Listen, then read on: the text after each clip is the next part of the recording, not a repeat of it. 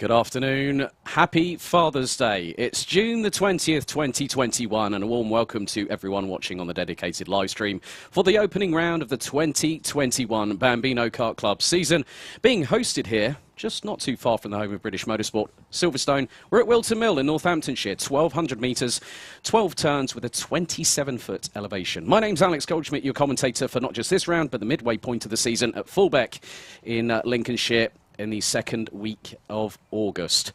Of course, the weather conditions have been a bit mixed, to say the very least. We've got light rain on the horizon, and the temperature isn't too great at the minute, around 15 degrees at the highs, and a 9-mile-an-hour gust of wind across the circuit itself. But we have a lot of action coming up. 14 races. We have the pre-finals and the finals here today at the Bambino Kart Club. It's the first of 6 rounds. We have 7 classes. We have over 100 drivers partaking in the festivities here this very weekend. And what's more, very, very soon, we'll be heading down onto the pre-grid ahead of our first of 7 pre-finals, which in this particular instance is going to be IAME Cadet.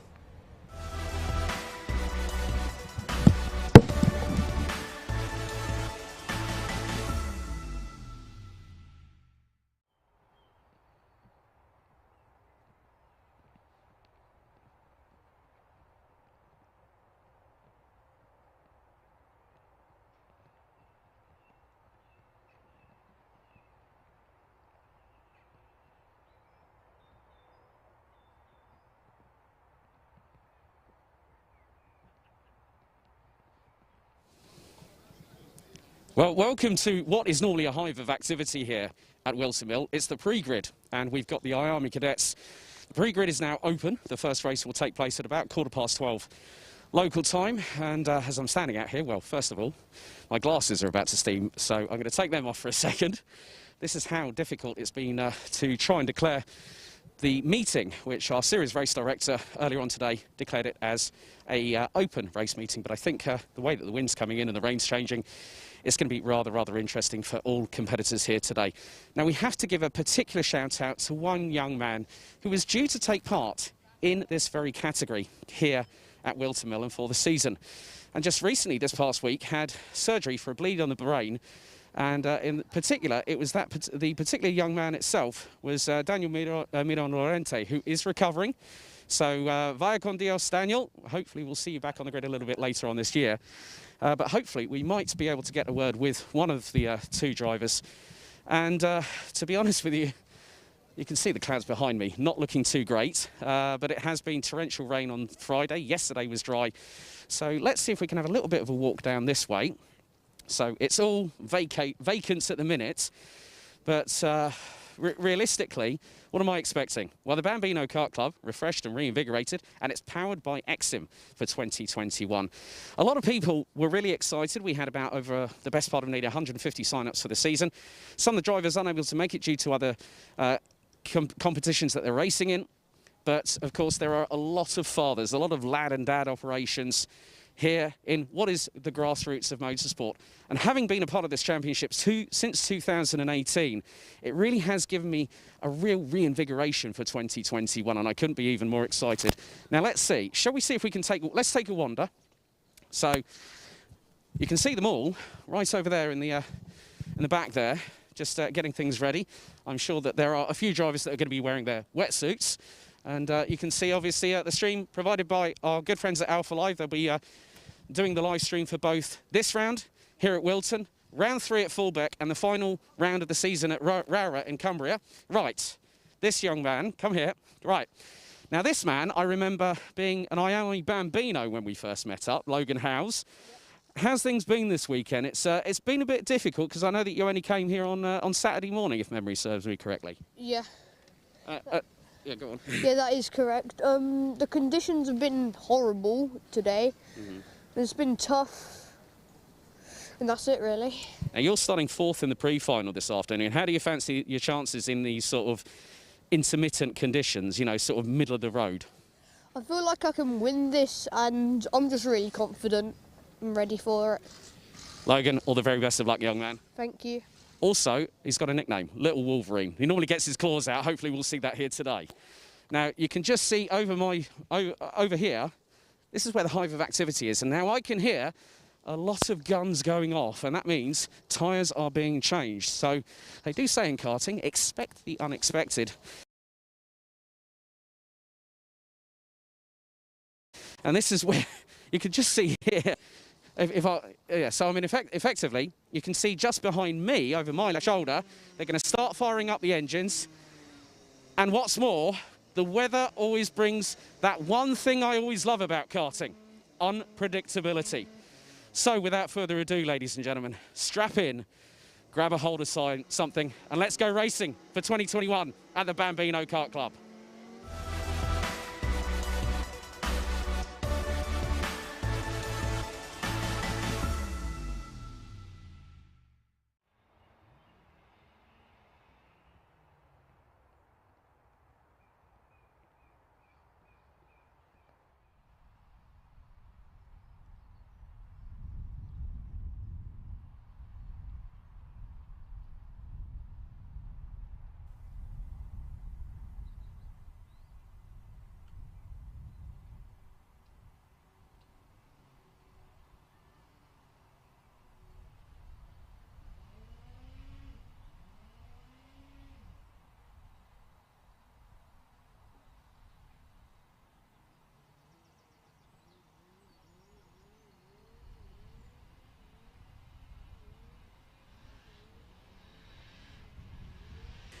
So I've now found my sanctuary here in the commentary box, just off the main office. But we have 7 pre-finals, 7 finals, all secure points for the championship. IAME Cadet will have 24 drivers racing over 9 minutes plus an additional lap. All pre-finals this afternoon will be 9 minutes plus 1 lap, and then it's 11 minutes plus 1 lap for the finals. So, as I said earlier, strap yourselves in, get comfortable. Maybe get the popcorn and your favourite soft drink by your right-hand side and see how things pan out. So, please, if you're watching on the relevant Alpha Live YouTube channel, also on the Downforce Radio Facebook Live, Alpha Live Facebook Live, and the Bambino Kart Club Facebook Live, please interact with us. We are on social media, and we will give you as many shout-outs as I can, depending on what is in front of us here this afternoon. Now, I'm going to take you back in, well, this is going to be a quick story time because we have about just under 5 minutes to go until the first pre-final.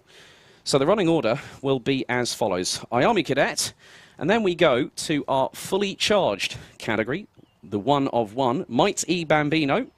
They'll be up after that. And then we have the Tilletson T4s. It's a spec series, and there you can see, there's Kasper Tomilewski. Won a Honda Cadet Championship, one of the more prominent national ones last season. He switched to IAME. This is Dad Rafal's. So let's have a look at the grid for IAME Cadet Pre-Final. So on the front row, it has been nip and tuck between the number 36 and Max Horler, who starts on pole alongside the Polish wonder that is Kasper Tomilewski. Oscar Cartmail and Logan Howes. Logan, who I spoke to just a moment ago, they round out row 2. Row 3, it is Braith Murdoch in the number 14 and the number 18 of Mark Baines Motorsports' very own Jensen Chalk. Row 4 is Sukmani Kira in the 44 and Austin Gibson in the number 52. Completing the top 10, it is the 24 of Jensen Jones and the number 57 of Finley Hines. Eric Gilsenan in the number 33 and Aaron Richardson in the number 16 complete the top 6 rows. Row 7, it's Jacob Anslow in the 29 and Jensen Ackerman in the number 12. Teddy Porter in the 66 and Liam Welsh in the 88. That is row number 8. Jack Robinson and Charlie Lomas in the 31 and 41 respectively. Round out row number 9. Completing the top 20, it is going to be Henry Clark in the 82 and Rami Germain in the number 86. Jacob Nern in the 25, Quinn Cross in the 46, Harley Drake in the 19 and Jack Jones in the 76. So now, final chats between fathers and sons. And some of the fathers, it's always a lad and dad situation here in the grassroots of motorsport, and none more prevalent here in the Bambino Kart Club, powered by Exim. And also a big thank you to KKC for their ongoing support of this championship, founded back in 2011 by current championship coordinator and founder Darren Beavers, who one particular year I nicknamed the Bambino Wizard. Well, he is true to form as always. So it's now really coming down to crunch time here at Whilton Mill. And the main thing is these drivers will be looking to do their very best. It is close quarter, side pod to side pod racing here in karting, and having been involved as a karting commentator since 2017, my love for the sport has grown exponentially over the years that have followed, and this is very much no different. So we do have a series race director for the championship, Dan Ashton, who will rule with an iron hand here this weekend and throughout the championship season, which will next time head to Llandaw in South Wales, not too far from Henry Baudet, a good friend and also the voice of the Rotax Max Challenge Grand Finals, and of course the current voice alongside Anthony Jordan for the Vera Tools Motorsport UK British Kart Championships, which heads to Dunkers to Mansell Raceway this coming weekend. Fulbeck will see the return to the Alpha Live broadcast on the 7th and 8th of August. Then it's Beccles in Suffolk with Ella Park on the 28th and 29th of August. The 18th and 19th of September will be Glannygores in North Wales. And then Rowra in Cumbria will see the season finale where we will crown our 2021 champions. The 16th and the 17th of October, where Jake Sanson will be your live stream commentator. So, wetsuits are on, wet tyres are on. Now, it was declared an open meeting earlier on today when free practice and the final set of heats. We've had qualifying, we've also had 4 heats over the course of the past day and a bit. And one of the other things is that some drivers will use clear visors, others will use something a little bit different. However, their goal is still the same, to go out there to race competitively, with fun and fairness in mind, and also to cross the checkered flag, get the checkered flag first. And the 2 on the front row, in the same awning at Albone Motorsport, Albone Development, they have been the 2 at the front of the field. I even saw where Tomilewski and Haller were battling away tooth and nail, line astern, and waiting for their chance to strike. But it has always been one of the mainstays, IAME Cadet. Very well known around these parts, but also across the world in a variety of different names. And many a driver that has made their way into the higher echelons of motorsport have come through this same path. So 30 seconds has been given to the drivers out on the pre-grid. Now the time for waiting is over. And this is where things get serious, and you can see all the dads and the mechanics waiting to pull the chains on the engines to fire them up into life. So IAME Cadet, always a rolling start. So now they've revved up the engines. And here we go. 9 minutes plus an additional lap. The track is going to be difficult at best. However, this is where we see those really shine at the front of the field. There will be those that will take advantage of these inclement conditions as they head up Manuel's Bank up to Christmas Corner. And that's one of the prime overtaking opportunities, like you have got going through Oblivion and Crook, which is just after the start-finish line. Then through into Inkermans, and then the descent down the hill into Ashby, as we've already had a couple of karts. One of the karts actually just off of the approach, and that is the number 88, Liam Welsh, 15th on the grid.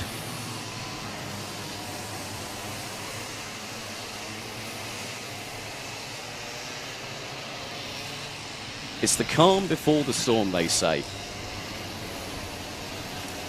But the anticipation is as we've now had one kart, and that is the number 66, Teddy Porter, that has come to a standstill between Ashby and Wilkins.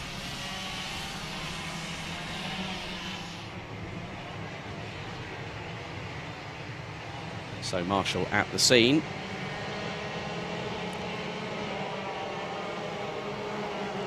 So unfortunately, Teddy Porter having to climb out of the kart, and there is the number 76 of Jack Jones, who's also put his hand up. His kart has come to an abrupt halt. So yellow flags out on the circuit here at Whilton Mill. They'll get them into a 2x2 rolling start formation. The drivers in the karts that have unfortunately broken down, so Jack Jones and Teddy Porter, won't take any part in the pre-final, but can they make a comeback later on in the final? We'll wait and have to see how that one pans out. But it's Haller on pole, Tomilewski alongside.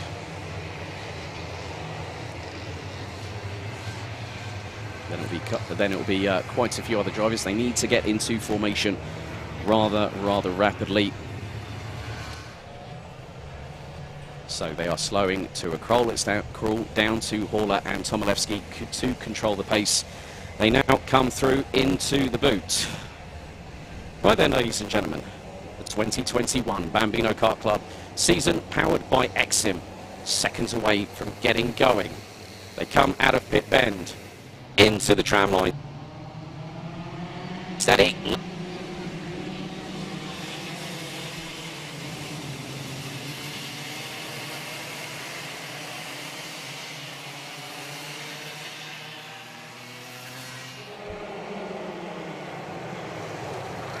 Up the inside, oh, bit of a tangle between him and Cartmail is 180 degrees the wrong way and has to wait an absolute eternity to get back going. As now they come down the hill once again, this time at full racing speed. As there's been another spin going into Ashby's, but there is Max Haller. He's hit the front running and he's got a significant gap over Kasper Tomilewski. So they'll now be coming through into Ogier's before the back straightaway, and the two, now you can just see how difficult it is to keep these karts under control. You put the wrong amount of throttle going through a corner, you can spool up the rear wheels and it will send the kart spinning around. Haller leads by just under a second ahead of Kasper Tomilewski. Braith Murdoch, Austin Gibson up into fourth from eighth on the grid. Sukmani Kira, one of the novices, up 2 places, up into 5th position. Up the hill they go once again to Christmas Corner. So Jensen Chalk has dropped down into 8th position and has got Finley Hines just behind. So it looks like Chalk has actually got the advantage on the 57. But Braith Murdoch closing in, homing in on Kasper Tomilewski. 7 minutes and 20 seconds, plus an additional lap to go, as Oscar Cartmail dropped all the way down to 16th. But keep your eyes on the number 80 over the next 7 minutes or so. Lap times are around about a 1 minute 7, 1 minute 8 in places down the order. And there is the move for second. Braith Murdoch up the inside of Kasper Tomilewski through into the entrance to the boot. They now come down the dip through into pit bend.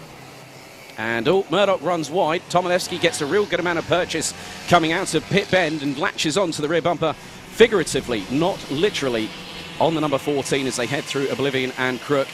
And on your screens there is Jensen Chalk, the number 18 from Mark Baines Motorsport. As now Austin Gibson is closing in the scrap for second, as it looks like Jensen Chalk could get another position and does, gets past Sukmani Kira. And that was heading in through Inkermans. 6 minutes and 15 still to go. Oscar Cartmail has now rejoined the fray and is up to 13th position from dropping to 16th after that initial incident between himself and Kasper Tomilewski going into Christmas. There's Finley Hines. Hopefully he wasn't waving to the camera there, I hope. And there is the number 31 of Jack Robinson.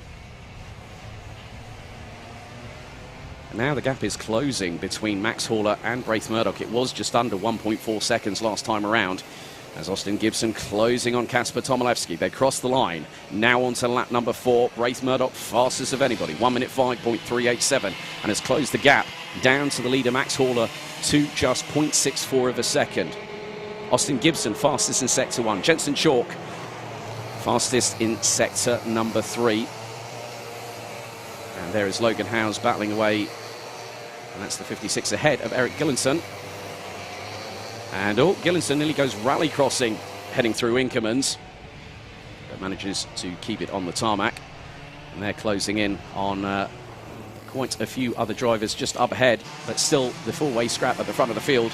Austin Gibson now really closing in on Kasper Tomilewski for third position. And Jack Monaghan on YouTube says, so many new names to follow on Instagram. You know what, Jack? I couldn't disagree with you if I ever tried. 4 3/4 minutes. The leaders are about to come through and complete lap number 4 as Kasper Tomilewski tries his best to keep Austin Gibson at bay. And there is Logan Howes and Eric Gillinson battling away. That is for what is 7th on the road. Logan Howes started on the outside of row number 2 on the rolling start. Through Oblivion and Crook, now up Manuel's Bank. So the minute is Horler leading from Murdoch, Tomilewski, Gibson, Chalk, Kera, Howes, Gillinson, Hines, Robinson, Ackerman, Cartmail. Now up into 12th and is closing on Jensen Ackerman in the number 12. And there is the battle between Finley Hines and Jack Robinson, the number 57 and the 31. And it's getting a bit more treacherous out there, but the good thing is they all put on wet weather tyres. There was a frantic use of guns, wheel guns being used to change to wet tyres. So the conditions are starting to, in some respects, deteriorate. But it's about who manages these conditions the best at the moment. Braith Murdoch seems to be doing that, but Jensen Chalk in 5th position has just put in a 1 minute 5.039. Across the line go the top 4. They were covered by just under 1.4 seconds last time. It's now just under a second. And Braith Murdoch puts in the fastest lap. Into the 1 minute 4.8 goes the number 14. There's Finley Hines trying to wrestle with the steering wheel. And you can just see how treacherous it can be when weather conditions deteriorate to such a point with a drive as we've just had. A track limit warning according to the timing, according to race control on the screens for Kasper Tomilewski, so they do have to just watch it. But you can see that the drivers are doing their absolute best to keep the karts steering the right way, as now you can just see how different lines are being used. As now I've seen Austin Gibson has got past Kasper Tomilewski, but now the move for the lead happens. Going into the boot, and there is Braith Murdoch up into the lead ahead of Max Horler. But again, different lines taken by those two. And you can see that they are about to encounter backmarker traffic just up ahead as Horler looking one way, then the other to get past Braith Murdoch. Now we'll use the draft going up Manuel's Bank up towards Christmas Corner, and if a gap presents itself, as now Kasper Tomilewski retakes the position from Austin Gibson, or tries to, but on that particular occasion doesn't. A warning there for Braith Murdoch, who leads on lap number 7. Just under 2 minutes remaining plus an additional lap. Jacob Name has now taken Harley Drake for 15th position. And Rami Germain in the number 86 has got past Quinn Cross for 18th. But now you can see that this could be another change for position. But Max Horler held onto that one, and there's a spin around. That is for Austin Gibson. He was running up in 3rd position and drops out of the top 3 places. And now Jensen Chalk showing his mettle, and now Kasper Tomilewski has got back into 3rd position as a result of that moment for Austin Gibson. 1 minute and 19 seconds plus an additional lap still to go. Jensen Chalk, fastest of anybody, and he's closing. If anyone's got the Jaws music playing at the moment, I'd gladly appreciate it. You can see now the top 4 covered by just under 1.5 seconds. 60 on the clock remaining. And Braith Murdoch, at this moment, yellow flags going down into Ashby's. And there is a cart that is just being recovered. So after this lap, we'll have 2 more to go. And Braith Murdoch leading the way. Kasper Tomilewski closing in on Max Horler. Now going down the back straightaway, which will put them into pit bend, into the boot and then into pit bend. You can just see the elevation changes are so significant here at Whilton Mill. So we're about to go on to the 9th and penultimate lap, as Braith Murdoch looks over his right shoulder to see where Max Horler is, and Max Horler is going with through Oblivion, into Crook, up through Manuel's Bank.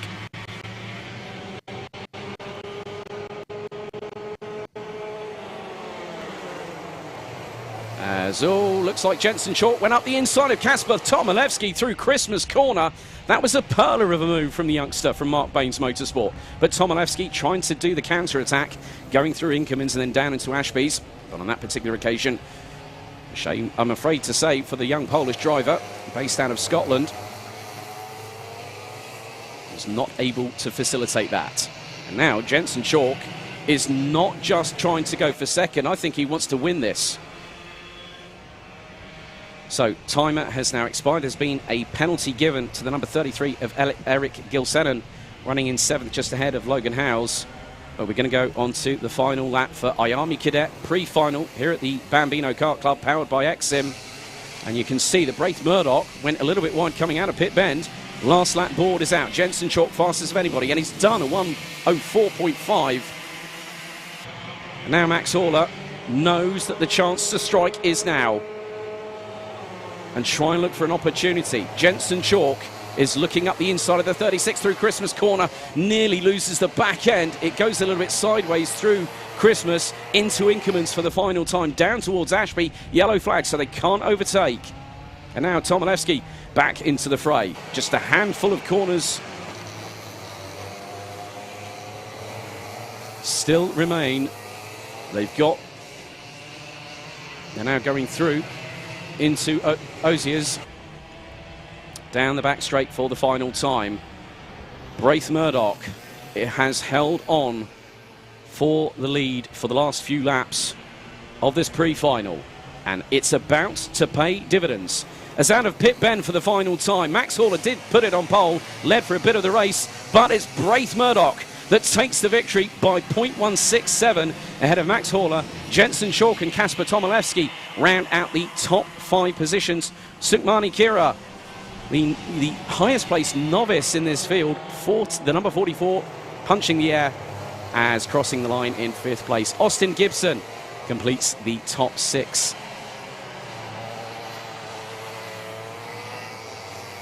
And it has to be said, if that's just an aperitif for what's to come today, get yourselves ready for the main course a little bit later on, ladies and gentlemen, because it is going to be something you will not want to miss.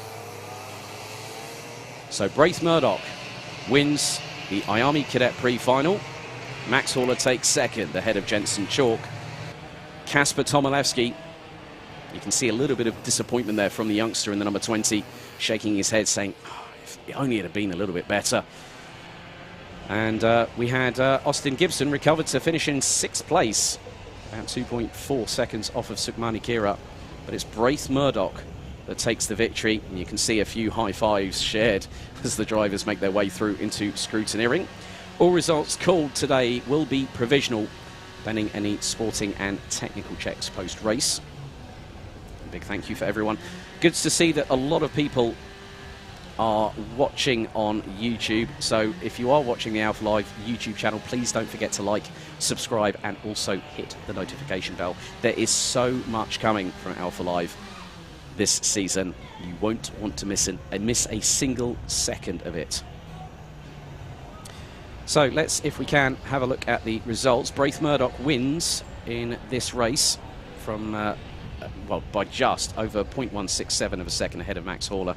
Jensen Chalk, Kasper Tomilewski, Sukmani Kira, Austin Gibson, Eric Gilsenan, Logan Howes, Jack Robinson, and Oscar Cartmail, who completes the top 10. Obviously, Cartmail had that little bit of an incident with Kasper Tomilewski through Christmas corner a bit earlier on, but still recovered from 16th to finish 10th ahead of Jensen Ackerman, Charlie Lomas, Finley Hines, Henry Clark, Jacob Name, Harley Drake, Rummy Germain, and Quinn Cross being the last of the 18 drivers that completed the full 10 laps of this race.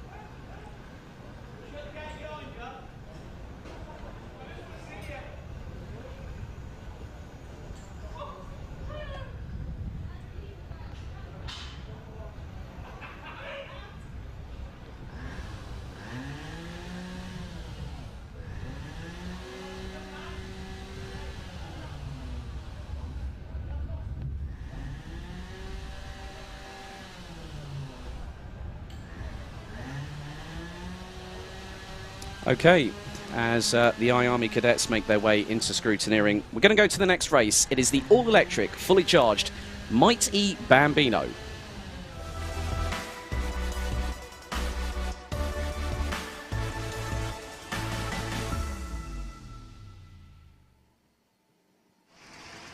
Electric motorsport is becoming more prevalent in today's society with championships such as the FIA ABB Formula E World Championship.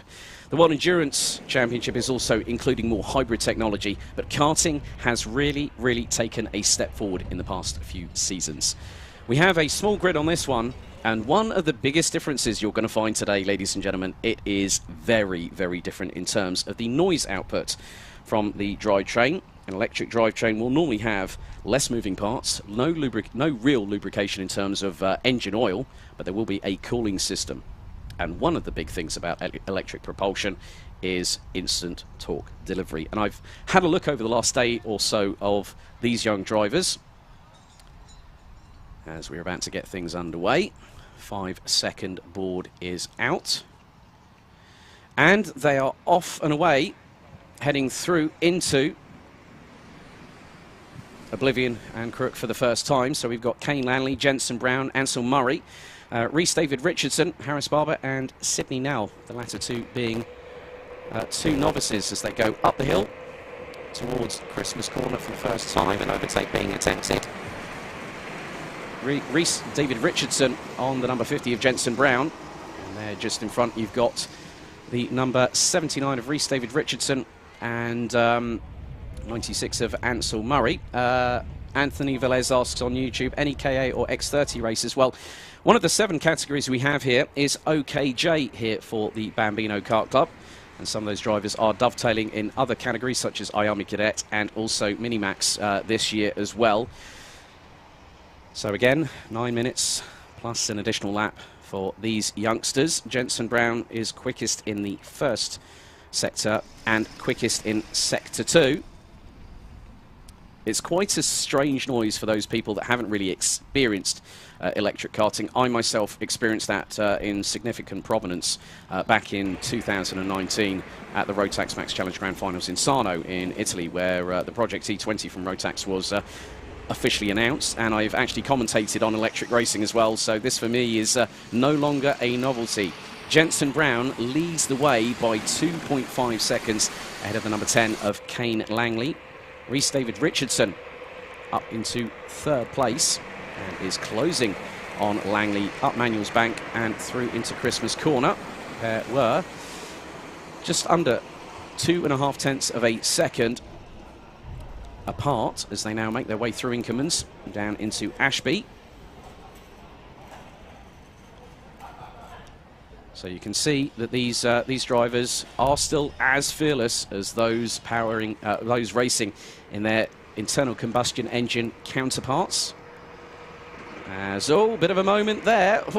Ansel Murray nearly had a little bit of an off-track excursion going through the exit of Wilkins. And you can just see how quickly these karts get up to speed. And as I said, these youngsters are fearless. As now the battle between Langley, Richardson and Murray. That is for 2nd, 3rd and 4th position, but Jensen Brown has cantered away into the distance, and we are only just over 2.5 minutes into this race. Jensen Brown puts in a 1 minute 17.386. Kane Langley, Rhys David Richardson and Ansel Murray in the 10, 79 and 96 are not that far apart from each other. Call that about 1.4 seconds.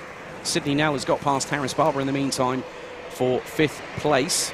As good to see a few of you definitely getting interactive on the YouTube chat. So thank you and welcome wherever you're watching in the world.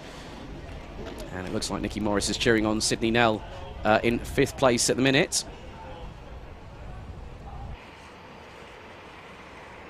And one of the good things about categories like this, even if it is internal combustion propelled or an electric drivetrain, it still gives these youngsters the opportunity to get onto the ladder in grassroots motorsport.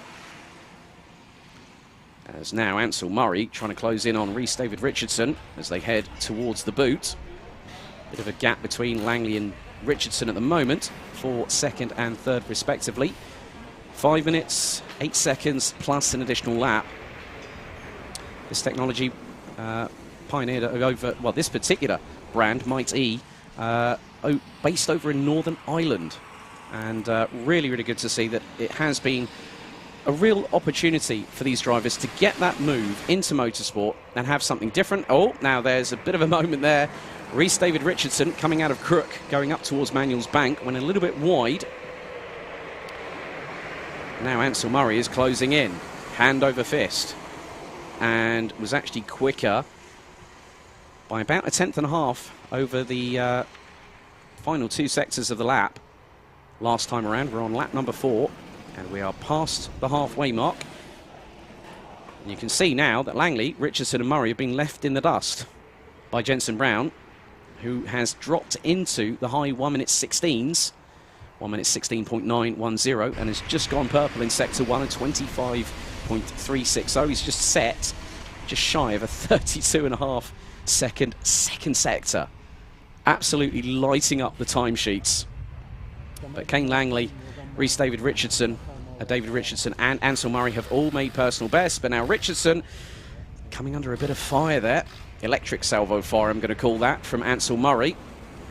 As you can now see, they are pretty much staying line astern. And everyone is making a personal best. And Jenson Brown is now the best part of just under 9.1 seconds ahead of Kane Langley.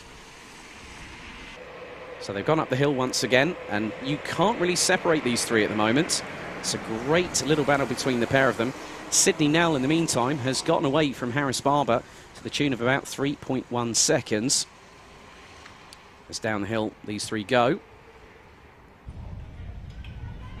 And Murray closing on Richardson once again, this time going through Ashby. Was close, but not close enough.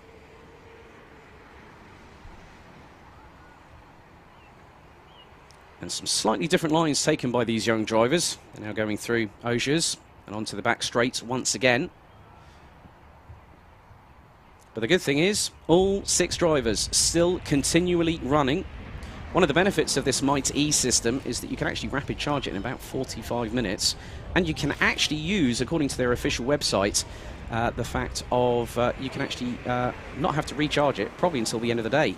So that's actually quite good in terms of the application of this type of karting category. And it's a traditional Bambino chassis, just like everything else. So from my perspective, I think it's a good thing for the sport, and I'm enjoying.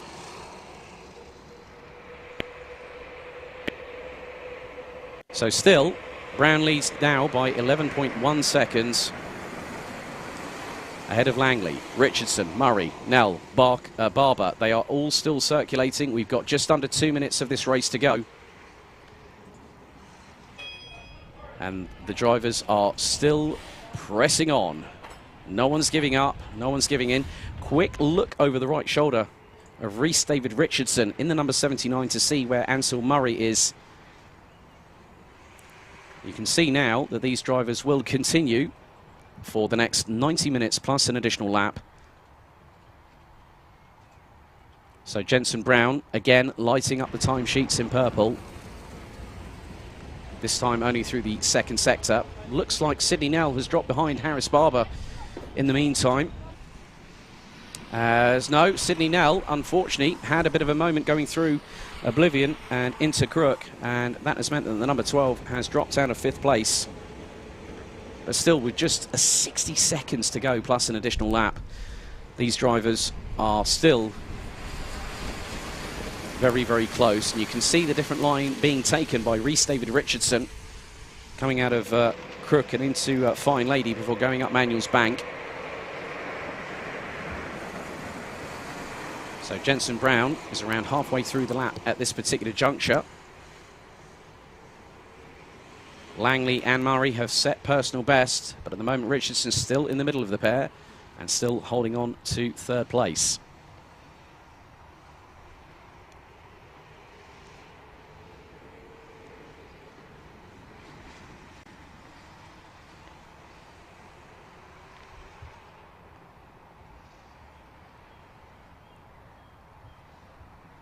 So there's Langley, Richardson and Murray. They're still going.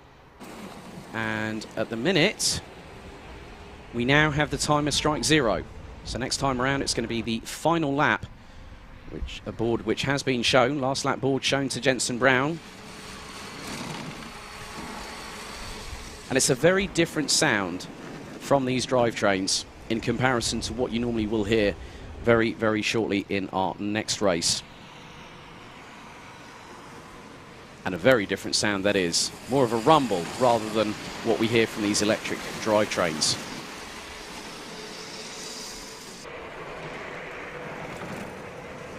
And the fact of the matter is that Kane Langley has gotten away from Reese David Richardson and Ansel Murray. So those two will be battling away over third. Oh, now there's been a bit of a moment for one of the drivers, and that was heading into Inkerman's.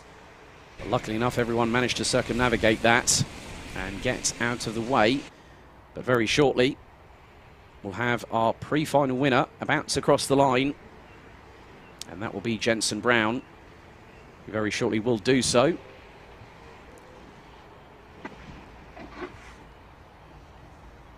So the Might E Bambino pre-final about to come to a close. And Jensen Brown takes the victory by a clear country mile.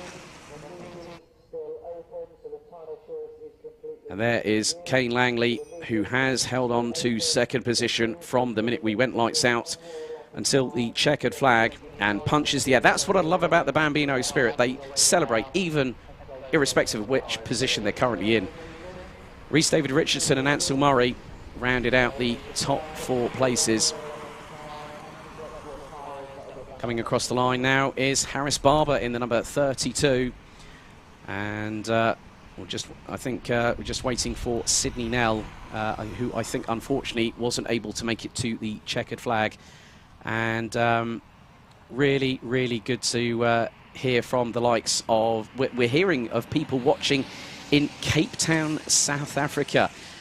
Sydney's gran, Carol Moore, saying hi, saying proud of our 5-year-old Sydney, saying hi from his gran in Cape Town, South Africa. So thank you very much. So the good thing is, that is it for the Mighty Bambino. But there's a bit of a rumble coming from the pre-grid, because next up, it's Tilletson.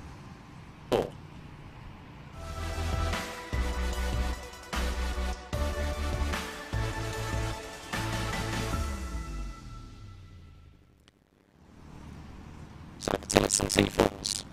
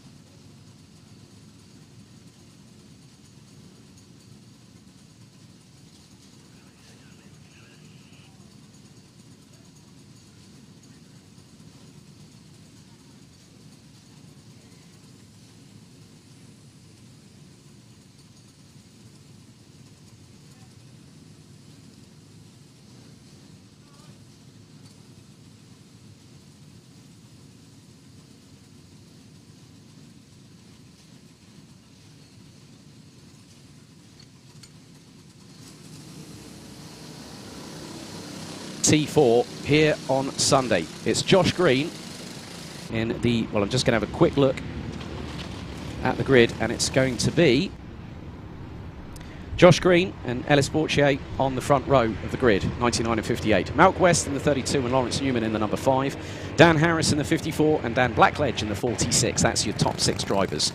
Scott Ralph in the 29, Kian Lee in the number 17, and Piers Sexton in the 72. Oh, also, before I forget, we've got a birthday here. So Jack Sant, running in the number 86 in OK Junior, is 12 today. So many happy returns to you, young sir. We'll see the OKJs out a little bit later on this afternoon.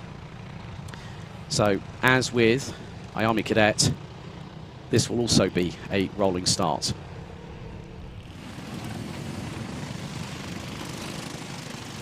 So a very different rumble to what we normally hear in the Bambino Kart Club, but it's a welcome addition to the first round of the 6-round calendar. Now Piers Sexton slots into position at the back of the grid. So it's Green from Borchier, West and Newman. That is the top 4. So they now make their way down the boot towards Pit Bend. Okay, into the tram lines they now head, coming out of Pit Bend. They rumble their way across the start-finish line, and we are racing. And Green gets a good start ahead of Borchier, but it looks like we've had a full start call, first one of the day here. So it's going to be a reset and refocus. Have I seen the OKJs? Yes, I have indeed.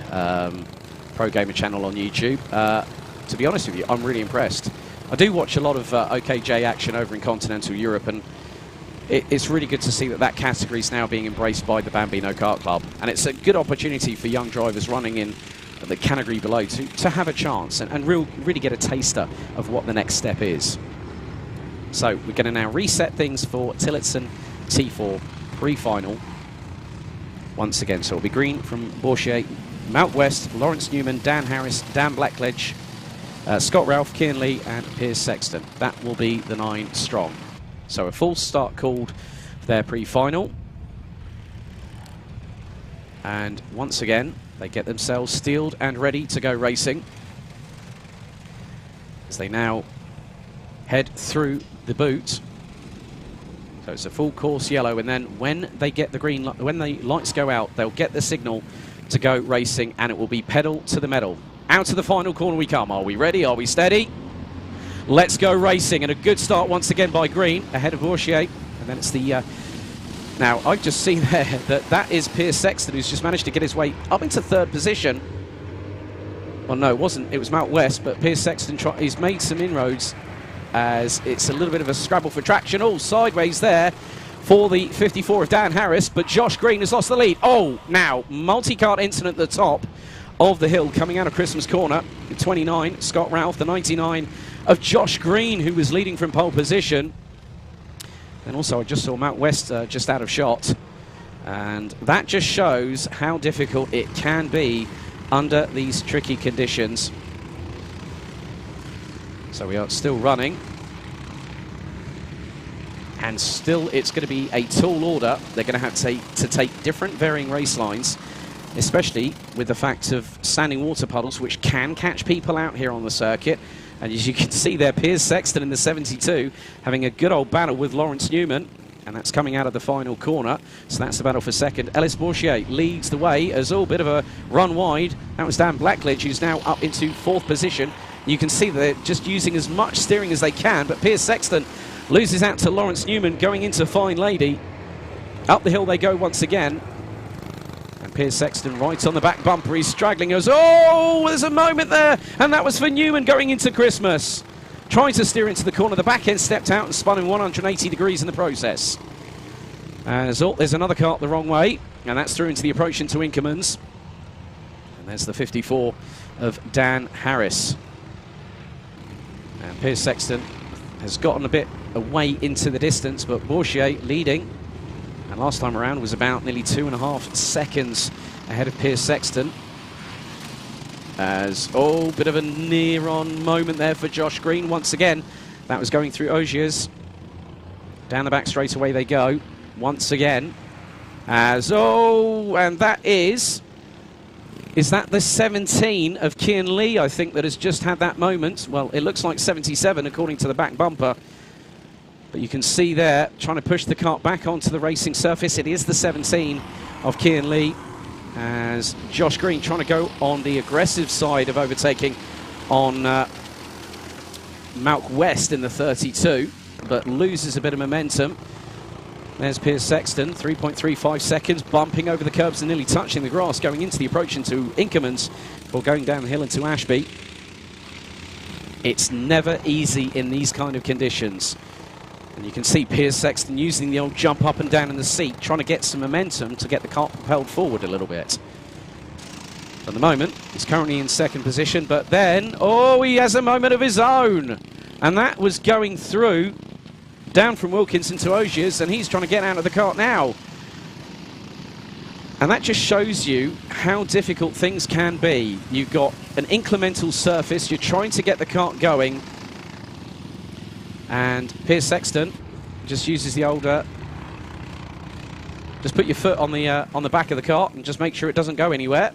That's exactly what was the right call there. Ellis Bourchier now leads by 10.1 seconds, and here is the gaggle for what is going to be second place. You've got Malk West, Josh Green, who has made his way back up the field, having started on pole position, and having that moment earlier on in the race. Then Lawrence Newman, as looks like the front bumper on Malk West's kart is scraping across the ground a little bit as he was coming up into Christmas Corner. Then got Lawrence Newman and Dan Harris in there as well.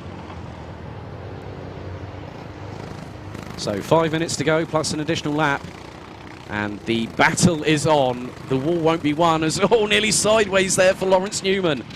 Going down into Wilkins, but then Josh Green pounces up the inside through Ogiers and gets the job done for what is now second position. Dan Harris also scrabbling for traction. And Newman loses out for what is now going to be third on the road. All drivers still circulating.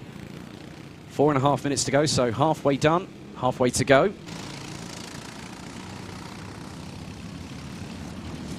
There is Harris in the 54. He's got Lawrence Newman just behind, and you can just see how much they're working behind those steering wheels. When you've got to correct a kart really, really quickly, especially with these kind of conditions, it's never easy. You've also got to modulate the brake and the throttle, sometimes in parity, to get those, to get that optimum traction. It never is easy, and I have to admire everybody out on the circuit today for being able to do so. So Dan Harris still continuing to chase down Josh Green.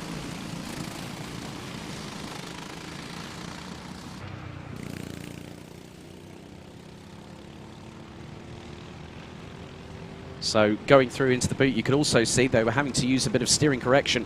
So if the kart was trying to break traction and go to the right-hand side, they'd try and correct it by turning in. And that's easier said than done. And with the steering angle that these karts have, it's very, very difficult to do so. As Harris was looking up the inside, that was on Green, going through into Oblivion and Crook, and now he's going to get a good run. Green looks over the right shoulder. Harris is trying to get alongside, thinks better of it going into Christmas. So 3 minutes to go, a third of the race still to play its way out in front of our very eyes here at Whilton Mill.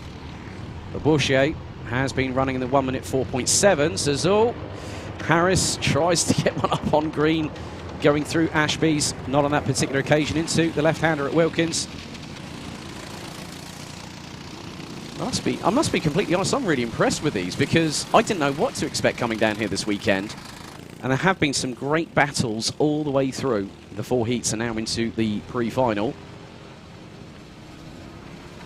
So, sympathy spinning, unfortunately, there for Green and Harris. And is that Lawrence Newman trying to get through? He's trying to split the pair of them going down into the pit bend. And he's going to go up the inside of the 54. Oh, they're clashing! Oh! That was nearly a Sebastian Vettel, Kimi Raikkonen at Singapore moment a couple of years ago. Luckily enough, they all they got their way through that by the skin of their teeth. Well, actually, the laminates on their side pods, I think, is probably the more appropriate term. That was well held, Lawrence Newman. That was nearly that was a 270, not a 360. Oh, crikey! It just goes to show that can happen And sometimes if you overcommit to a corner, it can transpire that you lose the back end. You rotate it in, you put the throttle down hard, or maybe a little bit harder than you should have done, and all of a sudden, whoops. But the thing is that I know for a fact that there will definitely be some smiles when they cross the line, because they'll be going, I'm really glad that's over and done with, because I want to just get through the weekend. And that's one of the biggest things about these single make categories, you know, where it's the same chassis, it's the same engine type. It really gives a good parity, and it gives an opportunity to showcase driver skills. Warning for Josh Green on that particular occasion. He's still running in third at the moment. Dan Harris trying to chase him down, and Dan Harris puts in a 15.8 third sector. And there is Malk West still in second. Alex Goldschmidt still running away, and is about 11.2 seconds up the road. And we're into the last 45 seconds plus an additional lap. So Bourchier about to complete lap number 8 of this race. These 4-stroke engines, they have that kind of like visceral rumble as they roar past. I mean, I've seen it on the start-finish straight here at Whilton. And I was really, really impressed. I thought, hang on, is that a kart or is that an aircraft going past me? I couldn't really tell the difference. But still, kudos to them all for trying their level best. As now, Harris closing in on Green, and the move has happened. There was a little bit of an overcorrection needed by the Green, and that allowed Harris to go up the inside, through down into pit bend. As now, timer has expired. On to what is the penultimate lap, as now Josh Green goes side by side with Dan Harris, gets a good run coming out of Fine Lady, up Manuel's bank, and retakes third position rather easily indeed.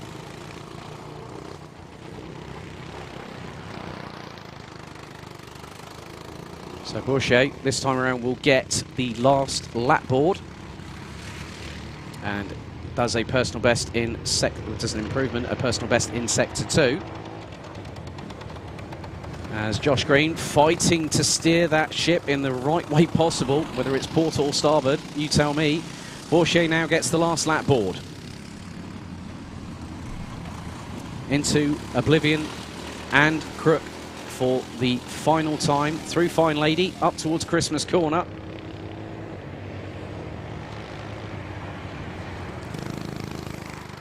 And that's just a good display there from the 58 of Alex Goldschmidt, just to put the power down at the right moment. You know, sometimes you have to wait, have a bit of patience, and then put the throttle down at the right point.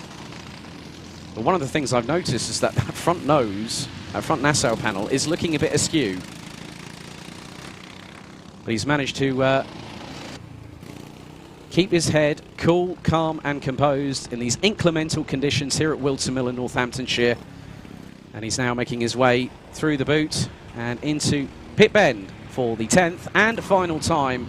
And Alex Goldschmidt wins the Tilletson T4 Pre-Final here at Whilton Mill. We now wait for our next driver as, coming through sideways, coming out of pit bend. That was Scott Ralph in the 29. Absolutely hooked that one. Definitely Northamptonshire drift, not Tokyo drift. Malk West takes second place. Josh Green in third. Dan Harris falling a little bit by the wayside at the end of the race, but still takes a credible fourth position. Fifth, it's Lawrence Newman. Aaron Percival says, well raced to Scott Ralph and Dan Blackledge. So here's Piers Sexton. Gives a wave to everyone watching by the sidelines. That's a real good side of sportsmanship. Always happy to play to the crowds. Here's Kian Lee, sideways coming out of pit bend. Takes 7th, and we're just waiting for Dan Blackledge, I believe. Okay, so here's Dan Blackledge, rounds out the top 8, and that is the Tilletson T4 Pre-Final. Next up, it's Honda Cadet.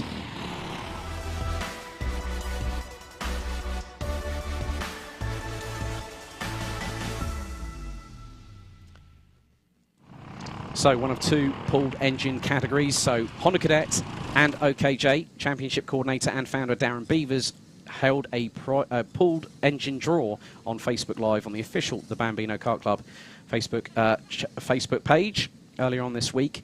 So that is the engine that they run for the entire season. It's also to help with regards to parity on there as well. Someone says on YouTube, you guys out there in the UK are crazy to race in the rain. Well, that's why you see quite a few British drivers really reveling in those kind of conditions. So let's have a look at the starting grid, if we can, for the pre-final for Pooled Engines Honda Cadet here at the Bambino Kart Club season opener. So it's Hayden Gray in the 16 and Christian Stefanov in the number 5. Oliver Meek, who currently has the O-plate from Teesside, had a chat with him earlier on. He's had a couple of seconds, he's had a 5th and a 6th, and he starts on P3. Bobby Peete in the 53 alongside in 4th place, with Joshua Jarvis and Tyler Davis in the number 10 and the number 8, rounding out the top 3 rows. Row 4, it's Larry Price and Bella Fairclough in the number 97 and 63. Luke Broadbent in the number 11. Has Ethan Bath in the number 24 alongside for company. I remember Ethan when he was a Bambino a couple of years ago. It was good to catch up with him and his dad Robin earlier on in the weekend.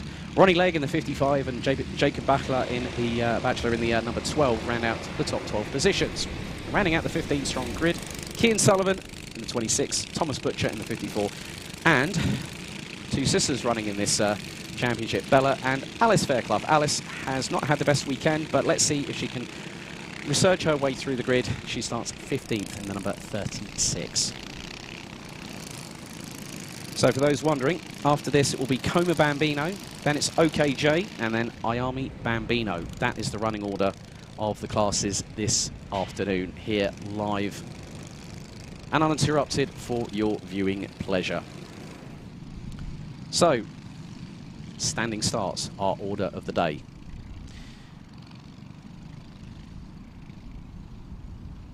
So the final instructions from the mechanics, or dad mechanics as I like to say, on the grids, and they're now just trying to get them into position, ready for their first race, well their pre-final, ahead of the final a little bit later on.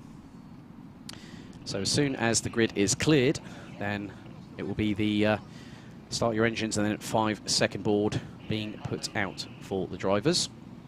So again, 9 minutes plus an additional lap of racing.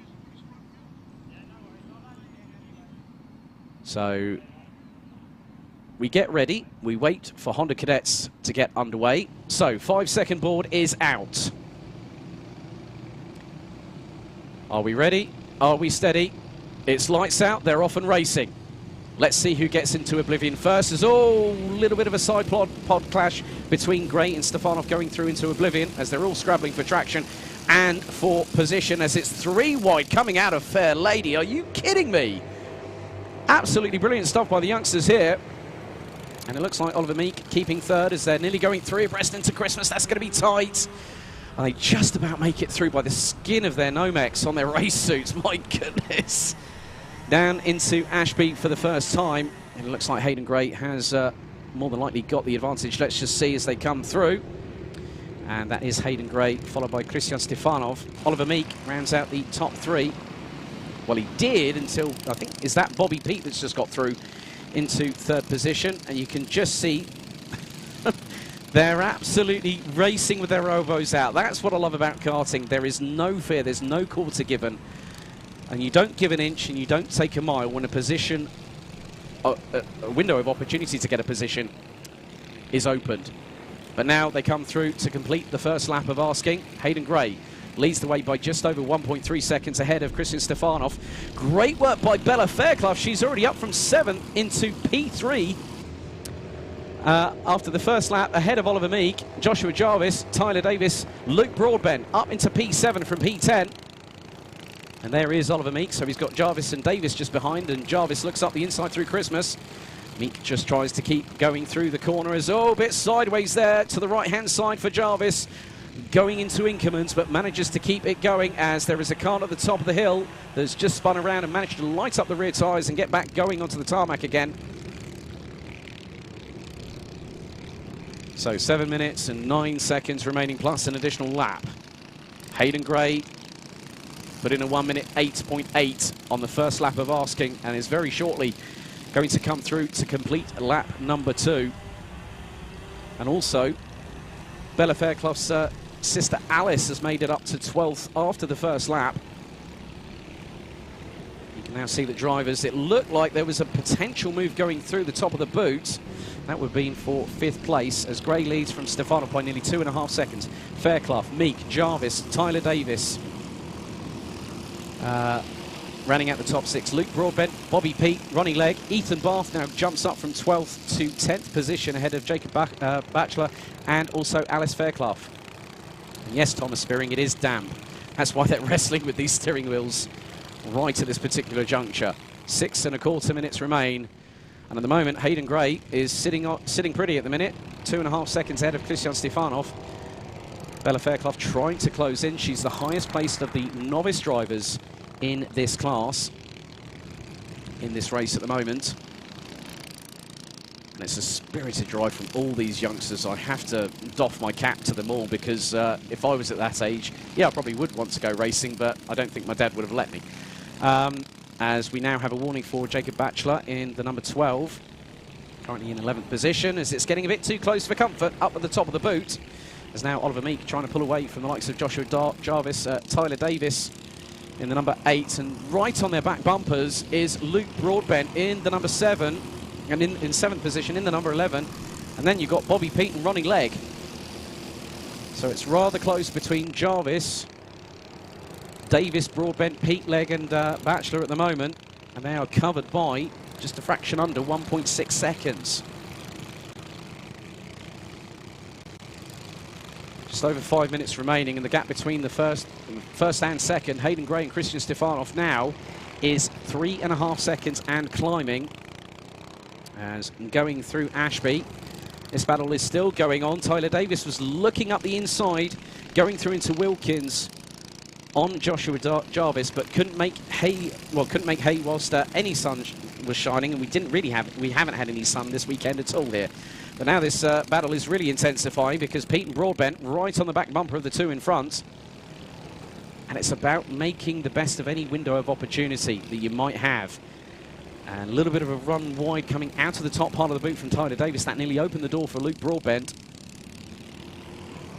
And then you can see the drivers are just using every single different racing line that they possibly can to keep these tyres cool. As through our shot, that is Ronnie Legg, I just saw in the 55, closing in on Bobby Peet, and that's for 8th and 9th respectively. And just seeing that there's a penalty for Jacob Batchelor in the number 12, who is currently sitting in 10th position ahead of Ethan Bath, and is behind Ronnie Legg in the number 55 in 9th position. You can see the absolute motivation of Tyler Davis is very much front and centre, because now Joshua Jarvis is coming under salvo fire, left, right and centre. So they now come through Ogiers, down the back straight. 3.5 minutes to go, plus 1 lap. And Hayden Gray already in the 1 minute 5.5s. Stefanov has improved in terms of personal best. Last time it was a 1 minute 6.6, now a 1 minute 6.275. Bella Fairclough has also made some inroads. She's done a personal best of a 1 minute 6.828. Tyler Davis has now got past Joshua Jarvis for 5th on the road. And now the chase really begins. Just over 3 minutes of this race, plus 1 lap remaining. And Jarvis looking to return the favour up the inside of Davis, going through Christmas corner, and gets the job done. And normally with Honda Cadets, they normally start from around about the age of 8 up until about 12. So this is where the real journey drivers really start to understand. And Honda Cadet, I've commentated on it for, this is my 5th season of Honda Cadets. And one of the things is that some drivers will wait. They'll bide their time. And I guarantee you this, a couple of laps to go, the gloves will be off. But now, Oliver Meek is coming under pressure. Now, this is for 4th on the road. So you have, effectively, Oliver Meek is now the cork in the bottle, so to speak. And he's got Tyler Davis chasing him down. And Tyler Davis is in 6th. Luke Broadbent, Bobby Pete, Ronnie Legg. This is absolutely crazy. But it's something I love about Honda Cadet. The fact that it's a pooled engine championship, and it's about the skill of the driver. You can just see, just by how these drivers push themselves, as Tyler Davis with an absolute puller of a move. And that was going through up the inside, and now he's trying to go for Ronnie Meek. Oh no, Oliver Meek, but no! Oh, that hard effort from Tyler Davis has just been thrown away by literally by the snap of her fingers. But he was lucky, very, very lucky indeed. And that is the number 11. Luke Broadbent has pulled to the side, left-hand side of the track, coming out of Ashby. And unfortunately, his race is done. That young man's going to have to watch by the sidelines for the next couple of minutes. Can't now being pulled out of the way, and the driver will be escorted to safety. Big thank you to the crew here at Whilton Mill. As always, into the last 60 seconds. And there is still battles to be waged and wars to be won. You can just see that some of them, they'll lean their body weight going into the corners just to help with that centre of gravity, the weight transfer. And that's a real shame for Luke Broadbent, retiring on the 7th lap of this race. Hayden Gray is about to cross the line to complete lap 8 as we're fast approaching the timer hitting 0. So it is Gray and Stefanov. It's been like that since we went lights out with Bella Fairclough from 7th on the grid up to P3, and she has literally showcased that anyone capable of racing, and their dad Will, both Bella and Alice, used to race a mini challenge. And you can see that the apple in that family doesn't fall far from the tree. Timer hits 0. Next time around, Hayden Gray, who's now currently nearly halfway through the 1,200 metre lap here at Whilton Mill, is on ways to getting the victory in the pre-final here in Honda Cadet. One of 2 pulled engine categories in this championship. And there is your race leader, going down the back straight into the boot. Nice, calm and precise driving there from the number 16. And now we'll get the last lap board. But looking back at 5th position, Joshua Jarvis, Ronnie Legg, Tyler Davis, Jacob Batchelor, Ethan Bath, Bobby Pete, that rounds out the top 10. There is Christian Stefanov. And there are the drivers behind it. You can see there's an absolute skirmish and a half. As now that was Ronnie Legg going up the inside of Tyler Davis to retake position. And that was number P6. Up Manuel's Bank for the final time they go. Tyler Davis is absolutely resolute on trying to get that position, but behind, oh, that is the number 24. Oh, there's been a spin. That's Jacob Batchelor. And that was Ethan Bath trying to go up the inside. There was room for both of them to make it through the corner, but unfortunately Batchelor ended up spinning around. But your Honda Cadet pre-final winner is about to come across the line, and from lights out to checkered flag, relatively untouched, it is the number 16 of Hayden Gray that takes the checkered flag and the victory in the Honda Cadet pre-final. Christian Stefanov takes 2nd. Great job by Bella Fairclough to take 3rd place, having started 7th on the grid. Oliver Meek managed to keep his hands onto a position, and it was 4th at the checkered. Joshua Jarvis, Ronnie Legg, Tyler Davis, Ethan Bath, Bobby Pete, and Jacob Batchelor round out the top 10. Thomas Butcher in 11th as Cian Sullivan crosses the line in 12th place. So we still have a couple of drivers just to wait for. Luke Broadbent, unfortunately, retirement on lap number 7. As now Larry Price will come through pit bend for the 10th and final time and take the checkered. And following behind is the number 36 of Alice Fairclough. So there we go. Hayden Gray takes the Honda Cadet Pre-Final victory here at the opening round of the Bambino Kart Club season here at Whilton Mill, powered by Exim. So Gray won it from Stefanov by 7.1 seconds. Bella Fairclough in third ahead of Oliver Meek, Joshua Jarvis, Ronnie Legg, Tyler Davis, Ethan Barth, Bobby Pete, Jacob Batchelor, Thomas Butcher, Kian Sullivan, Larry Price, Alice Fairclough running at the 14 that finished the full race distance, and Luke Broadbent unfortunately retiring on lap number 6. Let's head to the next race, which is Koma Bambino.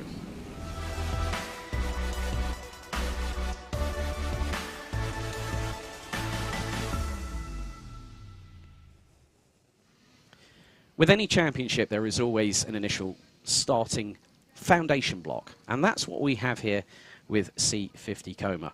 When I joined the championship in 2018, we had time trials, and we also had IAME Bambinos, where they will close the show. Let's have a look at the grid for the pre-final for C50 Koma Bambino. So Joshua Cook in the 77 and Harvey Bacon in the 18, that's the front row. Colby Patterson in the 24 and Grayson Wortley in the 70. That's row 2. Austin Newsted in the 74 and Jack Baker in the 17 round out the top 3 rows. Max Gilman, the number 1 seed, ahead of Max Today in the number 66. That's row 4. Marley Fisher and Morgan Weston in the 81 and the 27. That's the top 10. Elliot Travis in the 35 and Josh McCormack in the 21 round out the top 12. Harper Bass in the number 95 and Joshua Griffin, the 33 on row number 7. Ahead of Harry Neeson in the 47. Austin Oman in the number 16, Mason Brooks in the 84, Ellis Wildchild in the 88, Darin Dimitrov in the number 65, Logan Rolfe in the 32, and Ethan Lucas in the 53.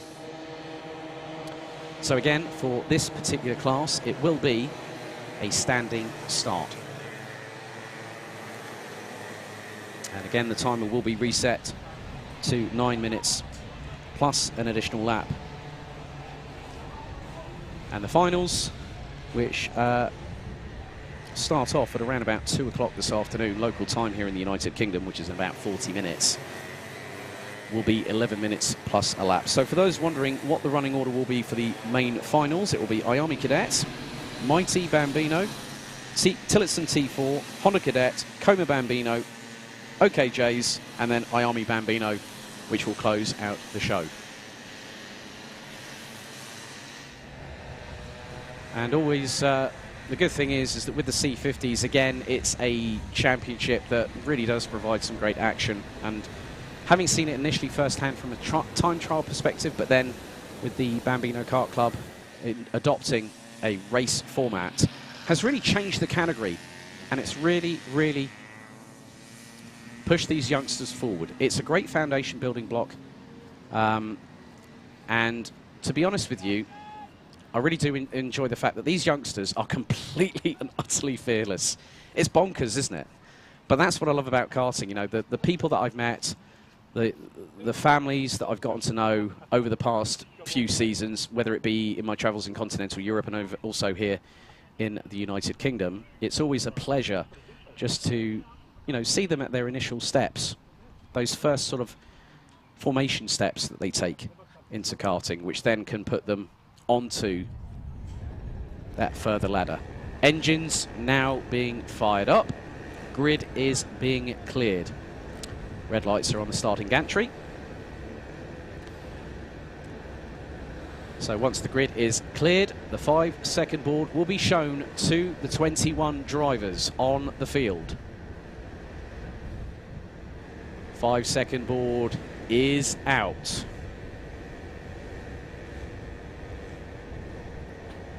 The lights are out, they are off and racing, and some, as you can see, are jumping up and down in the seat to try and get some purchases. There's nearly 4 abreast coming into oblivion for the very first time as they negotiate their way through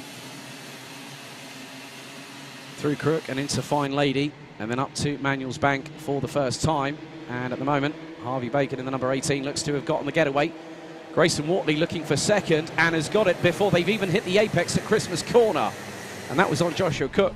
And Colby Patterson looked to get through at the same time. Austin Newsted has gone pretty quick in Sector 1, as has Elliot Travis. Harry Neeson, 27.3 in the first sector. So we've had one driver go around make that 2, one of which was the 24, and that was Colby Patterson. There's another driver that has just gone round as well. Looks like Austin Amman in the number 16. You can now see here, just at the front of the field, as it looks like there's a change for the lead. Grayson Wortley in the 77 has got past Harvey Bacon, who's now got Joshua Cook side by side for company, and it's 3 abreast coming down the back straightaway into the boot for the first time of asking. And Harvey Bacon has to slot in behind the number 77 of Joshua Cook. Well, Joshua Cook actually, well, that's Harvey Bacon in second position there. And now Grayson Wortley jumps up into the lead of the race by a 0.17 second advantage, as now Harvey Bacon trying to get toe-to-toe with Joshua Cook, coming out of Fine Lady.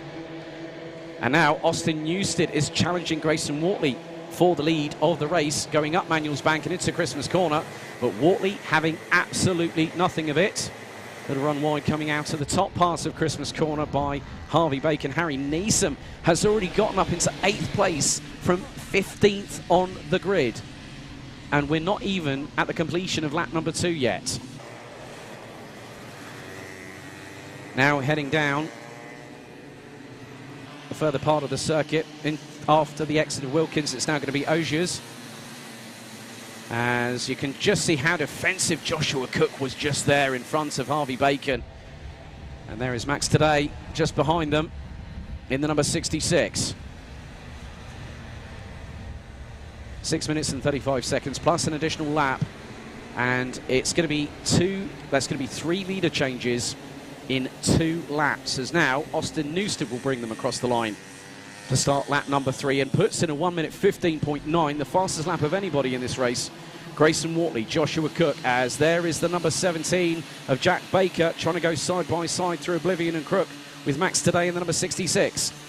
Coming up back to haunt them a little bit is Harry Neeson, Marley Fisher, Max Gilman, Harper Das, all the way from the back part of the field, is now trying to go round the outside of Christmas Corner on the number 17 of Jack Baker, and he's made the move. That's brilliant work. Well, that was Harry Neeson. My apologies there on Jack Baker. He made the move stick. I thought that was Harper Das there. Unfortunately, some of these liveries do get a bit clashy, let's say. They do look a little bit similar. But Harper Das started down in a little bit further down the order, outside of the top 15, and has made his way up into P10. Top 10 covered by just 5.2 seconds. I even saw at one point, 1st to 11th earlier on this weekend in one of the heats here in C50 Bambino, covered by 2.2 seconds. That's how closely fought it is. As now they go into the boot once again. Lap number 3 is, oh, drama for Ethan Lucas, I'm afraid. As now we come through pit bend, the number 77 of Joshua Cook now down into 4th place behind Harvey Bacon.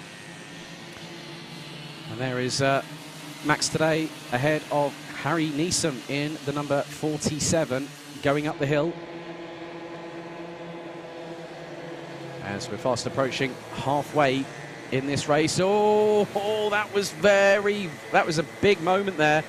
Tank slapper there for Max Today in the 66, going through into Christmas Corner, but he kept a hold of it, well held indeed, and he actually set the fastest, he set the purple sector of the race so far in sector 1 at 25.0. As Harry Neeson round 180 degrees, I'm afraid, and now rejoins as there's more dramas. Harper Das actually in there in the number 95, and that was coming down into Ashby.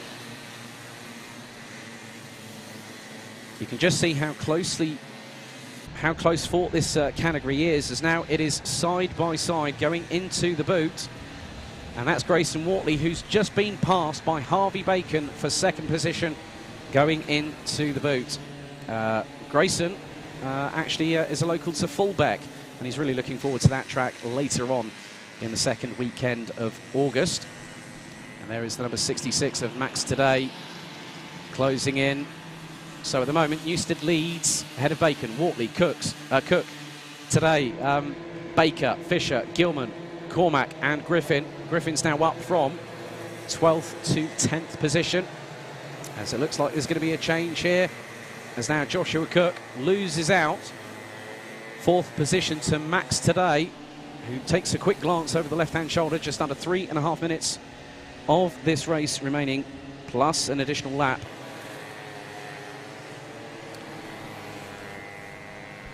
And another quick glance over the left shoulder for Max today. But at the moment, Joshua Cook looking to try and keep with the number 66. And today, going a little bit wider in terms of the racing line taken. You can just see how motivated Grayson Wortley is to try and get past Harvey Bacon.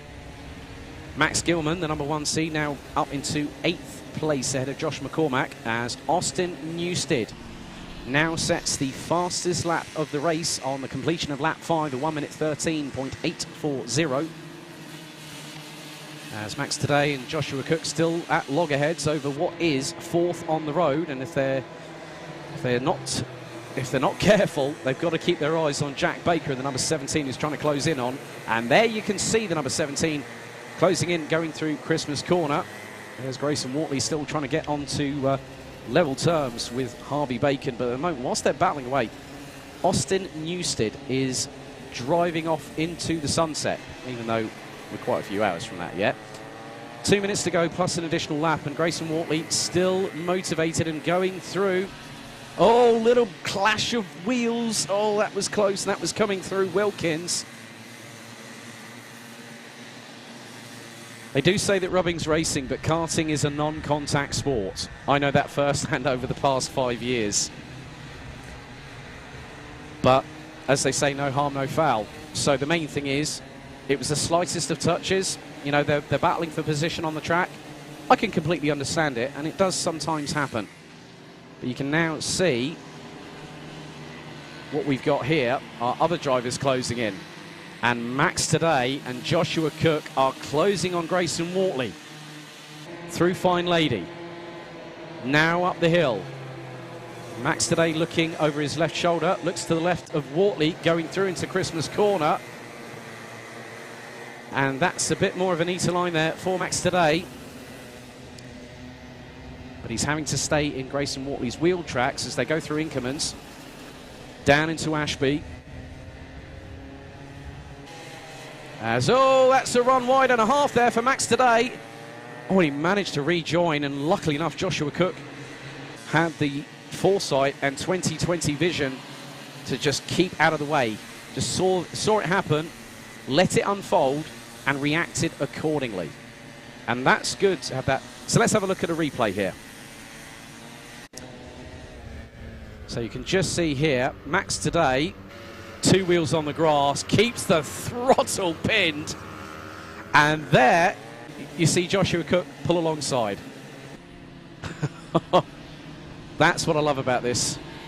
Just how it's about the skill of the driver.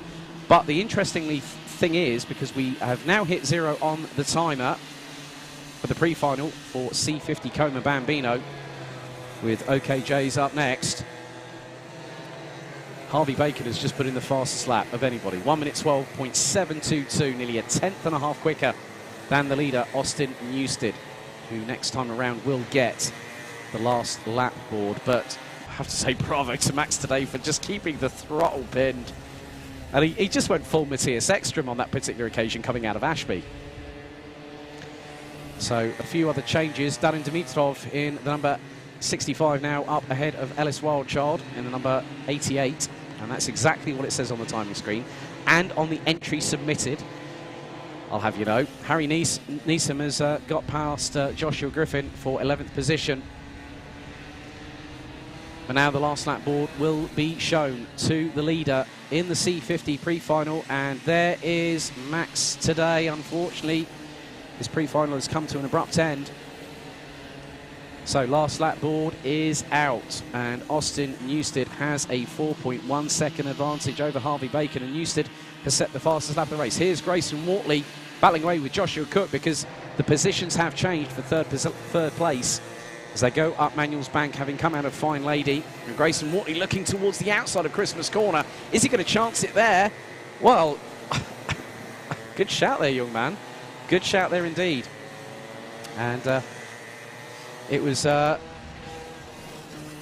one of those things where drivers will use that line and try and do their best to get around the outside. And it has happened before. We've seen it today already. And I don't think it's going to be the last that we're going to see going through Christmas Corner. But Austin Newstead, the number 74, is about to come across and take the checkered flag for the C50 Koma Bambino Pre-Final here at Whilton Mill.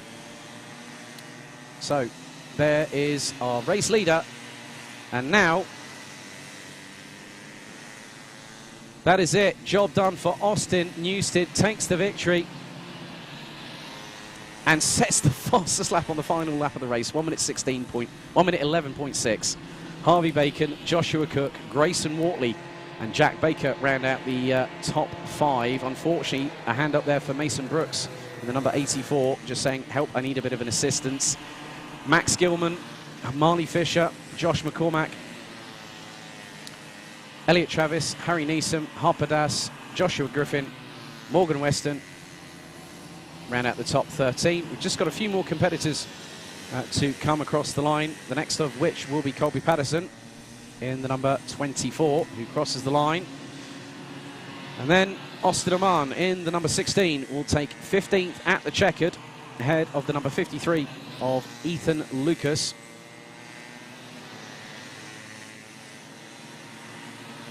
So just a few more drivers to make their way to the checkered flag, as Ellis Wildchild in the 88 takes 17th, Logan Rolfe in 18th. Max Taddy unfortunately retiring on lap number 8 of the race, as Danin Dimitrov actually came into the pits.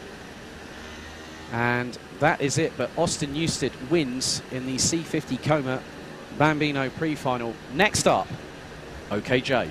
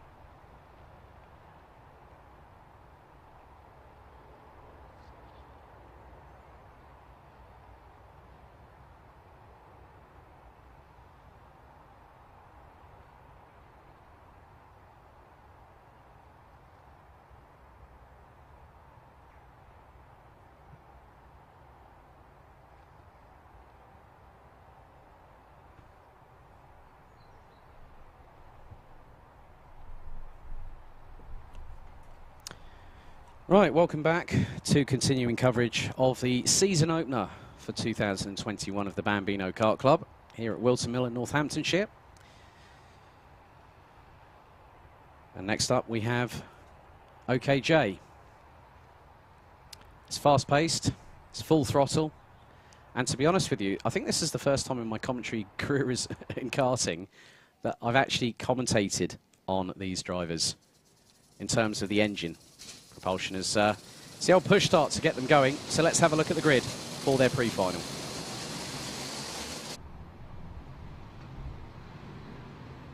So pre-final for OKJ here in the Bambino Kart Club. It's Archie Clark in the 43 and Thomas Mullett in the 40 that are on the front row, with Clark on pole. Tom Ryan in the 22 and the 77 of Lucasfield, that's row 2. Jack Sant, who's 12 years old today, in the number 86, he's on the inside of row number 3 alongside with Jensen O'Neill going. Then we've got Kyle Slee in the 92, Amelie Ackett's the number 11. She normally races in Minimax but decided on the change to have another experience. Oakley Keithley, I haven't seen that name in quite a while, along with the youngster from Scotland, the 11-year-old Fraser Anderson in the number 15. They round out the top 10 with Harry Ewell rounding out the 11-strong grid in the number 42.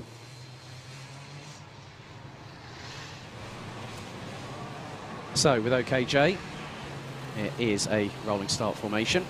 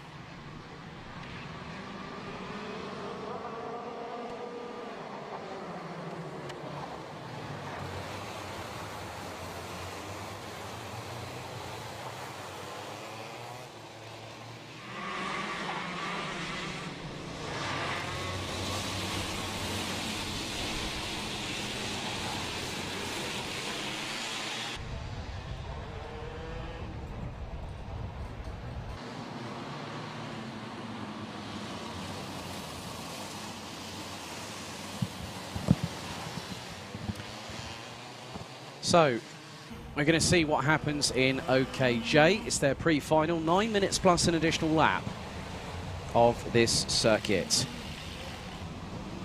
Here we go.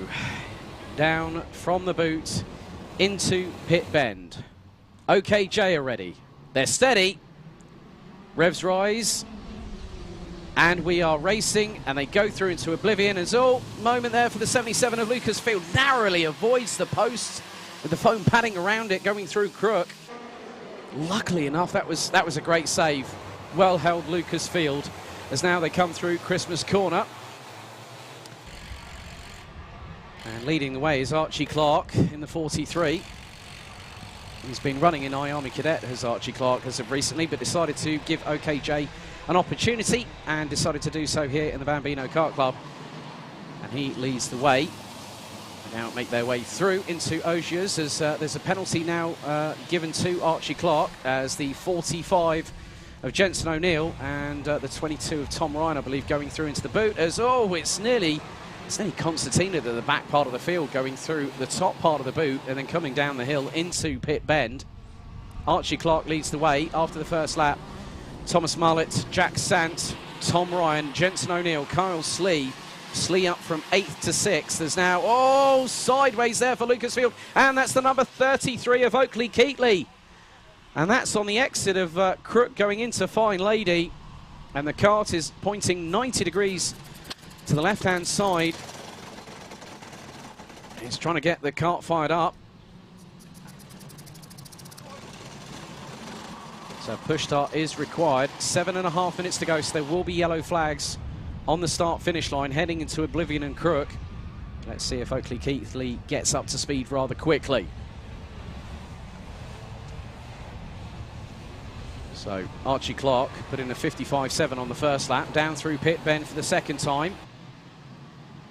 Across the line they go. Well, it looks like Thomas Mullet as there's dramas there for Tom Ryan coming out of pit bend, the 22, running on the Xenon chassis.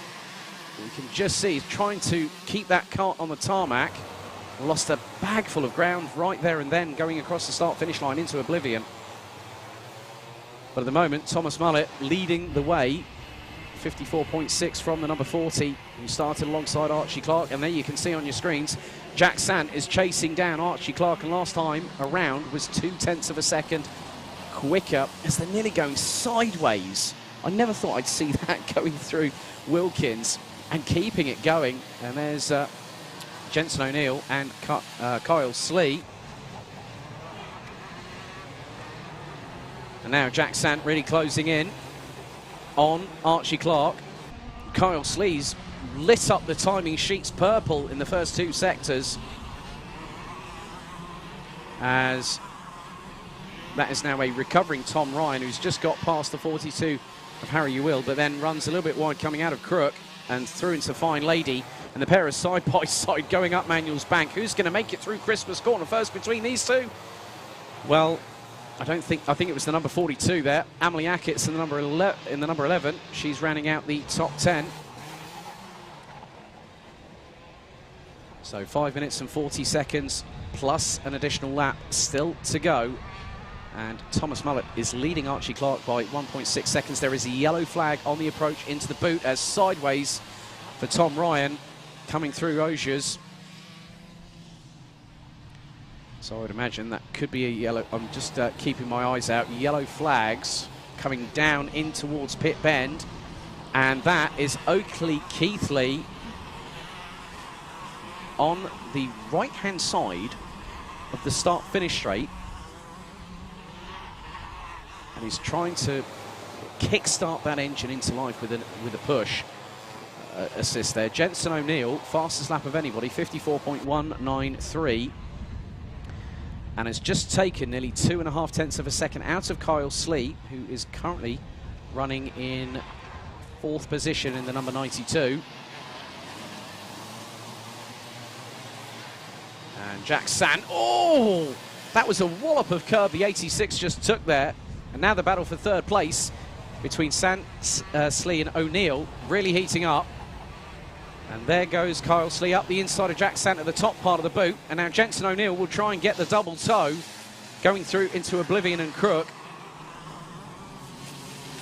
as Harry Ewell puts in the fastest lap of anybody.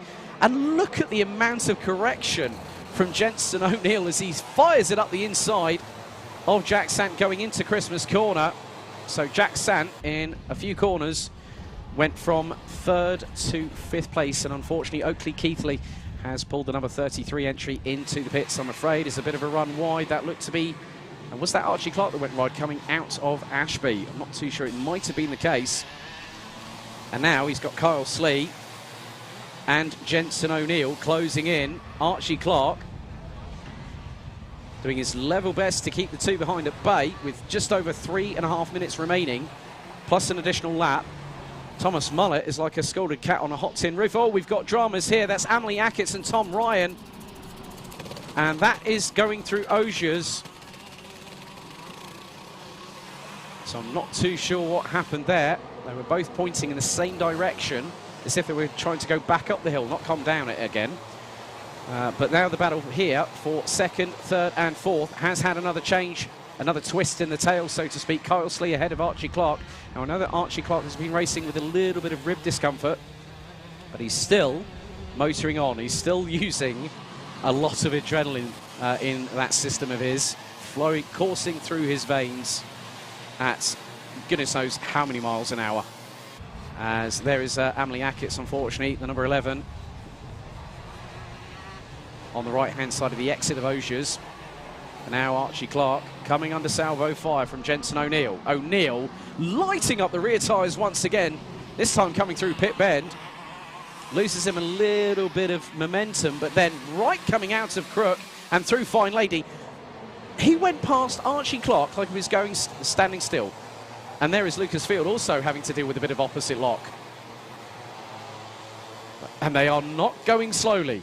Kyle Slee, in the meantime, has just taken nearly 1.5 seconds out of Thomas Mullet, as now Lucas Field trying to get past Archie Clark, ran a bit wide coming out of Ashby, and Clark got the position back, and that's the battle for 4th place. A little bit further behind, you've got the numbers 15, that's Fraser Anderson from Scotland, and Harry Ewell battling way for what is 7th on the road. As Ewell was looking up the inside, going through to the top part of the boot on Fraser Anderson, but Fraser Anderson, the Steely Scot, shut the door firmly in the opposite direction and said, no, Sunshine, you're not coming through. Just about 90 seconds plus an additional lap of this race still to go. And Jensen O'Neill has just put in the fastest lap of the race, as here goes Lucas Field up the inside of Archie Clark through Christmas Corner and gets the job done nice and early before they even hit the apex at Inkermans. Jensen O'Neill is on an absolute billage of speed at the minute. He's just done a 52.5, and he's taken another 2.2 tenths of a second out of Kyle Slee. And Kyle Slee, in the meantime, has just taken nearly 1.1 seconds out of the leader. So now, no, Kyle Slee's ahead. Kyle Slee is now leading the way on lap number 9, and we've got just under 60 seconds plus an additional lap still to go. And now Jensen O'Neill fancies a piece of the pie as well. He's going to try and go for it at some particular moment in time, and he seems to get a real good amount of traction. And look, just look how he hooks it up. Dabs the throttle, then bang. And look at the pace he's got, right up the inside of Thomas Mullet. And that was close between the pair of them, but that was a fair move. Jensen O'Neill made the move. Thomas Mullet did great sporting work there in terms of sportsmanship, and gave O'Neill the opportunity, gave him the racing room. And that's what you see in karting. You see moves like that where the drivers have respect, and still Jensen O'Neill is going absolutely sideways. As soon as he gets out of the corner, like literally, bang, hits the throttle. And the same with Fraser Anderson as well. And also Archie Clark amongst others. Lucas Field also getting a bit sideways happy.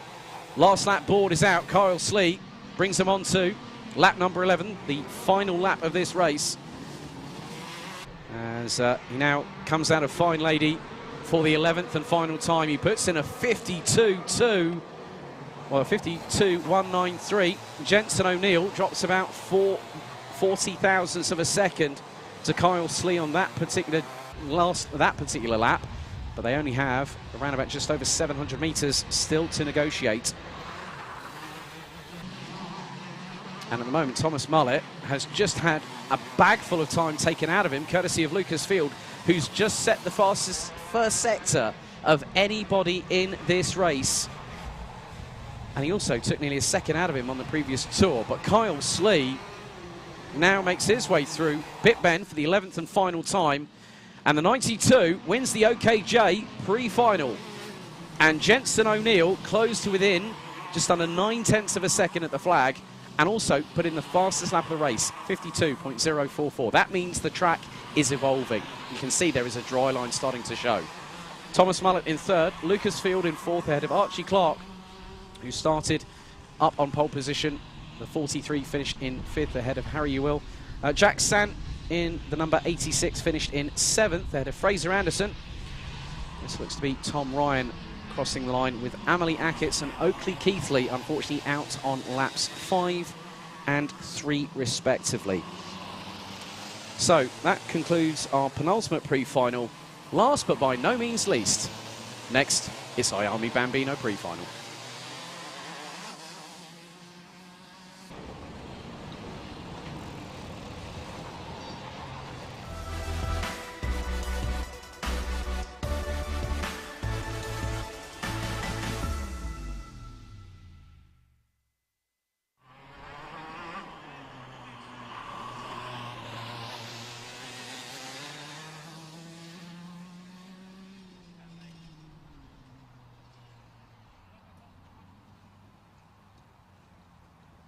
So IAME Bambino, a stalwart class in the Bambino Kart Club, and it continues to be so.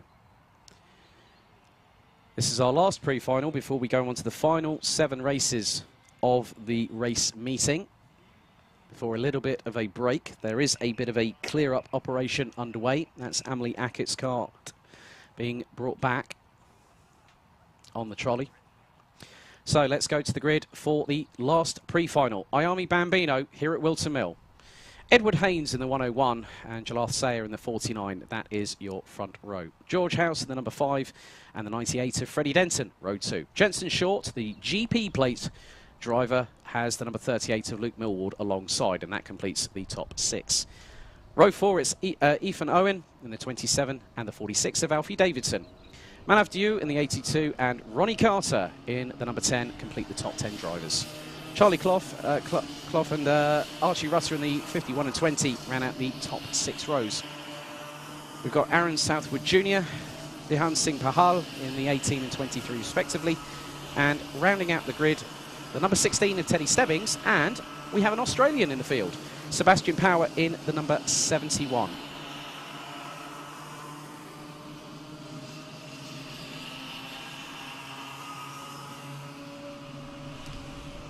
And as always, IAME Bambino in this championship never, ever fails to excite. We've seen quite a few drivers make their way through our ranks, the likes of Freddie Slater, Nathan Tye, amongst others, Jacob Ashcroft. You know, there's so many different drivers I could name. I could probably try and think about them, but they know who they are. There are so many drivers that have graduated into top-tier European competition. Jesse Phillips, another one, currently with Oliver Rowland Motorsport. There are so many drivers that have now really gotten into racing in Europe, and they are showcasing that they can race with the best international talent. And this is one of the classes where we really see the superstars of the future truly, truly shine.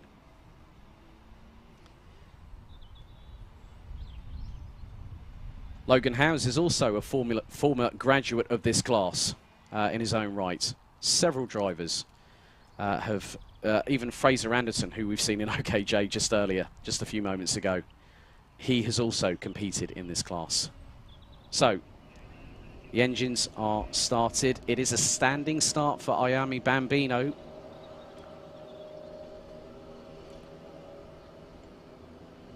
So grid is being cleared. 5-second board is out. And they are off and away. Let's see who gets into Oblivion and Crook first, as Jalath Sayer looks to have taken the initial advantage on Edward Haynes, going through into Crook and Oblivion and through into Fine Lady. Bit of a run wide there for the 23 of Dehan Singh Pahal, as they now make their way up the hill for the first time of asking. But Jalath Sayer leads the way. Edward Haynes in second. And they have neatly negotiated their way through Christmas and into Inkermans for the first time of asking. Down the hill, it's an elevation change of around 27 feet here at Whilton Mill. And then just behind that is George House in the number 5, in the distinctive Mark Baines Motorsport colours. And then you look at the gaggle behind. Oh my goodness me. This is where things get close. A little bit of a touch there between Dehan Singh Pahal and Manav Dew in the 82. So I think I saw Singh Pahal going side by side, going down the back straightaway. But here at the front of the field, oh, that's a great move. George House is trying to go for the lead within 2 corners. Out of the top of the boot, he got past Edward Haynes and now has Jalath Sayer just up ahead. Lap 1 in the books. Alfie Davidson has jumped up from 6th to 4th place. Luke Millward in the number 38 ahead of Jensen Short. As now there's a run wide. That's Luke Millward that's just run wide. That's given Jensen Short the opportunity. Ethan Owen, Ronnie Ray Carter in the number 10, up the inside of the number 27, going through Christmas Corner. They have a clash of sidewalls. They managed to get through that. And there is the number 82 of Manav Dew trying to get through on Ronnie Carter, going down the hill. And that was through Ashby. Not on that particular occasion, I'm afraid. So already a minute and 3/4 into this race. Wow. As always, I've missed this. I've truly missed this class, and it's so good to be back, seeing it all over again. Brings back great memories of 2018 and 2019 from my own perspective. But at the moment, it is now George House who leads the way in the number 5 from Mark Baines Motorsport. Jalath Sayer in second, Edward Haynes in third. 4th, it's Alfie Davidson. Then it's the GP plate of Jensen Short. Ethan Owen, Ronnie Carter, Manav Dew. Luke Millward drops to 9th from 5th. Archie Rutter rounds out the top 10. Sebastian Power now up into 12th position, as there is another change for the lead. Jalath Sayer goes up the inside of George House through the apex of Christmas Corner and set the fastest first sector of anybody, and that's quickly been bettered by the GP plate of Jensen Short. Archie Rutter gets a warning in the number 20, running in 10th position. As a little bit further back, the likes of Jensen Short, Ethan Owen, Ronnie Carter and Manav Dew battling over what is 5th place on the road, as the top 3 make their way coming out of Osiers down the back straightaway. George House looking up the inside of Jalath Sayer, going through into the boot, and the 49 cuts across the front nose with absolute clinical perfection and says to George House, if you want to get by me, you're going to have to do better than that. The biggest thing is Edward Haynes has the ringside seat, has to just wait, buy time, and then decide when to strike. And coming out of Fair Lady, You can just see that Jalal Sayer's putting the blockers on George House. And there is Edward Haynes just waiting, as that could have nearly been the door open for second position for the 101. But he thinks better of it on that particular juncture. Down into Ashby we go once again.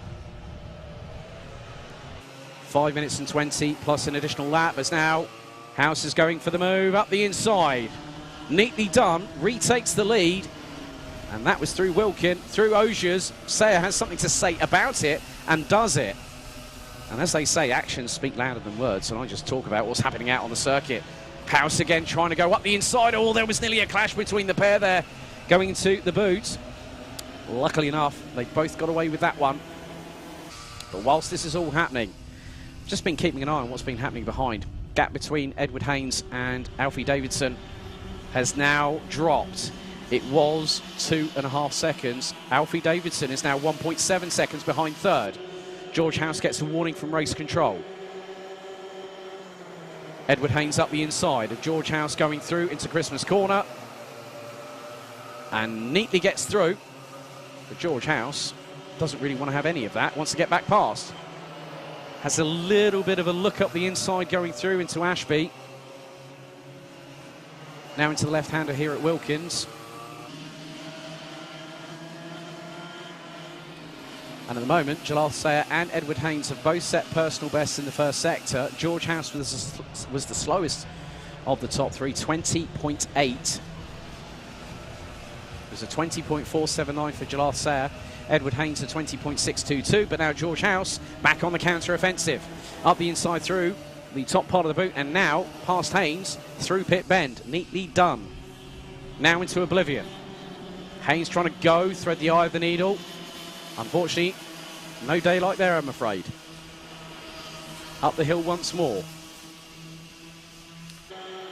And the gap has increased between Edward Haynes and Alfie Davidson. It was 1.7 seconds, it's now 1.9.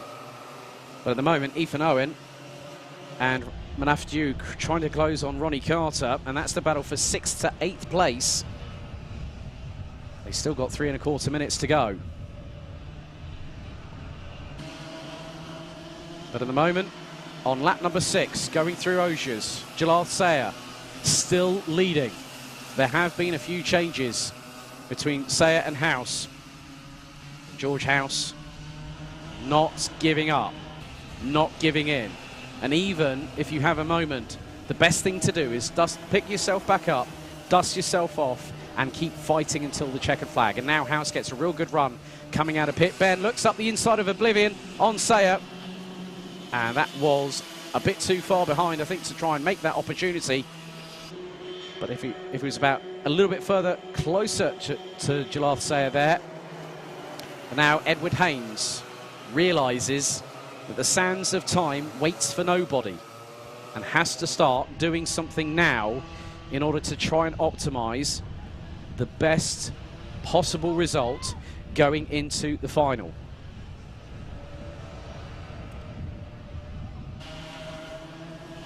So Sayer, House, Haynes, Davidson is now closed by nearly 4 tenths. There's just seen Ethan Owen, I think, has just got past Jensen Short for 5th place, as the three-way scrap for the battle for the lead is still unabated. And now George House does exactly the same as what he did to Edward Haynes, and now Jalal Sayer back into second. And Alfie Davidson is within striking distance. He's not quite within lunge range. He's getting closer, because as a result of all this battling, Alfie Davidson has been silently closing in and has closed to within a second.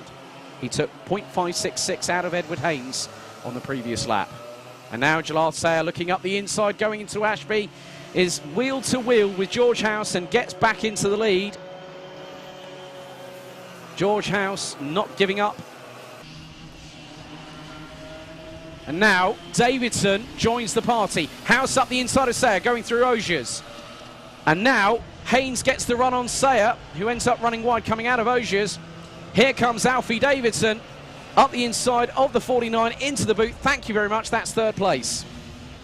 And now George House trying to get past Edward Haynes, who has been waiting, biding time.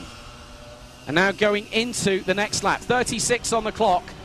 And after this one, we'll have one more lap remaining. George House absolutely fired up, determined, motivated, wanting to get past the 101. Jalal Sayer back up into third. It's nearly 3 abreast going into the entrance into Christmas. They're coming out towards Inkermans. This is going to get crazy. This is going to get wild. Hold on for the roller coaster ride, ladies and gentlemen, because now it's time to grab a hold of those rails and see those knuckles turn white, because Alfie Davidson has put himself into contention. Timer hit 0.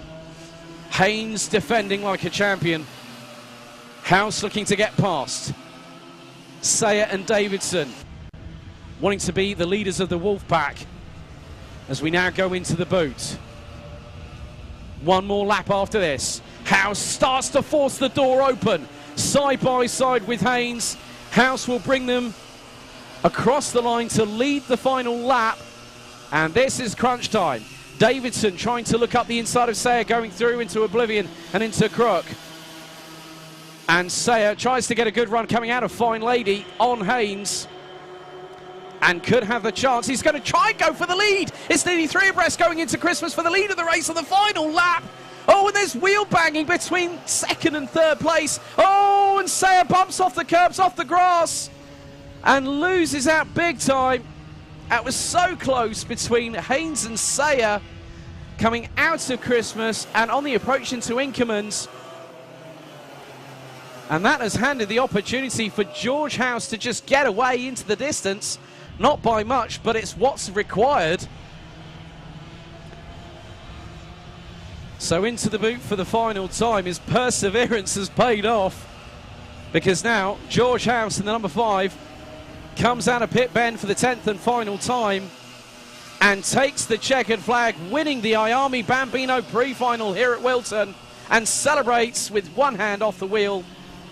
You can see that Alfie Davidson, a little bit of frustration creeping in there. Oh my goodness, right after the checkered.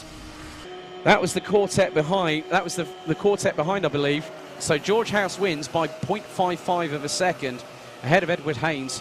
Jalal Sayer, after that nigh on, I'm having a moment here, everybody, incident there after coming to a slight clash of wheels with Edward Haynes, but holds on to third. Alfie Davidson in 4th. Jensen Short, the GP plate champion, in 5th ahead of Ethan Owen, Manav Dew, Ronnie Carter, Dehan Singh Bahal, Luke Millward, Charlie Clough, Sebastian Power, Archie Rutter and Teddy Stebbings, all completing the 10 laps. And that concludes the pre-finals. Ladies and gentlemen, as they say, ding ding, ding ding, seconds out, it's round 2. It's time to go to the main finals. Next up, it's IAME Cadet.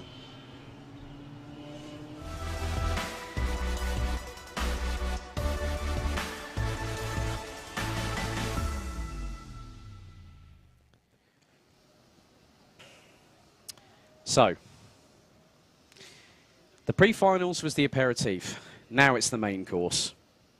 And IAME Bambino is considered as the dessert in this championship, so to speak, from my perspective, of course. And there is the number 36 of Albone Racing Developments, Max Haller. And you can see exactly where he's looking. He's just looking forward. Knows what he needs to do. The engines are fired up on the IAME Cadets. Let's head to the grid for the final time for IAME Cadets. Braith Murdoch in the 14 and Max Haller, the number 36 for front row. Jensen Chalk in the 18 and Kasper Tomilewski in the 20, row 2. Sukmani Kira, number 44, and Logan Howes, number 56, row 3. Row 4 is Jack Robinson in the 31 and Oscar Cartmail in the 80. Jensen Ackerman in the 12 and Charlie Lomas in the 41 complete the top 10. Then it's Austin Gibson in the 52 and the 33 of Eric Gilsenan. And we've got Finley Hines in the 57, Henry Clark in the 82, Jacob Nairn in the 25, Harley Drake in the 19, Rami Germain in the 86 and Quinn Cross in the 46. Liam Welsh in the 88, Jensen Jones in the 24, Aaron Richardson in the 16. We've got 3 DNSs, no Jacob Anslow, no Teddy Porter and no Jack Jones. So we will have 21 IAME Cadets on the grid.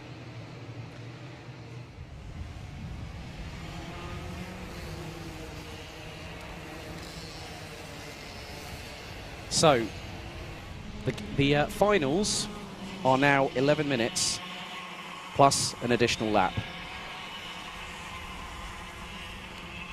And now we get the formation lap underway.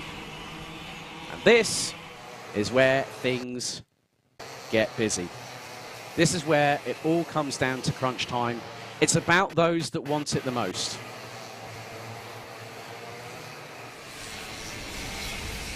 And I've just got a question to everyone out there for all the respective 7 classes that are going into the last finals. Who's your money on? Because if it was me, I'm not a betting man. But what I can bet is the fact that we are going to have some fantastic action. Jane Cartledge wishes Austin Gibson all the very, very best of luck this afternoon. So big thank you to Jane.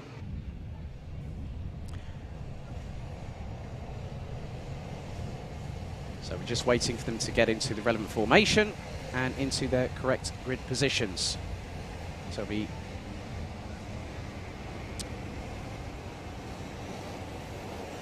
So through the boot, into pit bend for one final time. IAME Cadets, revs rise. And it looks like, yes, we've got a full start.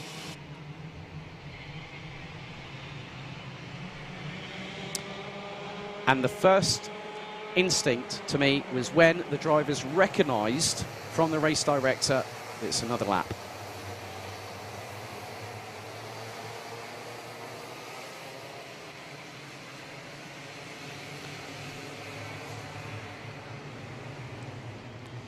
So it's going to be down this time to Braith Murdoch and Max Horler to control the pace. Chalk and Tomilewski, Kira and Howes, Robinson and Gibson. That's your top 8. As, little bit of a moment there, and one of which was the 33 of Eric Gilsenan. That was coming out of Ogiers on the formation lap. So, looks to be a little bit more composed at the front of the field. Full yellow flag conditions on the formation lap, the second time of asking for IAME Cadets. 11 minutes plus a lap on the clock. Revs do rise. Are we ready? Are we steady? We are off and racing in the IAME Cadet final, and Braith Murdoch keeps ahead of Max Horler, and Kasper Tomilewski jumps past Jensen Chalk, as does Sukmani Kira in the 44, who's already going to try and get past the Polish driver up through Christmas Corner. 3 abreast at the further part of the back of the field. But Braith Murdoch holds on for the minute. As that's a 7.5 from Jensen Chalk up the inside of Sukmani Kira through Ashby. And now Kasper Tomilewski trying to go for second, gets up the inside of Max Horler.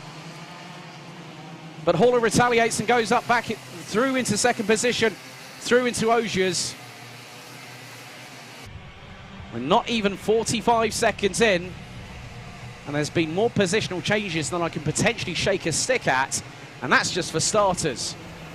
Braith Murdoch brings them round to complete lap number 1, and he leads as Max Horler nearly going side by side across the line, but Kasper Tomilewski sets the fastest lap of anybody. There's Jensen Chalk, Sukmani Kira, Austin Gibson up to 6th from 8th.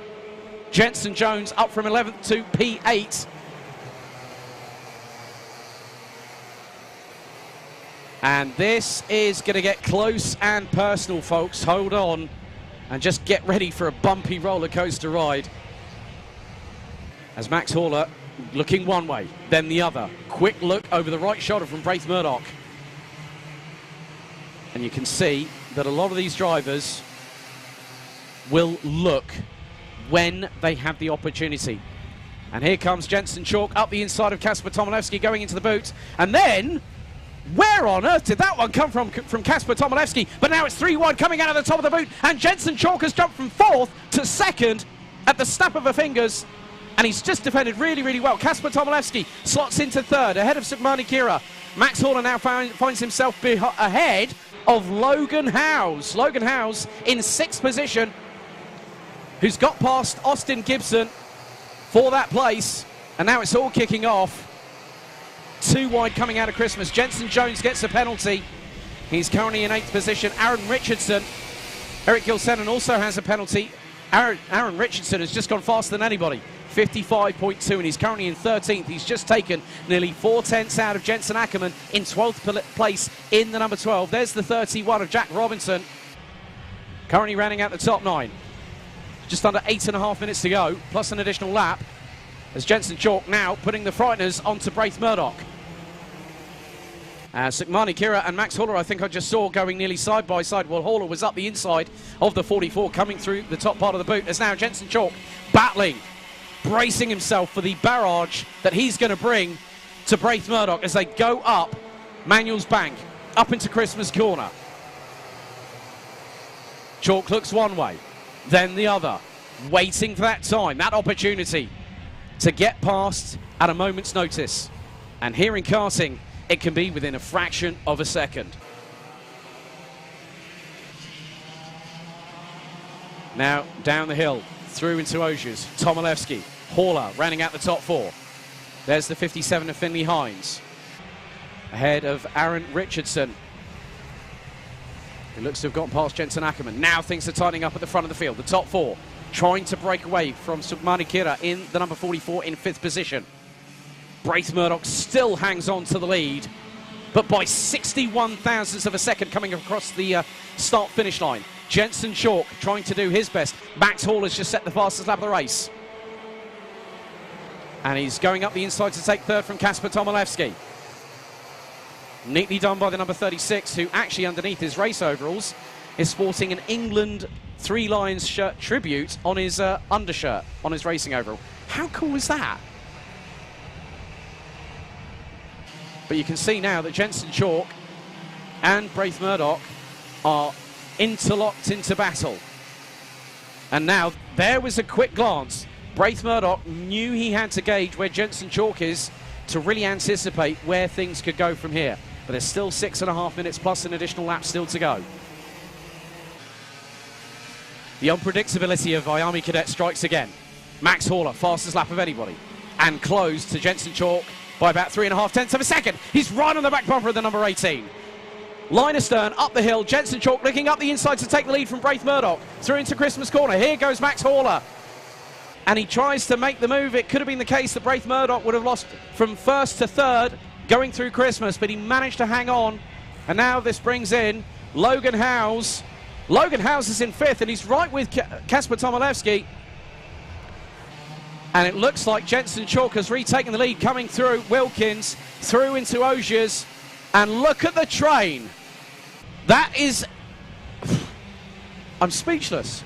I really am. This is how close it gets. 5.5 minutes plus an additional lap to go. Jensen Chalk will lead after 6 laps around this 1,200 metre circuit here in the Northamptonshire countryside, and now he's starting to pull a little bit of a gap. He opened up a gap of 4.5 tenths of a second over Braith Murdoch, who is now coming under fire.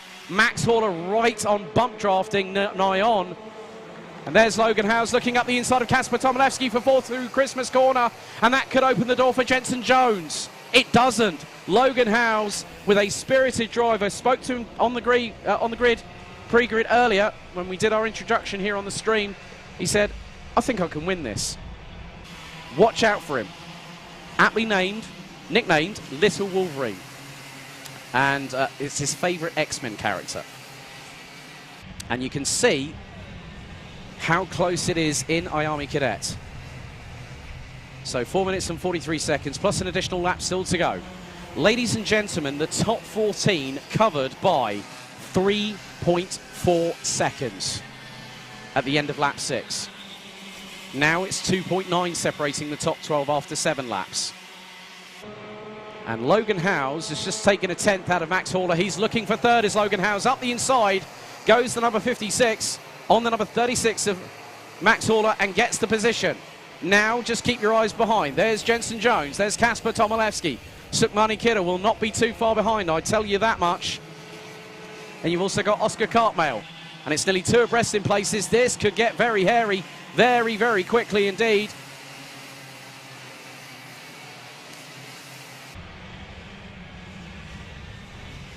So we are getting to the last just under 4 minutes of this race. And this is why I love this championship. No one gives quarter. Everyone fights for every inch of tarmac, every millimetre. And then there's been a change. Sukmani Kira has just passed Max Horler. So is Jenson Jones. And now the fight is really on because Logan Howes is in third from 6th on the grid. He started P4 in the pre-final. And the pre-final determines the grid for the final, as we'll see a little bit later on with the rest of the drivers. But Jenson Chalk and Braith Murdoch have now pulled a gap. It's 1-on-1. It's driver versus driver at the front of the field. And now Jenson Jones has a sniff at third position. But I know Logan Howes, he won't give up that position easily. Sukmani Kira has just done a 23 flat and is absolutely flying at the minute. And Kira is currently ahead of Max Horler. Max Horler down into 6th position. Sukmani Kira just took 2.7 tenths of a second out of Logan Howes, who now finds himself behind Jenson Jones in the 24. And now the scrap really intensifies through Christmas into Inkermans. It's nigh on nip and tuck as who you're going to vote for today. But there have been some sterling drives, and IAME Cadet, as always, provides plenty of bang for your buck, and it's being showcased right here and now. Kasper Tomilewski battling away for what is going to be 7th on the road. He's sandwiched in the middle of Oscar Cartmail and Austin Gibson in the numbers 80 and 52 respectively. And now Jenson Jones is going to start chasing. He's got just under 2 minutes plus a lap. He's just taken nearly 4 tenths out of Braith Murdoch and has just put in the fastest lap of anybody. So Jenson Jones absolutely charging. Max Horler looking up the inside into Christmas corner. But then that's Oscar Cartmail that's just got past the 36. Coming into the pre-final, the 2 odds-on favourites were Horler and Tomilewski. And it's all been thrown like water under the bridge. But the thing is, there's still plenty of time to go in this championship, which concludes in the mid of October at Rowrah at the Cumbria Kart Race Club. Ventured there with this very championship actually back in 2018. It's a fantastic circuit in its own right, but we're coming down into the nitty-gritty. Jenson Chalk just has to hang on for probably another 3 laps at best. Sukmani Kira looking, well that was Oscar Cartmail that just sent it up the inside of Sukmani Kira, going into, of all places, oblivion. Jack Robinson down in 10th gets a warning. Max Horler now senses an opportunity that could fast dissipate unless he takes advantage of it. Braith Murdoch is bringing the war to Jenson Chalk. He's just gone nearly 2 tenths of a second quicker in the first sector, and it's the fastest of anybody in this race. This track is developing hand over fist. We are up to full racing speed, 15 seconds on the clock.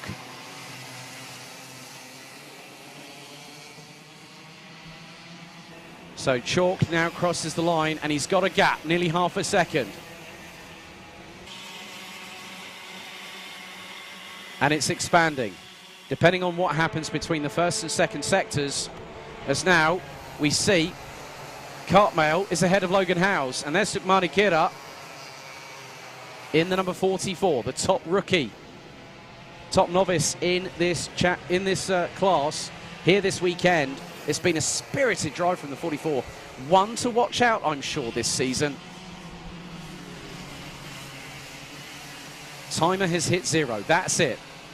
One more lap after this. Does Braith Murdoch have a bit more in that tank to go after the leader? But I don't think that's going to happen, because look behind. Jones, Cartmail, Howes, Sukmani Kira, Max Horler. They all could have an opportunity of getting onto the top 3. Oscar Cartmail has just gone purple. And Jenson Jones looking up the inside for second. Oh, he nearly had a good run going up into Christmas corner. But Braith Murdoch said, no, I'm sorry, you're not getting through, you're not getting past. You've got to do better than that. But if Jenson Jones had a bit more run of momentum coming out of Fine Lady, and blue flags now coming into play on the last lap, if it was any earlier. As now Jenson Jones looked up the inside. That was possibly one of his penultimate of opportunities to get through. The boot and pit bend will be a chance for Jenson Jones to get past. As, oh, there goes Jenson Jones. Oh, no! He's tangled with a couple of karts, Oscar Cartmail and Logan Howes, but it's going to be Jenson Chalk that wins the IAME Cadet Final here at the Bambino Kart Club. Oh, my goodness me. Sukhmani Khera and Austin Gibson, 2 novices in the top 4. Let's have a look at the replay. And, yeah... And Logan Howes, a very, very lucky young man, along with Oscar Cartmail. They finished in 12th and 13th, respectively. I don't know what happened there, but Jenson Jones, I think, just outbraked himself. He was trying to go for broke and went for gold, and it didn't pan out. So Jenson Chalk wins the final in IAME Cadet. Braith Murdoch in second, top novice. Sukhmani Khera in the 44, ahead of fellow novice Austin Gibson. Max Haller takes a solid 5th place ahead of Jenson Jones, Jensen Ackerman, Aaron Richardson, Eric Gilsenan, Jack Robinson, Kasper Tomilewski, Logan Howes, Oscar Cartmail, Finley Hines, and Jacob Anslow rounding out the top 15. Teddy Porter in the 66 finished in 16th place ahead of Charlie Lomas, Henry Clark, Liam Welsh, Rami Germain, Quinn Cross, Jacob Name, Harley Drake, and Jack Jones. That is it for IAME Cadet.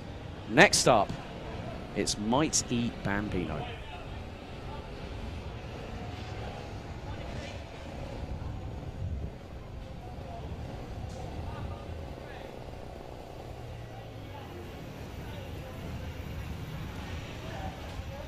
Yeah.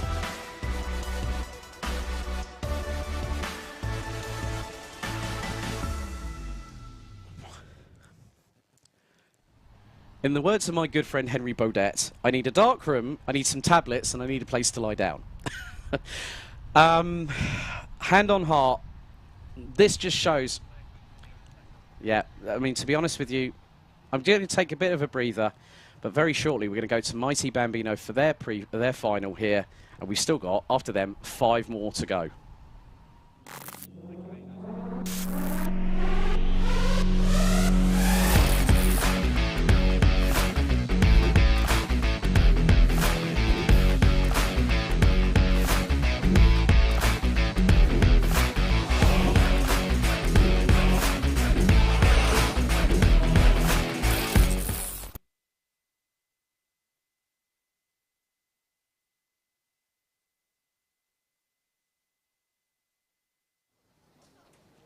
There is a future in motorsport, and being part of one of the many converted in terms of electric propulsion, I've had the opportunity to see so much. But let's have a look at the grid for the Might E Bambino final.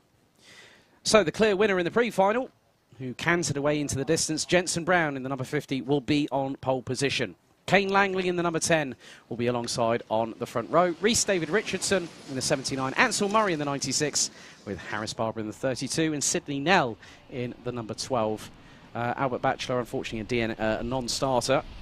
However, even though, and I hope my good friend Ellis Spiezia is watching, he's over in continental Europe, competing in multiple all-electric championships. I've also given him a hashtag, the Electric Renegade. So Ellis, Michelle, Frankie, I hope you guys are well. I hope you all are watching, because, as they say, it's powering the way to a sustainable future. There are so many different technologies coming through, hybrid application, but full electric, with the way that in 7 seasons that ABB FIA Formula E has set a trend. Now we've got Pure ETCR at Vallelunga this weekend that's taking place. There is so much infrastructure. Companies like Williams Advanced Engineering are also getting into this kind of applied technology. And having worked in the automotive industry for 20 years myself personally, 13 in service departments, I understand about how this can be brought forward. And it's developing at a very, very high rate, especially with what is happening in climate change at this moment. And there is a very good friend of myself, Mr. Darren S. Crook from Scruffy Bear Pictures. He's the official photographer working with Stu Stratton Media this weekend. But to be honest with you, I like the fact that we have an alternative. We have something new, something that challenges what we have known. And I know a lot of people, my friends out there, will say, Alex, you're crazy. I'm not crazy. I look at it from a technical perspective. It's a 3.5 kilowatt drivetrain that we've got here. Rapid charge in 45 minutes. 5-second board goes out.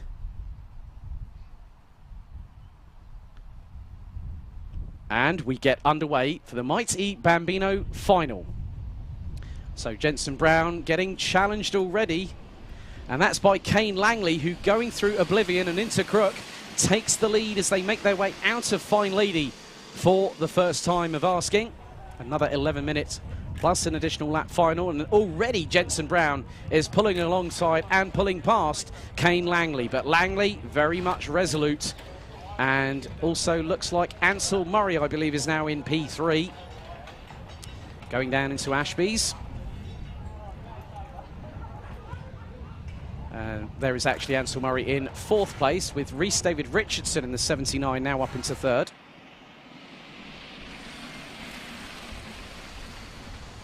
Now through into Osiers.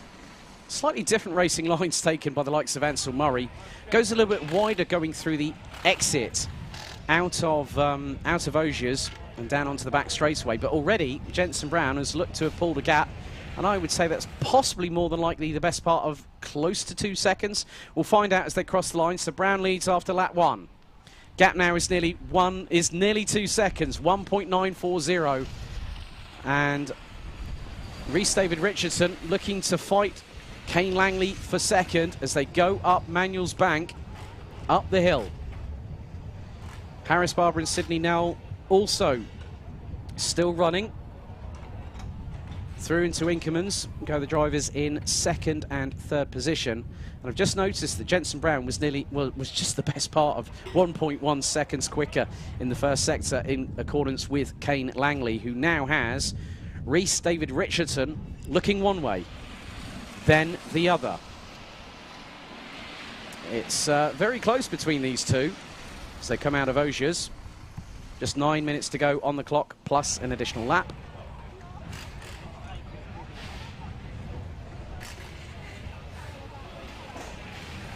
And some differing racing lines, and oh, that's a new one in the drive from Rhys David Richardson I've never seen before, but looks to carry the momentum down the hill into Pit Bend and gets a real good run on Kane Langley.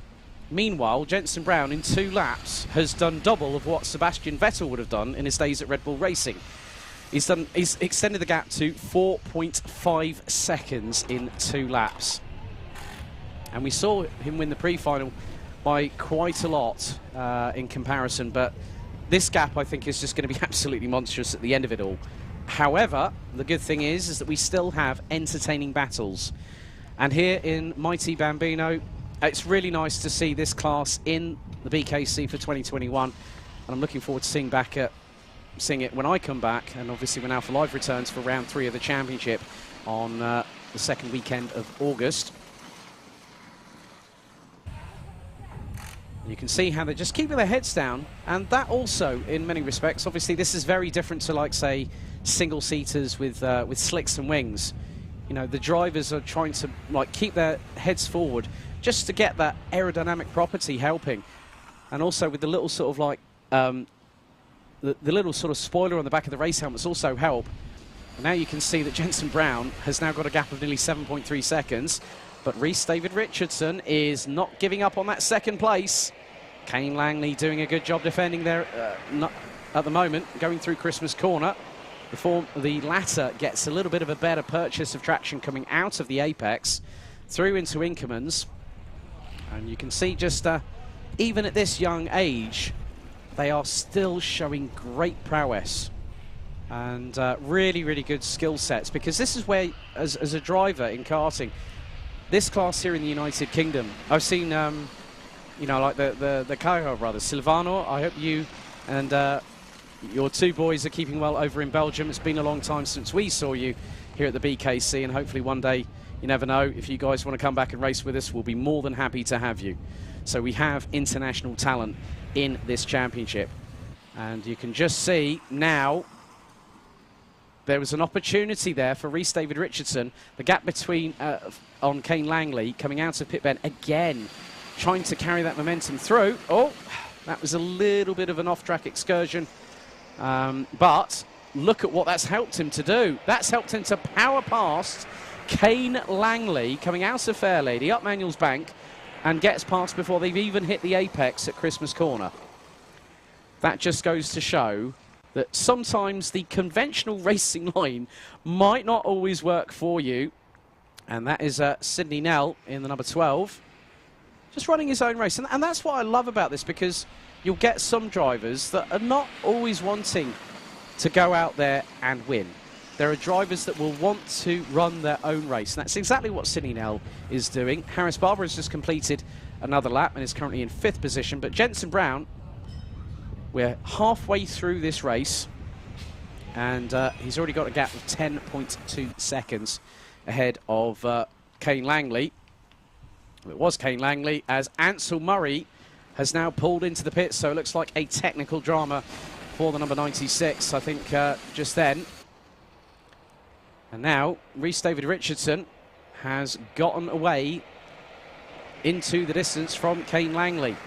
And we saw in the pre-final, between Richardson, Langley and Murray, that they were all battling over second position, and it was Kane Langley that emerged victorious in that particular encounter. However, things have now changed.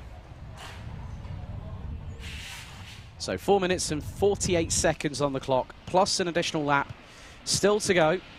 And after this, we'll have our next race, which will be the Tilletson T4s. Now, they provided thrills and spills and plenty of 180s and 270s, let's say. But with the evolving track, we could see a very, very different proposition altogether. Now, Brown has made his way through into Oblivion and Crook as Rhys David Richardson crosses the line. And actually, Rhys David Richardson, I've just noticed, has just put in a 1 minute 4.459. That was 16 thousandths slower than Jenson Brown. And by all accounts, you could say that Jenson Brown is having a lovely Sunday afternoon drive in the countryside. Well, that could be pretty true. But Jenson Brown is just showcasing this technology. And, okay, we're not seeing much of Jenson Brown, but what we want to see are drivers like Rhys David Richardson, Kane Langley. Ansel Murray is now back out of the pits, it looks like, and is still circulating.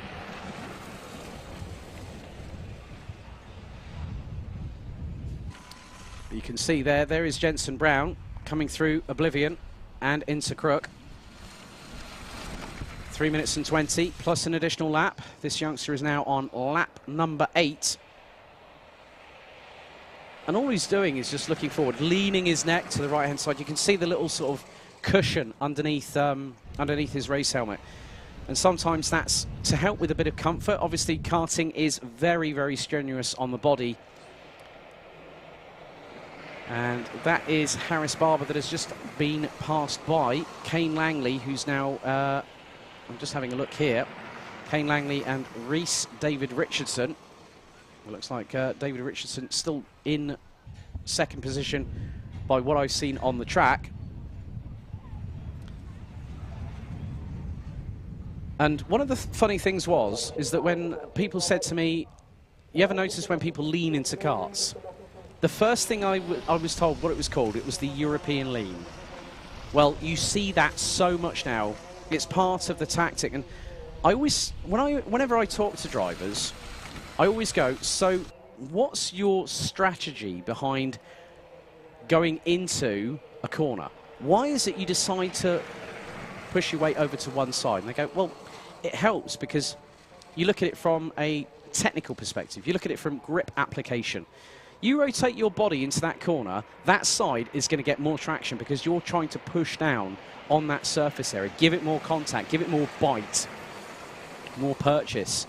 And that is actually quite true to fact. I mean, I've been commentating in Europe now for, this is my 4th season, and I see it everywhere I go now. It is so much ingrained into the fabric of karting. So forget it being the European lean. I just call it the lean from now on, and it's great to see these youngsters picking up very, very good habits, and they'll understand through data, because with these chronometers on these karts, there's so much technology. There are so many sensors, even in karting.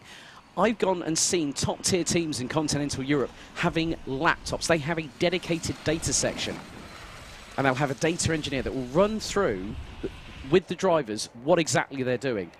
Are they braking early? Are they braking too late? Are they applying the throttle too early or too late going through a corner? But Jensen Brown at the moment, the number 50, doing a really, really good job, and he's got to within 8/100ths of his best lap time, which he set on lap number 4. Last time around he did a 1 minute 3.135, and really good to see how he's just, I think I'm sure he's got a grin bigger than Alice in Wonderland's The Cheshire Cat underneath that race helmet. Because one of the things that these youngsters love is, as soon as they get behind the wheel, and I see it every time, is their eyes light up. There's that inner spark that you see that, like, I'm really excited I can go racing. So now Jensen Brown goes on to lap number 11, and he's consistently running well. 1 minute 3.187 from the youngster in the number 50, as that is Sidney Nell, who's just taken a lap back from Harris Barber there, going through into Ashby. So now the timer has hit 0. It's been a real joy to see these karts in action here at Whilton Mill. I'd always wondered about Mighty, and I've been really, really impressed. The application of the technology into a conventional chassis that we see day in, day out in karting. And it has been a weekend to remember for this young driver. Jensen Brown in the number 50 heads into the boot for the final time. His lead last time around at the completion of lap 10 was 18.5 seconds. Maybe had a few more seconds, maybe north of 20, but Jensen Brown wins the mighty Bambino final here at the opening round. Oh no, sorry, last lap, my bad. Oh dear, you see, I'm just getting ahead of myself there. I saw the timer run out, I thought, oh, probably fine, it must be final, lap all checkered. You see, even I get it wrong at times. But we still really have a real big thank you to say to Mighty for bringing this into the Bambino Kart Club, as now Sidney Nell gets a lap put down on him by Jensen Brown, and Jensen Brown has already gone into the sub-63 second bracket on the penultimate lap of the race. It's 1 minute 2.938. Rhys David Richardson still in second, but is 20.1 seconds behind, and now he's gotten away from Kane Langley in the number 10, with Ansel Murray rounding out the top 4, with Harris Barber and Sidney Nell. And this time around, I'm going to get it right this time. And thank you to Chaz Draycott Media, our producer here on site, for reminding me of that fact. You see, it rarely happens, but Jensen Brown wins the mighty Bambino final. Next up, we just wait to see who's going to be crossing the line. It's going to be, looks to be Sidney Nell, who finishes in 6th, but good job by both Sidney Nell and Harris Barber for finishing in 6th. There, one hand off the wheel from Rhys David Richardson in the number 79. Kane Langley rounds out the top 3. We just wait for Ansel Murray, who now comes out of pit bend for the final time and takes the checkered flag. And that's what I love about the Bambinos, especially these ones, because they're celebrating no matter where they finish, because they see as getting to the checkered flag is the perfect balance of having a bit of success. And there is your winner, Jensen Brown. We're just waiting for Harris Barber to cross the line in the number 32, and he gives a big wave to the crowds here in attendance. Obviously, this is under current restrictions with the COVID-19 pandemic, so a big thank you to you all for being at home, for being so patient, as there is Harris Barber. He's crossed the line, but Jensen Brown wins in the mighty Bambino final. Next up, let's bring back the rumble of Tilletson T4.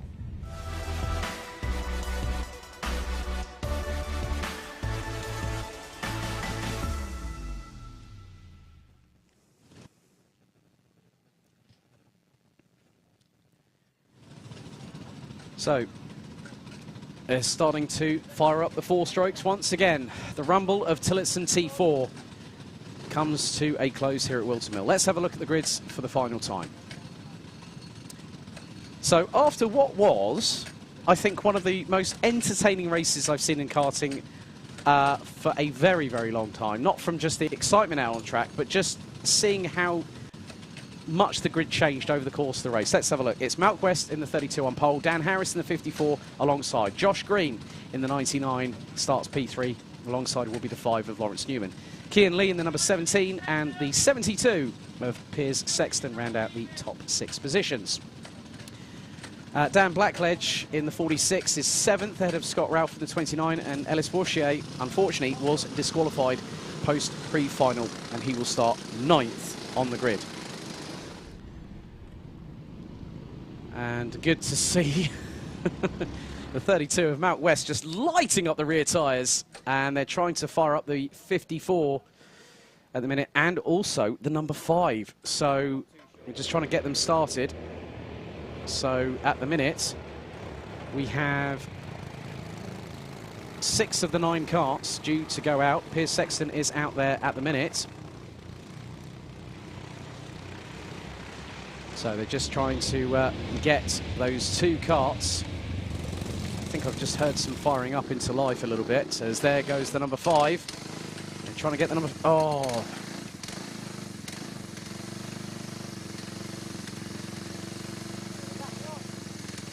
So they're just trying to get the number 54 started up. So it looks like number 54 could be starting from the exit of the pre-grid. That is Dan Harris.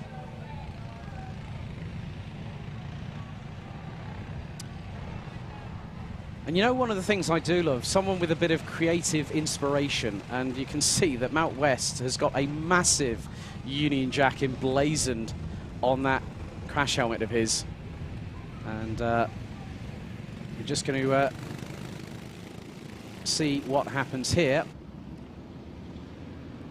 Full start has been called, and they are still tinkering away on Dan Harris's kart.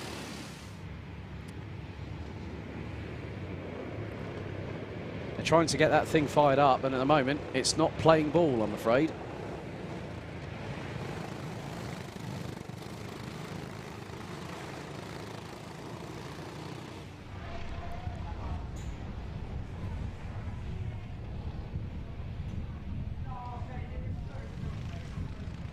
So after this, we'll have our Honda Cadet final, then Koma Bambino, OKJ, and closing off the show, as is customary here at the Bambino Kart Club, IAME Bambino will bring us to a close here at Whilton Mill.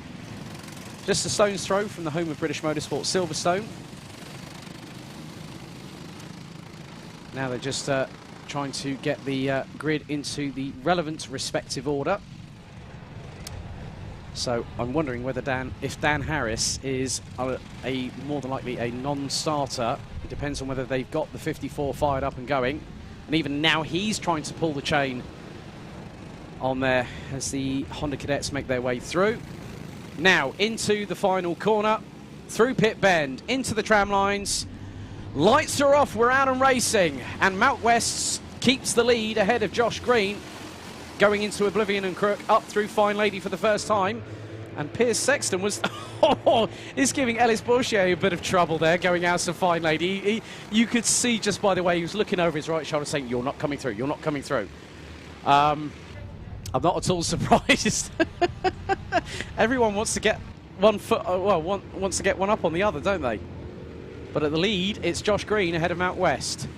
And Josh Green was... half a second quicker than the 32 in the first sector. Piers Sexton looks to be running in 5th place at the moment, and he'll have the likes of Lawrence Newman just up ahead.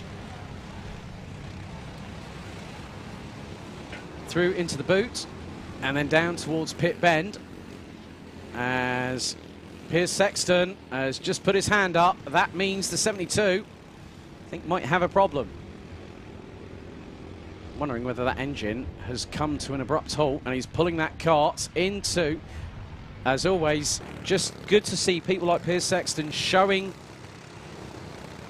you know, presence of mind, knowing that that kart was breaking down and decided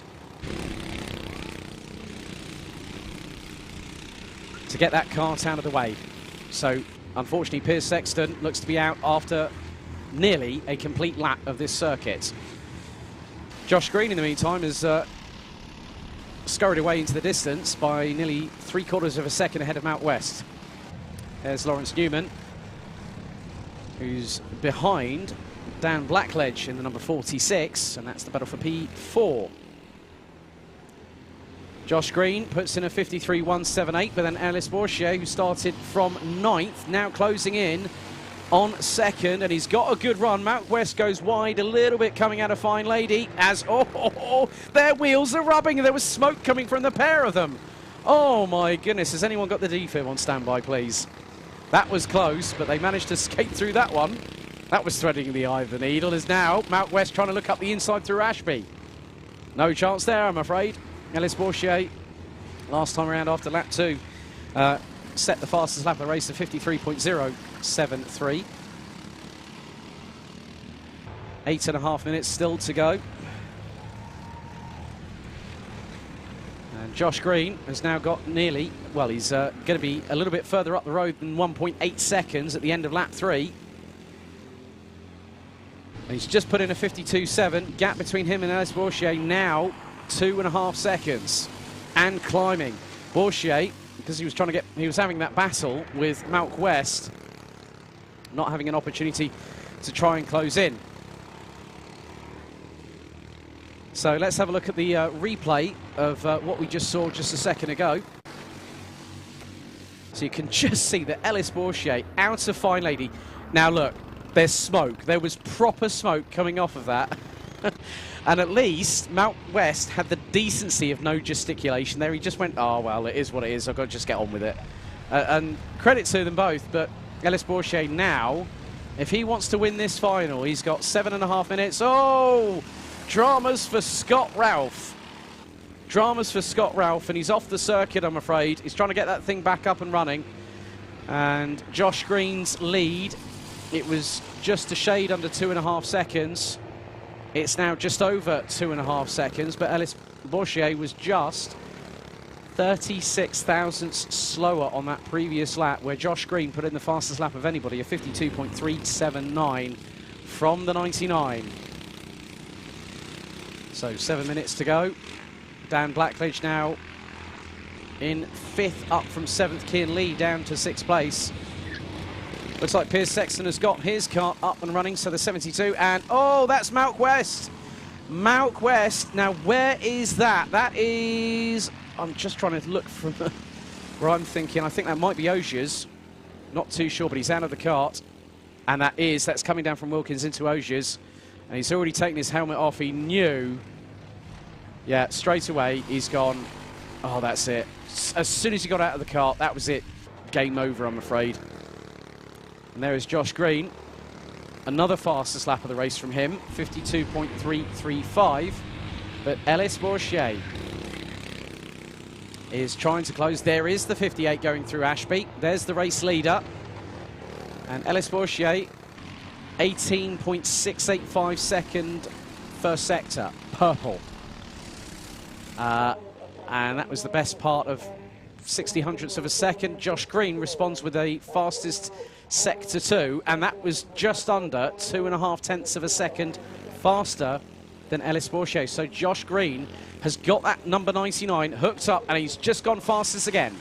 52.098, and yeah, there's the number 32 of Mount West with that Union Jack crash helmet. Let's also have a bit of a checkered flag element at the bottom. Nice inspiration, I like that.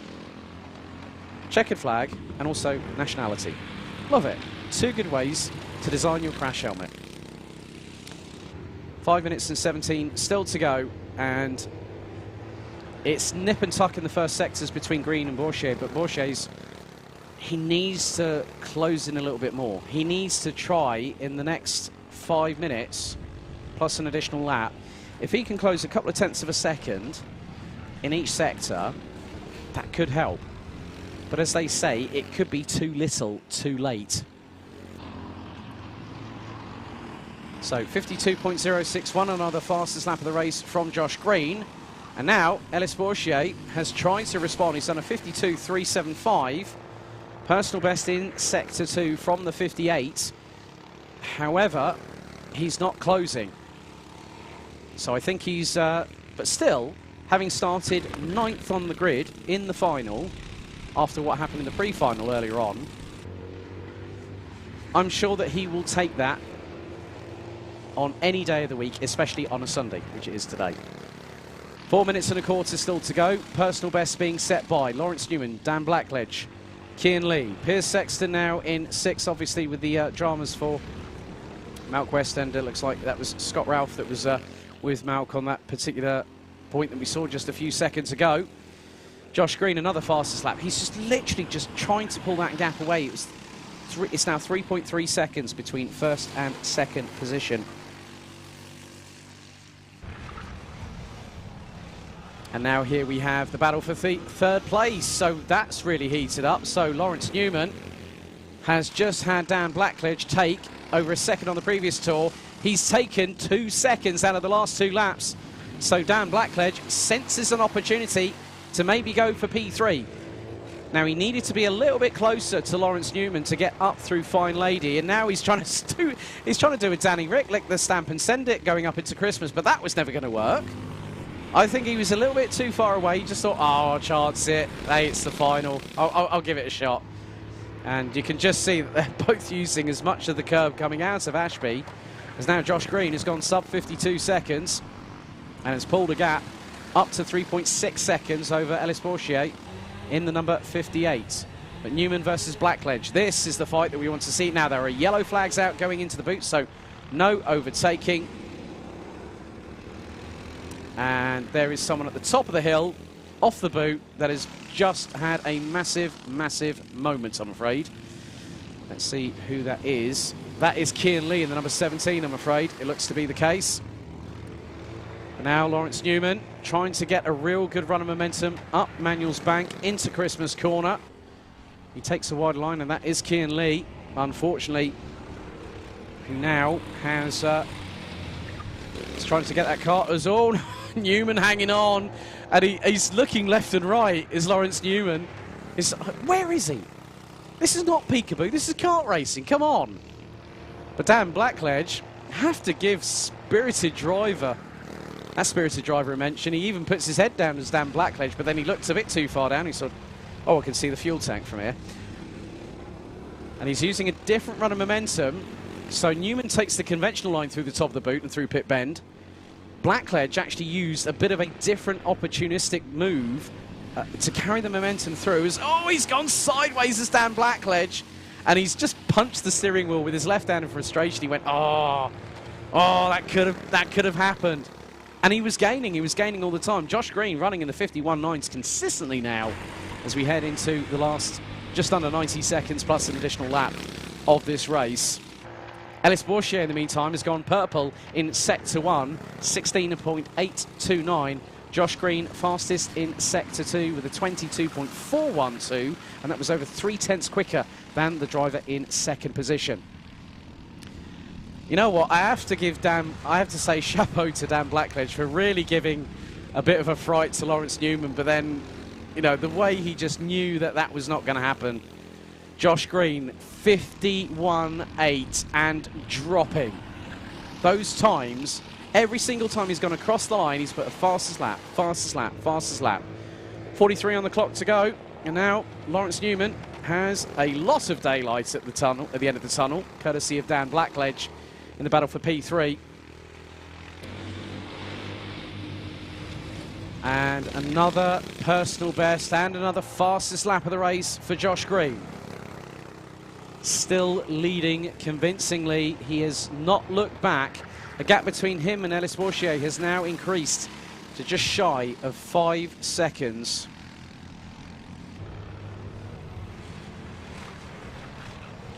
Next time around, Josh Green will get the last lap board.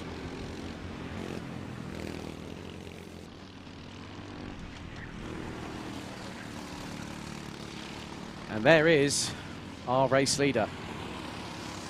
When you haven't seen the leader for quite a bit, you know he's doing a pretty good job out front, and that's exactly what Josh Green has done. He's not put a foot wrong. And he's going to set another fastest lap of the race. So 51.778 last time round. 51.756 as he goes on to the 14th and final lap for Tilletson T4 here at Whilton Mill for the Bambino Kart Club. It's been a real joy seeing these karts up close on video and also to have the opportunity to commentate on them. And I have to give credit where credit is due to Piers Sexton for bringing this brand over here to the United Kingdom. So just a handful of corners await, and so does the checkered flag for this driver right here, Josh Green. Fastest first sector of anybody again. He's just like literally eating fastest laps for breakfast, lunch and dinner, and he's gone purple in sector 2, out of the final corner, and this time it's the checkered flag. Josh Green wins the final in Tilletson T4, and on that note, 51.654, fastest lap of the race. Ellis Bourchier from 9th to 2nd in this final, finishing 5.871 seconds. And we just await for Lawrence Newman and Dan Blackledge, who will be coming round pit bend very, very shortly indeed.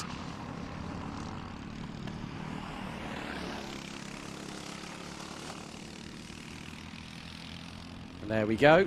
There's Messrs. Newman and Blackledge, 3rd and 4th respectively. A great battle between the pair of them. And Piers Sexton, I think, will be the next driver to cross the line. Here comes the number 72. And he takes the checkered in 5th. Cian Lee, unfortunately, retiring on lap 7. Malk West on lap 4. And Scott Ralph on lap 3. So a big thank you for the Tilletson T4 Brigade to be with us here this weekend at Whilton Mill. Next up, it's the Honda Cadet Final.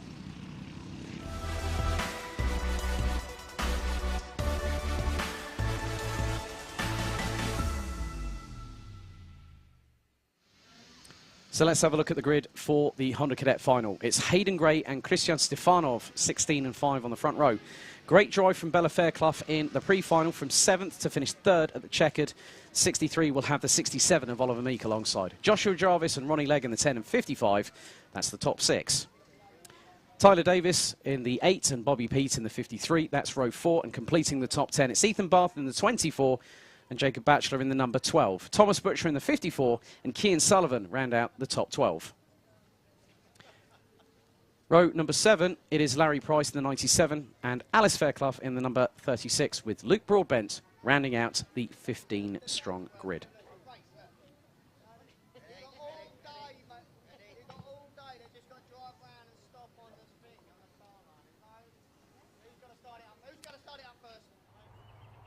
So there's the sight from Christmas Corner.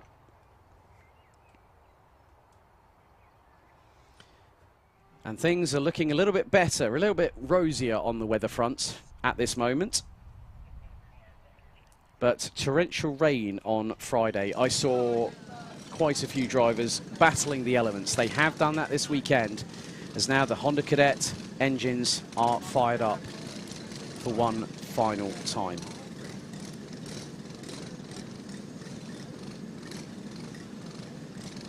So a big thank you to RPM Racing Engines for their support, as always. Now the drivers will go for a formation lap ahead of their standing start.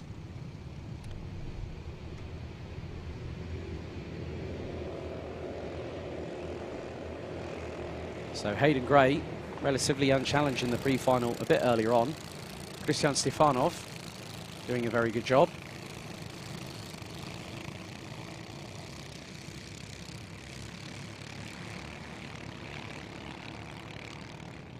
And we'll see how the Fairclough sisters get on this time around. Alice starting in 13th and Bella starting in 3rd. And I've just seen there, that is Ronnie Legg in the 55, a little bit further behind the rest of the field, but will still be able to take up grid position.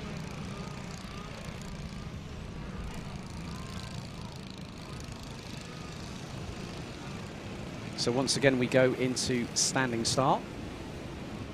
11 minutes plus an additional lap. We still have, including this race, about 45 minutes of racing action still to go here on the dedicated live stream. A big thank you to our friends over at Alpha Live for their welcome assistance. It's good to have them providing coverage of the Bambino Kart Club for the first, third and final round of the championship. The grid has been cleared.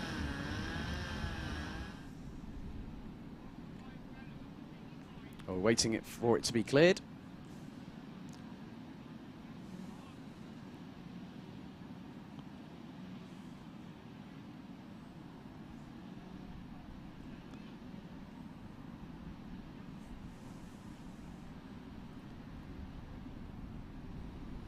So very shortly, we'll get things underway with the Honda Cadet Final. 5-second board goes up.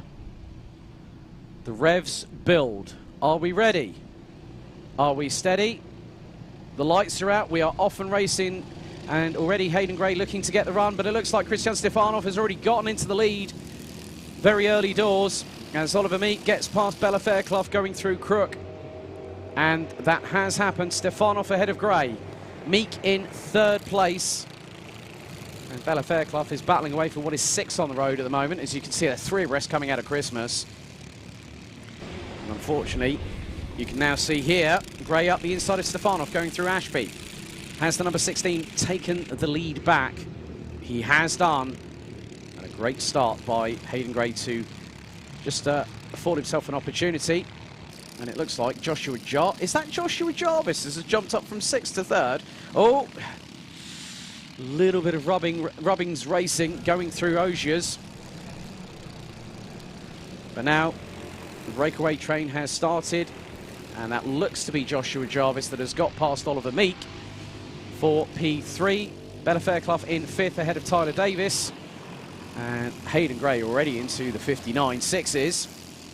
And has pulled a gap just over 0.174 ahead of Christian Stefanov as Bella Fairclough sends it up the inside of Oliver Meek, but then that opens the door for Tyler Davis to get through. So that was a 7.5 from Bella Fairclough in the 63. Really well done. And that would have been for 4th, but obviously as a result of that, she's exactly where she was previously before going into Christmas in P5. But there's still plenty of this race to see how things pan out. Luke Broadbent up into 11th from 14th on the road. Ethan Bath and Jacob Batchelor have now got past Bobby Pete, who drops to 10th place. But it's Gray versus Stefanov, and Stefanov has just put in a 55.495. The gap was just over a 10th between the pair across the line after 2 laps. So Stefanov knows to get past Hayden Gray, needs to stay with. Now they come down out of Inkermans into Ashby. Now Oliver Meek finds himself behind. I think Joshua Jarvis has just been passed. If memory serves me correctly, that is Tyler Davis up into P3. So there's Joshua Jarvis. Oliver Meek. Bella Fairclough has dropped down a couple of positions. She's now behind Ethan Bath, who's gone up from 8th to 6th. And now Oliver Meek fancies an opportunity to try and get past Joshua Jarvis. And there is Ethan Bath, who's a bit like a silent assassin, is Ethan. And I get on very well with his dad, Robin. And it just goes to show that you can be... he's got a very big stature, as Ethan. He's just got past Ollie Meek like it was absolutely nothing. Like Oliver Meek was standing a little bit stiller than he should have been. Christian Stefanov has got to... He's got the fastest lap of the race. He was 7/1000ths quicker than Hayden Gray. Hayden Gray knows that Christian Stefanov is consistently, has been for the last 3.5 minutes or so in lunge range. But there is an opportunity for Stefanov to steal a march on Hayden Gray. But the case is, can Christian Stefanov keep that pace up? And the answer to that question is pretty much, at the moment, yes. He's within 0.3 of a second. The gap has dropped a little bit because Hayden Gray has pulled out just over a 10.5 gap on Christian Stefanov on that previous lap. Ethan Barth now up into 5th, but then Oliver Meek wants that place back. And right with them is Bella Fairclough in the number 63. Bella is the highest ranked novice in this class. And so she is still keeping those drivers in front thinking. And it's great to see, as we've just had a black flag, and that's the first one in the pre-finals and finals stages. Ronnie Legg has been black flagged. So that now means, if memory serves me correctly, that race is over, as now Bella Fairclough goes into battle with Oliver Meek. They are line astern coming across the line, and out of everybody, Bella Fairclough is one of the drivers that have gone purple on one sector. But now Stefanov looks for a lunge up the inside of Hayden Gray through Christmas Corner. Oh, it's close, but not close enough, I'm afraid, for the number 5. But the good thing is, Stefanov has to wait, buy time, do it all over again. What was it? Eat, sleep, repeat, as they say. Well, here it's like speed, lap, repeat, and keep going. Just keep pushing, because you never know what might happen. You could be in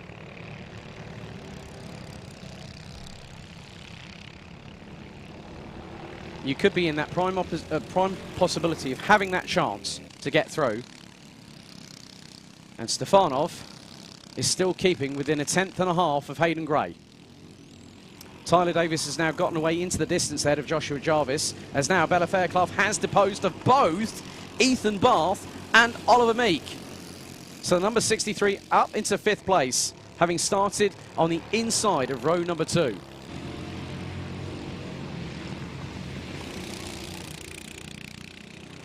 Other positional changes. Looks like Ronnie Legg has pulled that into the pits. Larry Price not showing on the... well, is still circulating. And now here's the battle for 5th, 6th and 7th. And it is far from abating. We still have 4 minutes and 40 plus an additional lap still to go. And what I've just seen is that Bella Fairclough has started pulling away. She put in the fastest sector of anybody in this race after 6 laps. The middle sector is now Oliver Meek. Looks up the inside of Ethan Barth, trying to go through Pit Bend. And Bella Fairclough has just set the fastest sector of anybody on the last lap. A 13.054 as Hayden Gray was so lucky coming out of Christmas Corner.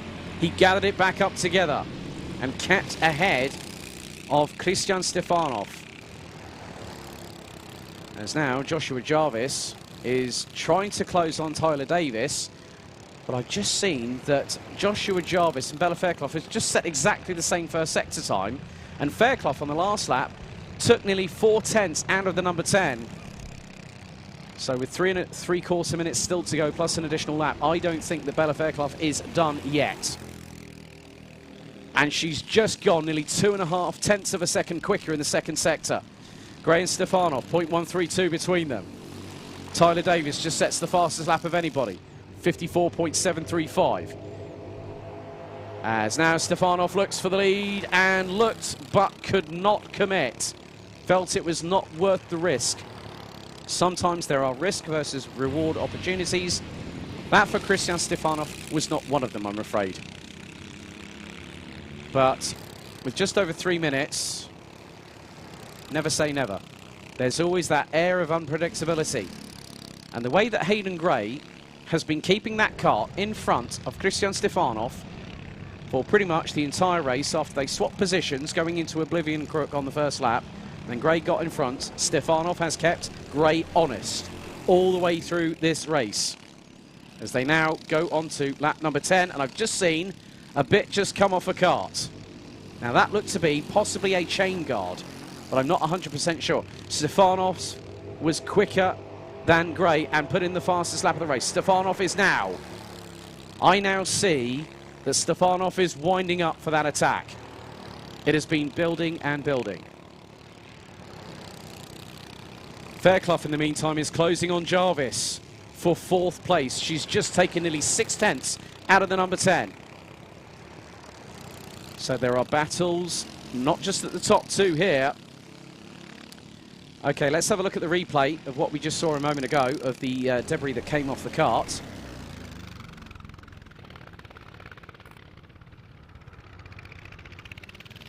Now that looked to be a casing. That looked to be a casing of some description, possibly the top part of the chain guard on the kart. Not 100% sure, but it could have been something else.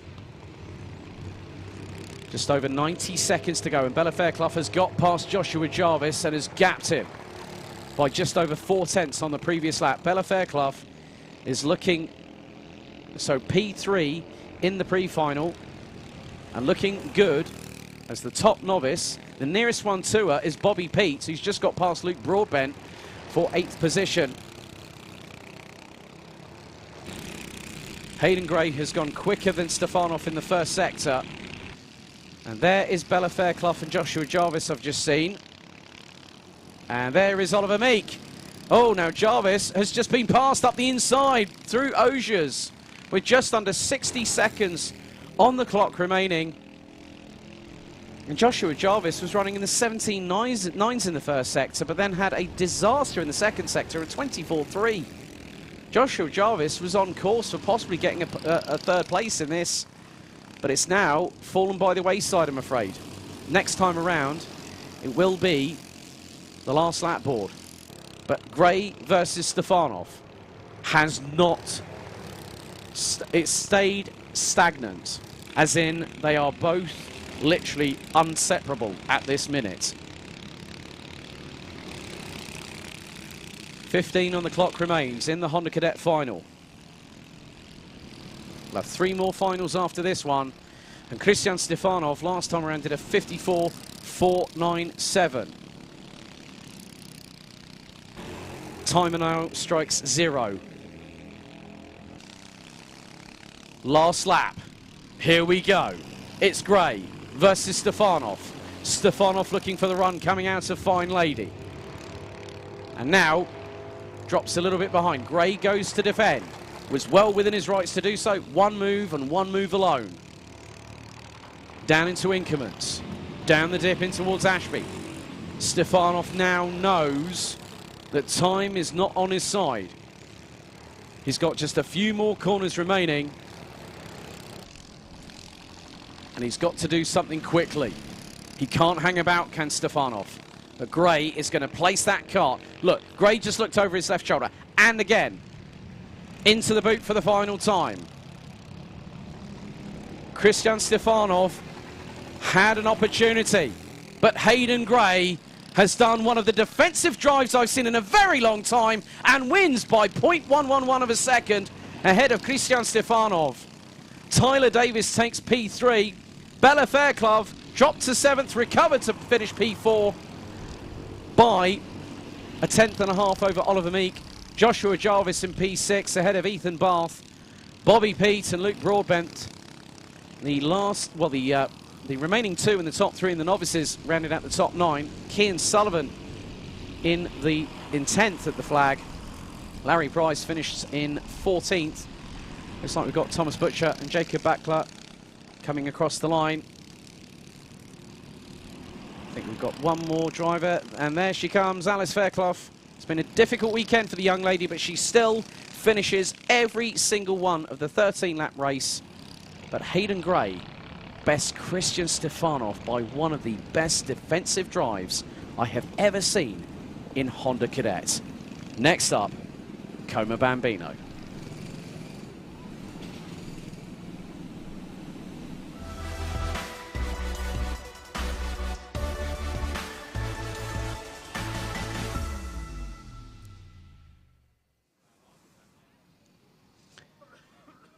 So there we go. Honda Cadet in the books, and we'll see them back on the Alpha Live live stream on the second weekend in August, which will be the 7th and 8th. Here is the grid for the C50 Bambino final. Austin Newstead will start on pole position ahead of Harvey Bacon in the 18. Then it's Joshua Cook in the 77 and Grayson Watley in the number 70 that rounds out the top 4. Jack Baker in the number 17 and the number 1, Max Gilman, round out the top 6.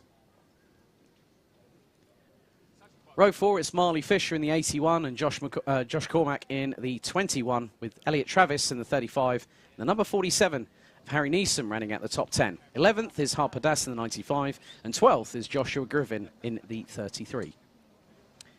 13th, it's the number 27 of Morgan Weston as they fire up the Koma engines on the pre-grid.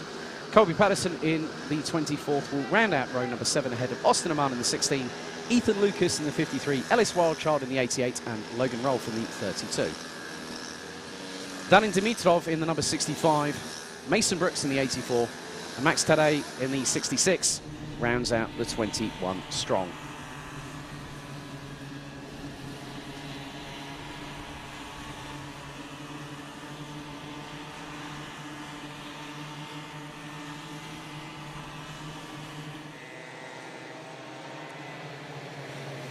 So now the drivers make their way on their formation.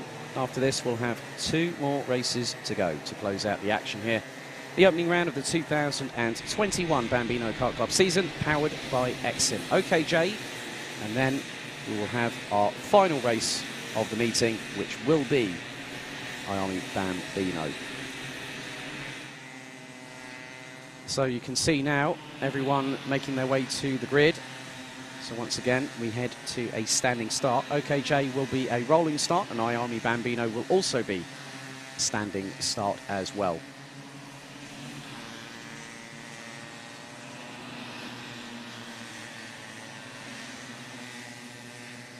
Now we saw in the pre-final a little bit earlier on such great battling between the likes of Austin Newsted, Harvey Bacon, Grayson Wortley, Joshua Cook, amongst others. Harper Das making his way from round 16th on the grid to finish around P11 once all the official results were tallied and ratified.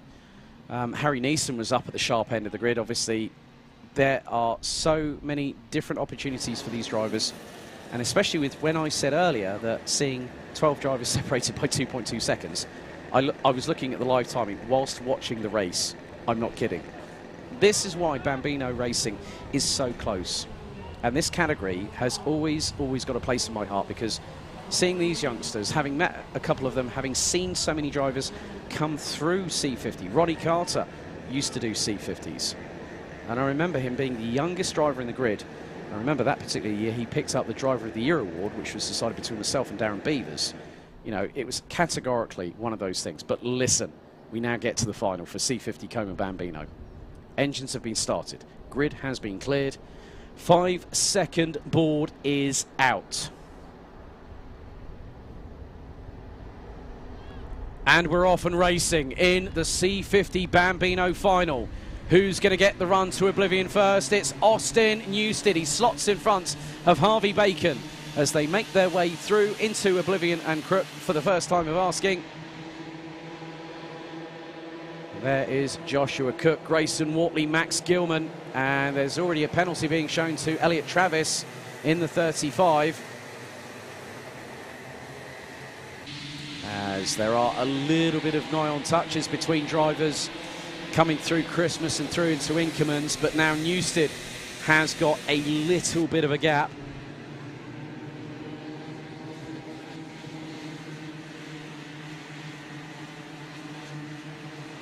The battle for second well and truly on. Joshua Cook, that's brave, up the inside of Harvey Bacon. And that was going through Ogiers, and now it's 3 abreast going down the back straightaway. Grayson Wortley's mugged the pair of them in the process. Great foresight from the number 70. And Austin Newsted has started pulling away, and that gap is big. 1.7 seconds after the first lap. Jack Baker up from 7th to 4th. Harry Neeson now in 8th from 10th. Joshua Griffin. Colby Patterson up from 14th to 11 and has set the fastest lap of the race. 1 minute 10.6. And as it's 3 abreast nearly going into Christmas for P3. As that's Max Gilman in the number 1. He's been looking for an opportunity to be at the sharp end of the grid. Well, now he's got that chance. Ran with the number 50 last year as his race number, but now proudly has the number 1 on his kart. Through Wilkins and now into Ogiers they go. 9 minutes plus an additional lap. And Austin Newsted has just gone purple in Sector 2. Morgan Weston purple in Sector 1. Grayson Wortley was just the best part of nearly 3/10 of a second adrift. And now he's coming under fire from Joshua Cook again. There's the number 18 I've just spotted, or number 16 there of Austin Aman. Grayson Wortley coming under fire from Jack Baker. Baker right on the back bumper of the number 70 going up the hill.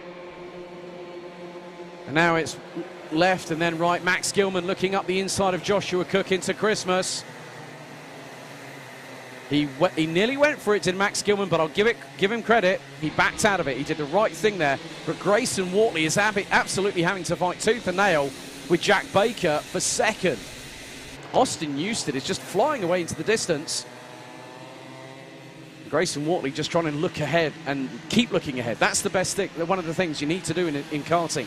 Sometimes don't look behind you, because the first thing that you have is a lapse of concentration, and that can be a potential for losing not just one, but maybe several positions. Josh Cook rounding out the top four, 22.379 second, first sector, purple of anybody.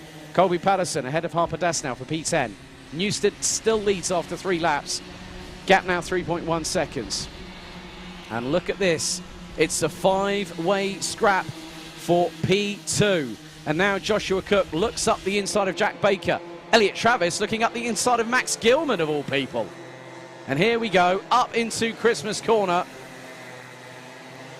And Joshua Cook hangs on to 4th place ahead of Elliot Travis and Max Gilman, who looks to be now in 6th as they go down the hill, having negotiated their way through Inkermans and into Ashby. Now into the left-hander, into Wilkins they go. Baker looking up the inside of Wortley again, but this is allowing Joshua Cook to close in. And Gilman is behind Travis in the number 35. Down the back straightaway. Fast approaching the halfway, well, near on the halfway point of this race in about just over a minute's time. Because Newstead about to cross the line. He's been running in the 105.6s, a 105.7 from the race leader. And now Wortley has lost out second. Make that third. He's down to 4th now. And here comes Elliot Travis up the inside of the number 70. That's 3 places lost by Grayson Wortley, but is quickly on the counter-offensive. Going up the hill. And he's got Max Gilman. And Max Gilman says that his favourite turn here at Whilton is Christmas Corner. And now he's trying to go through Inkermans with Grayson Wortley. What I love about this class is that they are competitively fierce battlers on this track. And then the minute they take the race helmets off, they're the best of friends. That's one of the good things I love about the Bambino class. And you can see here it's the, forget the Jarno Trulli train, it's the Jack Baker train, because he's the cork in the bottle. That was Grayson, it was Grayson Wortley earlier on. So we're halfway through the race, halfway to go, plus 1 lap. Jack Baker keeps it defensive going through pit bend. Austin Newstead leading now by 4.2 seconds. Make that 5.3. Baker's just done a personal best. Cook trying to look to get the upper hand. Takes a little bit of a wider line. That opens the door for Elliot Travis in the 35. But Cook keeps the door closed. Gilman's got ahead of Wortley. Now running in P5. Griffin, Harper Das, Josh Cormack, Max Today, Marley Fisher, Mason Brooks, Morgan Weston, Austin Oman, Colby Patterson, Harry Neeson. Danin Dimitrov drops a couple of places to 17th.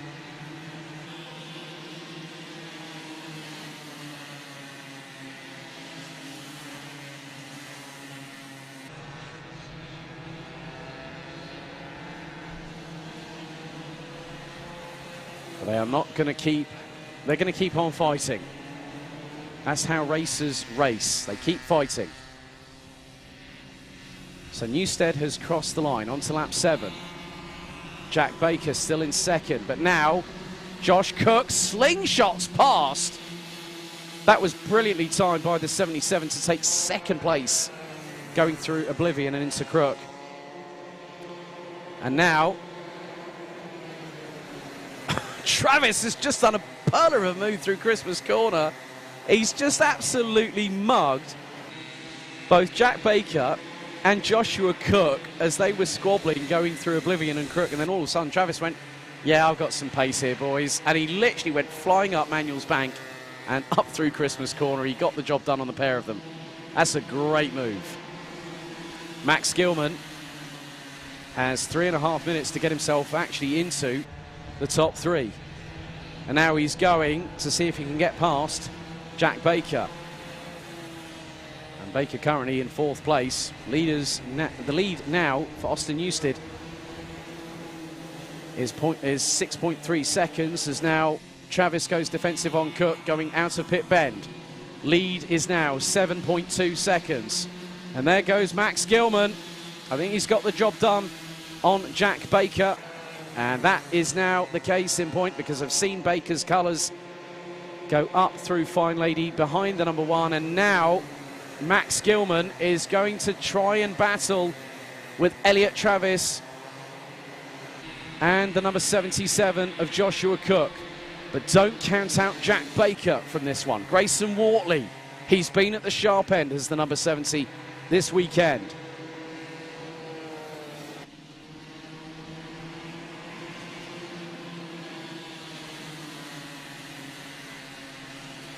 They come out of Augiers, down the back straightaway. Travis looked to the right, going down the back straight into the boot. But Joshua Cook quickly closed that door. Max Gilman knows now he's got to start working really, really hard. 2 minutes on the clock remaining. And now Max Gilman has a good run on Elliot Travis and also Joshua Cook. Up Manuel's bank once again. Through into Christmas Corner. And there was no opportunity there for Max Gilman. But he's going to be patient. He's going to wait. There is going to be some time left, but there won't be much.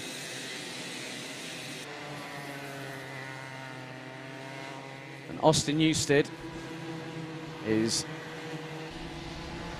calmly driving away into the distance.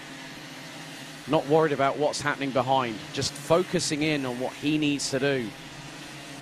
I think I've just seen him just up ahead as through into the boot. Oh, Gilman nearly looked up the inside of Travis for 3rd, but not on that particular occasion. So we'll have this plus 1 more lap to go, maybe even 3 laps, because Austin Newstead is already heading up towards the far part of the circuit, up towards Christmas Corner. And that is the number 95 of Harper Das, who started P11. He's now got to 6th ahead of Grayson Wortley. So Harper Das recently came off of a perfect victory the 2nd round at Rye House last week, showcasing his skills.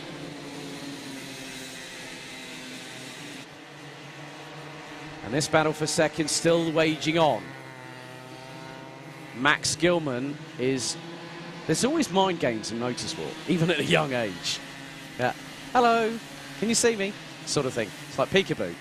But this is very different. This is very different indeed. Because now the drivers will wait as the timer now is about to strike 0. Last lap board has just gone out.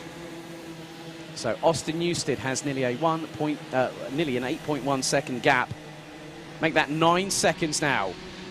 And the battle for 2nd, 3rd and 4th will come to its inevitable crescendo, as there's the number 33 of Joshua Griffin. He's got Max today just behind in the number 66, who had a race that didn't really go his way. He was running at the sharp end of the grid, but retired in the latter stages.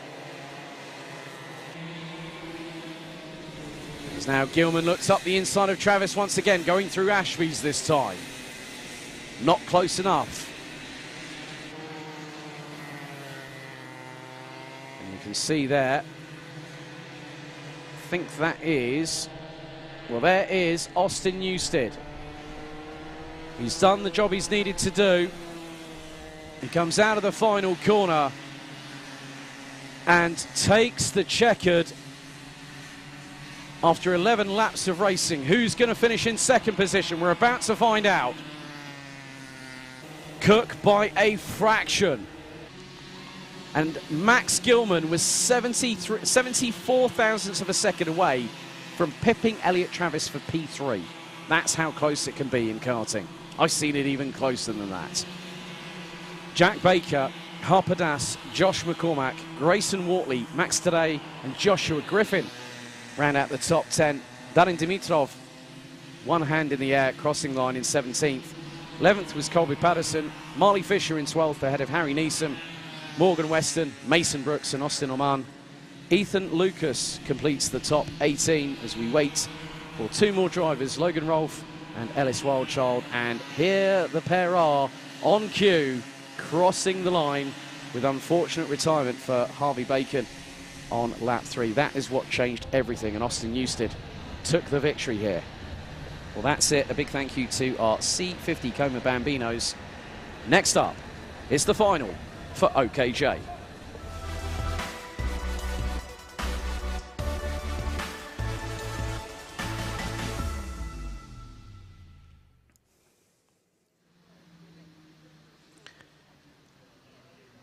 So let's have a look at the grid for our penultimate final of the weekend here at Whilton Mill for the Bambino Kart Club, powered by XSIM. Kyle Slee took a surprising victory, I think, for a lot of people, including myself. He starts on pole position, and alongside we'll have the 45 of Jensen O'Neill, who was absolutely flying last time out. Excuse me. Thomas Mullett in the 40 starts P3 and has Lucas Field in the 77 alongside. Then it's Archie Clark in the 43 and Harry Ewell in the 42 on row number 3. So we have Jack Sant in the number 86, Fraser Anderson, the 11-year-old from Scotland, in the number 15. He starts 8th ahead of Tom Ryan in the 22, Amelie Ackett's in the number 11, and Oakley Keithley in the number 33, who had dramas twice in the pre-final.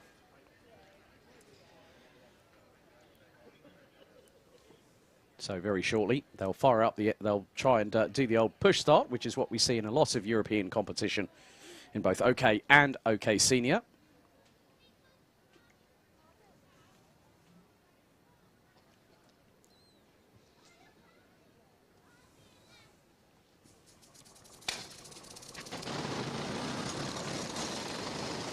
So push start, a big gun at the throttle, and they now make their way out onto the circuit. Oh, and we've already had Kyle Slee, and somebody's the wrong way round. That is the I'm just saying that is that says 45 on the back of it. So that's Jensen O'Neill.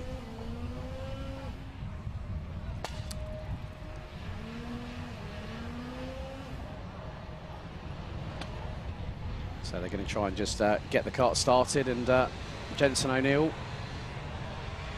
will try and get going and gets that kart fired up.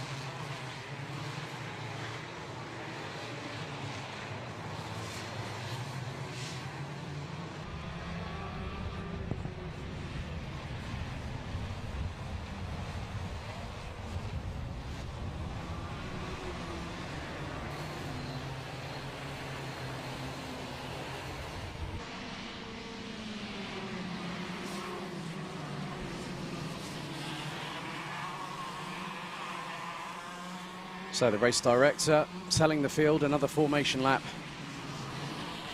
is required ahead of 11 minutes, plus an additional lap of racing.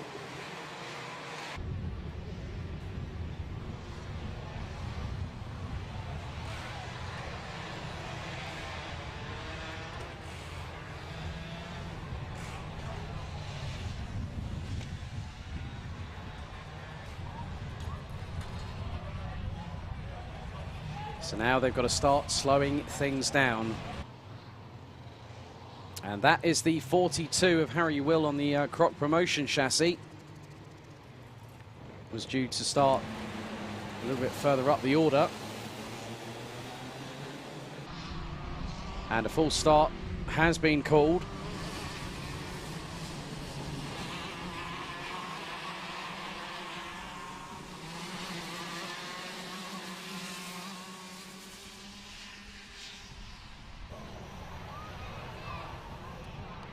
So one driver has pulled out of the kart. And I think that is, oh, that's Jack Sant in the 86. It's a real shame for him.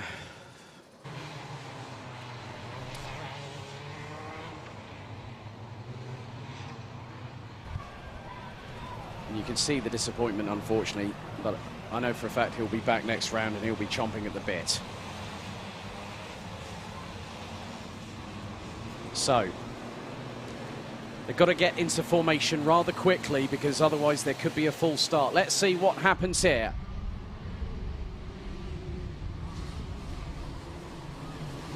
So, I did try and see whether I could see a yellow, a false start flag on the gantry.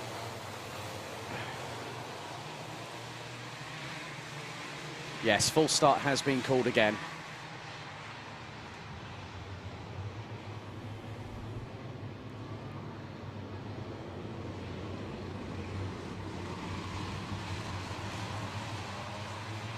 So Jensen O'Neill takes up his place alongside Kyle Slee. Thomas Mullett and Lucas Field will be in the second row.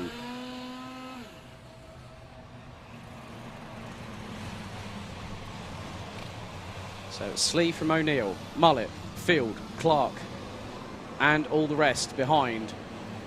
That's the tight formation here in OKJ. Out of the final corner. Are we ready? Are we steady? Lights out, they're off and running, and it's a good start from Kyle Slee, an even better start from Thomas Mullett, who absolutely slingshotted his way past Jensen O'Neill, going through Crook and into through Oblivion and into Crook.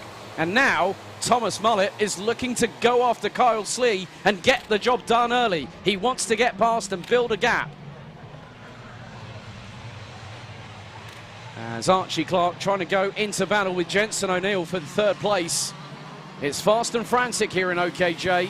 And for the next 10.5 minutes, plus an additional lap. And there's Archie Clark. Oh! Oh, there's an incident between him and Jensen O'Neill coming out of Osiers. And two other karts have gone off. One of which was the 40. I'm just looking. That was the 42 of Harry You Will. And I think, I'm not too sure, did Lucas Field or Fraser... Yeah, Lucas Field got caught up in that as well. Oh my goodness, hot in the moment, hot in the mouth moment. Let's have a look. So, Clark goes up the inside, they clash wheels, and then all of a sudden, smoke up on the right-hand side, and then all of a sudden, yeah, Lucas Field had to avoid, as did Harry You Will. Oh my goodness, drama in the first minute of OKJ. The main thing is that everyone's okay. But that clash was sudden, and that just shows how quickly your race can turn upside down within fractions of a second. And now the lead has changed. Thomas Mullett, I did say he was going for the lead early, and he's got it.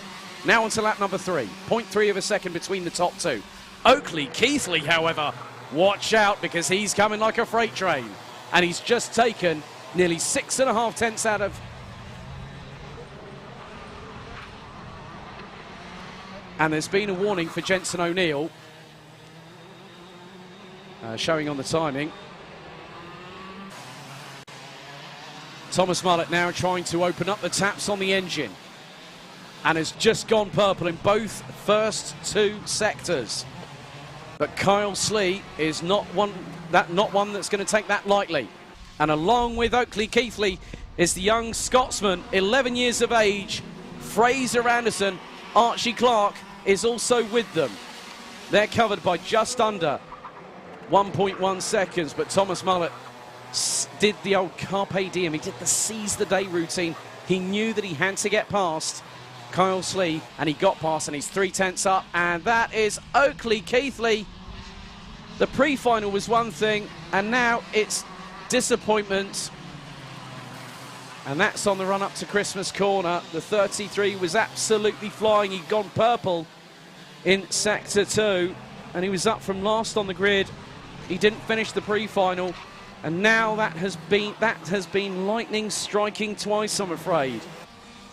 Thomas Mullen, in the meantime, he's now said, you know what, I need to get out of here. I need to leave Kyle Slee behind. And the gap now is 0.8 of a second. Fraser Anderson finds himself in the number 15 Croc Promotion chassis. He now finds himself in 3rd place and trying to hunt him down, sore ribs and all, Archie Clark in the 43.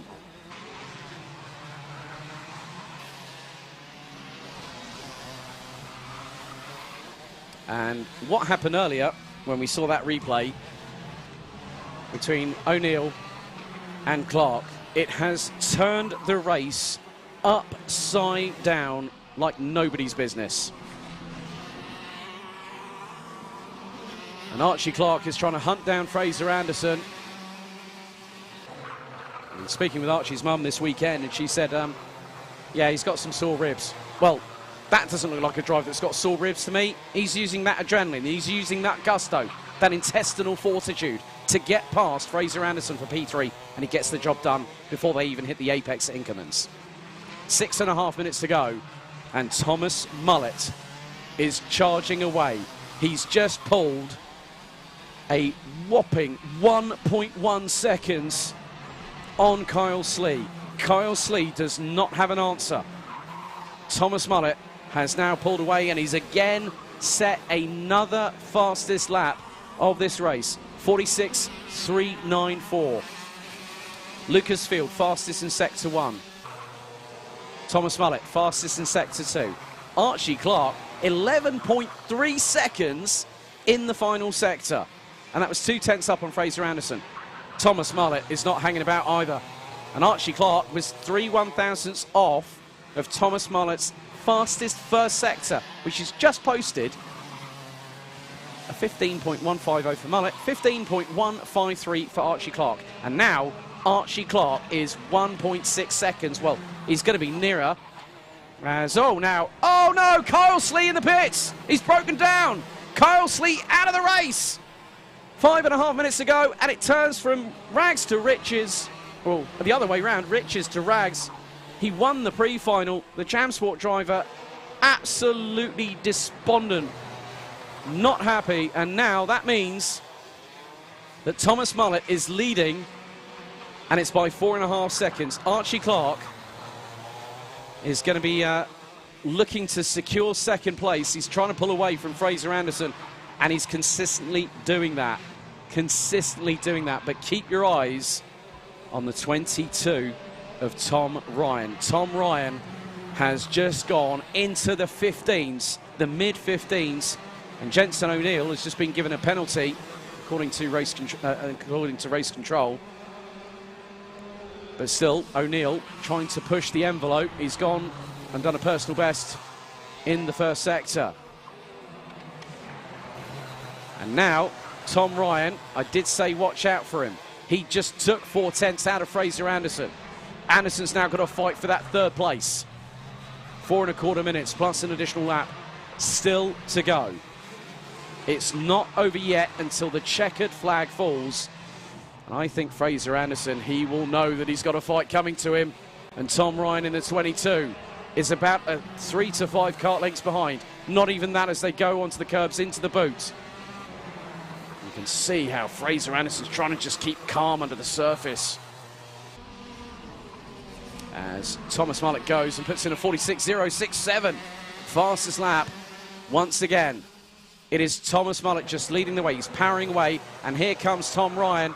Fraser Anderson looks to see if Tom Ryan makes a bit of a mistake. Now Anderson all over the back of him, going through into Inkermans, and now he tries to make sure that the 22 has an unforced error, not through Ashby's, as Tom Ryan looks over his left shoulder.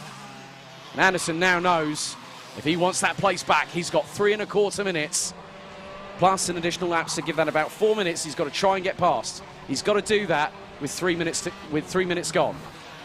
Basically, if they go onto the final lap and he's close to go for that move, he will go for it. Tom Ryan runs wide out of the pit bend, and Fraser Anderson looks up the inside through oblivion. It was close, but not enough. But Anderson up the inside through Fine Lady, up Manuel's Bank. He's going to get the apex for Christmas Corner, and Fraser Anderson losing it at the same corner the previous tour, takes the position back. Now that's Scottish fighting spirit right there. I remember when he won in IAME Bambino back at GYG in 2018, and that was one hell of a performance back then. And now we're seeing him here in OKJ. It's crazy how things since 2018 have gone on. But now, Fraser Anderson has to do the defensive drive of his life, because Tom Ryan will want that third place back.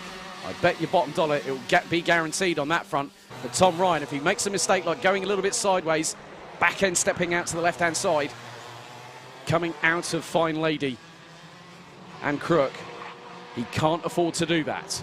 He needs to be razor sharp, pinpoint on precision. And that's what Fraser Anderson is doing right now. But Tom Ryan is trying to give him the hurry up. He's trying to put the frighteners on Anderson, but Anderson is soaking up that pressure. 1 minute and 40 to go, plus an additional lap. Thomas Mullet now in the high 45s.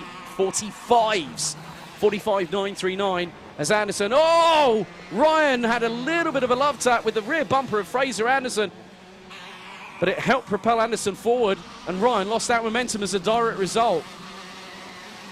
And they were 0.184 between them over the previous lap. Harry Ewell has also pulled out of the race on lap number 10, but Fraser Anderson needs a bit more daylight than what he's got now behind him. He needs a bit more of a gap between himself and Tom Ryan to secure third place, and I'm sure that the Scotsman will celebrate that. But he's got to just keep the blinkers on. He's got to be like a prized racehorse. Look ahead, don't look behind. 50 seconds on the clock remaining, and Mullet now on lap number 14 of this race. Archie Clark rounding out the top two. Fraser Anderson and Tom Ryan. It was nearly side by side coming across the line, and they were 74 thousandths of a second apart. That's how hard it is. That's how close it can be. As Amelie Ackett's, the number 11, she now currently running in P5, ahead of Jensen O'Neill. The gap between them is about 20 seconds. Tom Ryan needs to, as I said, keep it nice and clean. But now with 15 on the clock, Fraser Anderson has got a couple of car lengths. Make that nigh on 5 coming through Osiers. It just depends on how quickly Tom Ryan gets into the slipstream, and he's hooking it up right now, going into the boot. Timer has struck 0. Thomas Mullet is now on the penultimate lap. But the battle for P3 still wages on. Anderson goes defensive on Ryan. Through into Oblivion and Crook. There's the race leader. You cannot separate Anderson and Ryan at this particular moment. You can't even put an A4 sheet of paper between the pair of them. There's Archie Clark in second. Sore ribs and all.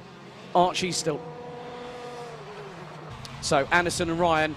I just saw them just a second ago. Now as Tom Ryan got on ahead of Fraser Anderson, because very shortly Thomas Mullet has now got the final lap board out.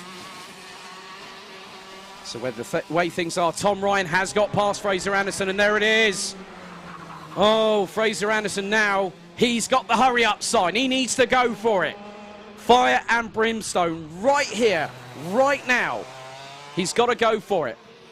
But at the moment, going up to Christmas corner, it just depends on what he can do and push the envelope of adhesion. He's got to push it right up to the wire.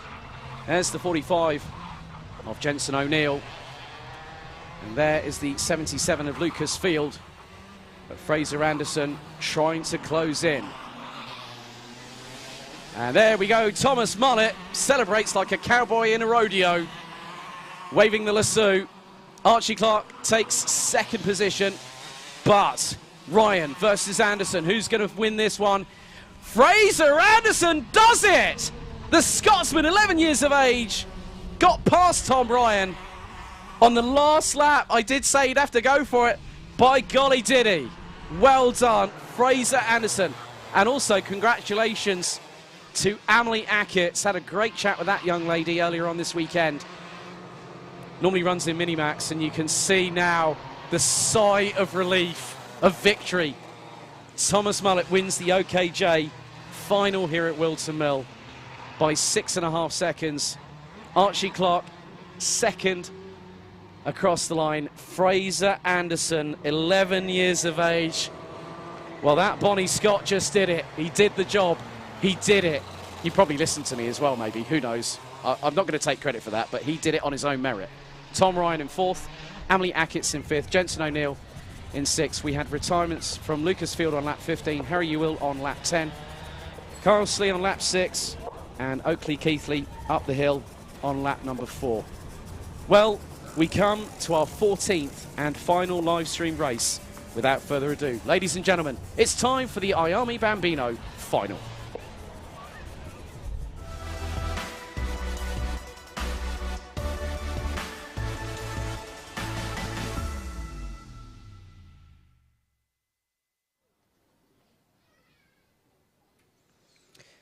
So let's have a look at your 14th and final live streamed grid. A big thank you firstly to our team, the team at Alpha Live, for putting on great coverage as always. So George House will start on pole position in the number 5. Jalarth Sayer in the number 49 will be alongside.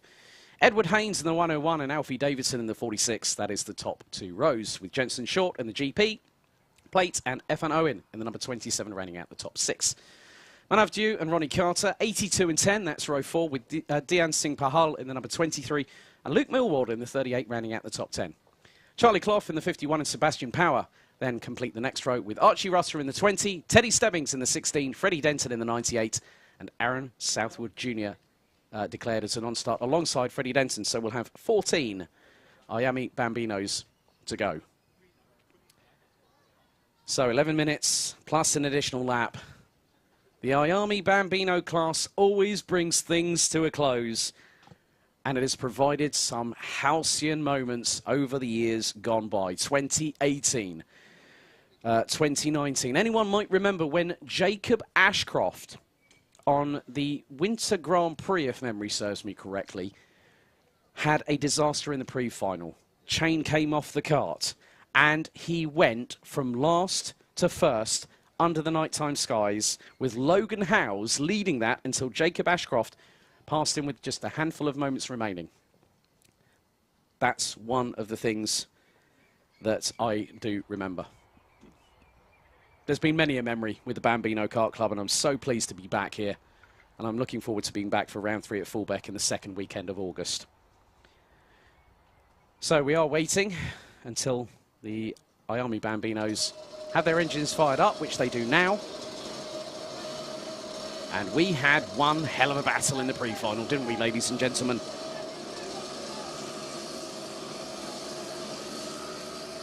So they're letting them out row by row, just to make sure that there is an orderly run through.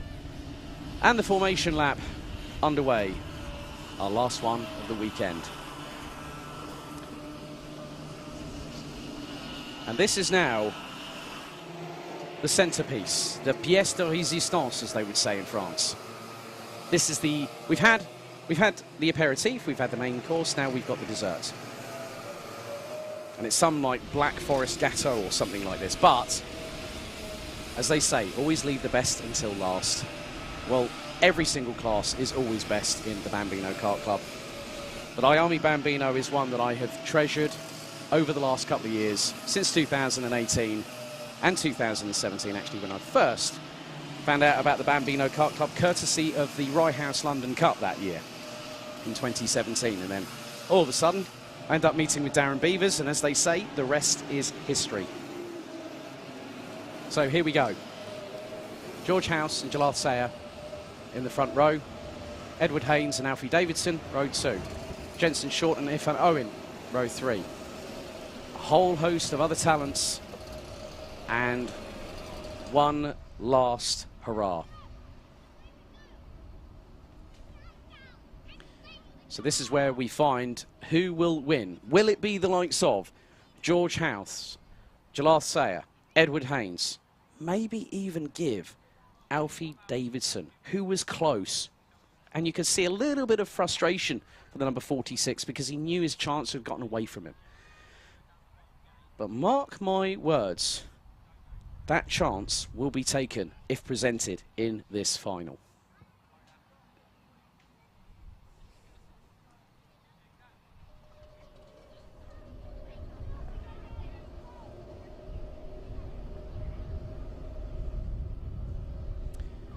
Engines restarted. Grid being cleared. For the final time for round 1 out of 6 for 2021.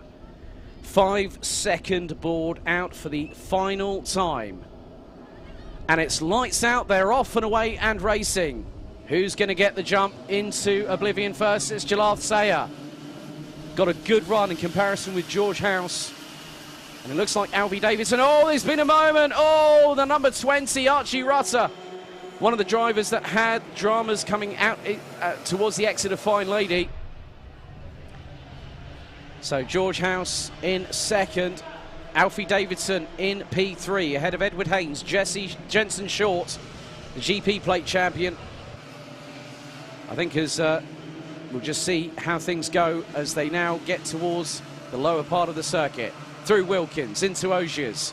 It's Sayer versus House all over again. Onto the back straightaway. It just caught eyes of the 23, Dehan Singh Pahal. For those wondering about the podiums, they're actually being done straight after each final has been carried out. Obviously, everyone does want to get home at some point this weekend. It's been a very, very long weekend here at Whilton Mill for every single competitor. Sayer leads, House, Davidson. Manav Dew's gotten up into 5th, and going along for the ride is Ronnie Carter in the number 10. Oh! Now, we just had an absolute... we had one person having a real opportunistic chance. Aaron Southwood Jr., running at the top 12, has jumped up from 15th to 12th place. Dehan Singh Pahal now past Luke Millward, running out the top 10. Roddy Carter and Manav Dew trying to close in on the top 4 places. But Sayer and House, 73 thousandths apart on the previous lap. And now it's all kicking off behind. Edward Haynes has got past George Davidson. Then it is the 82 of Manav Dew. Jensen Short all the way down in 7th position. Ifan Owen in the number 27 rounds out the top 8. Teddy Stebbings has got past both Sebastian Power and Archie Rutter for 14th. And now Haynes is getting away from Davidson, who has Manav Dew. Jensen Short, Ifan Owen. Ronnie Carter drops to 8th place. 8 minutes and 50 still to go in this last final of the weekend as... Ifan Owen throwing a bit of caution to the breeze as there goes Ronnie Carter up the inside of the 27, and he also got past Jensen Short, so Ronnie Carter back up into 6th place. So a good move from the number 10. Jalal Sayer at the moment is pulling a gap, a fractional gap over George House, 0.176. Edward Haynes in 3rd and is going to try and chase the top 2 down. 8 minutes and 20 plus an additional lap still remaining. So it's all about strategically putting the pieces together, putting the jigsaw together to try and see if that strategy is going to work. So now Alfie Davidson and Manav Dew are getting into battle with Ronnie Carter, and Ronnie Carter has got past Manav Dew. That is for 5th place on the road. So Ronnie Carter moving up the order. He looks one way, then the other. He looks to the outside of Alfie Davidson. Edward Haynes has set the fastest lap of the race and has closed in. He's within striking distance on both House and Sayer for what could be the victory of this race in about 7.5 minutes time plus an additional lap. So about 8.5 minutes of this race still to go, and it is nip and tuck. It is a repeat of the pre-final. Alfie Davidson now needs to start winding up that thing to volume number 11, and he's going to bring with him Ronnie Carter, Ifan Owen, Jensen Short, Manav Dew, amongst others. And the gap between Davidson and Haynes last time around was 1 second.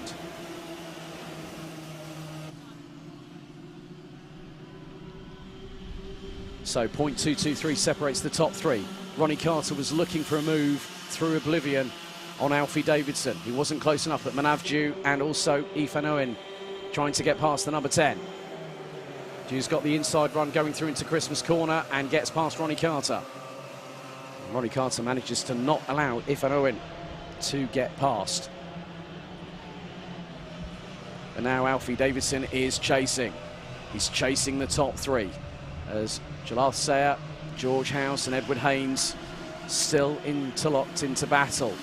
And Alfie Davidson now knows he's got a bit more time on his side than what he had earlier on today.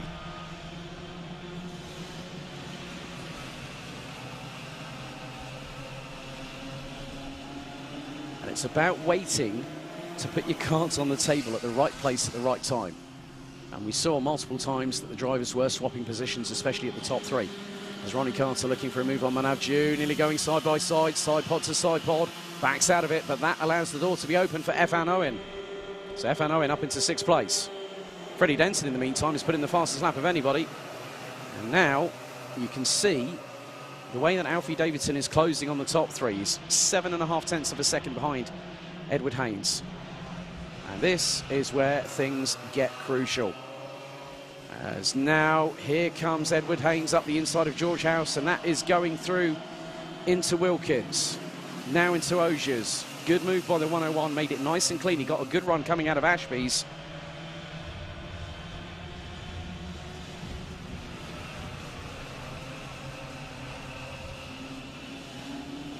So Edward Haynes just using time, patience, persistence, and so many other different factors as well. Now you can see how close Sayer could have Haynes running up alongside, maybe even getting past. As you can now see, Haynes was trying to break out of that toe, going up Manuel's Bank and into Christmas Corner. George House is staying with them. We saw earlier on in the pre-final how clinical. And now Haynes goes for the move on the lead, past Jalath Sayer. Nicely done through Wilkins. George House looked up the inside of Jalath Sayer, going through into Oziers. And now here comes Alfie Davidson and Manav Jew. Here comes the cavalry.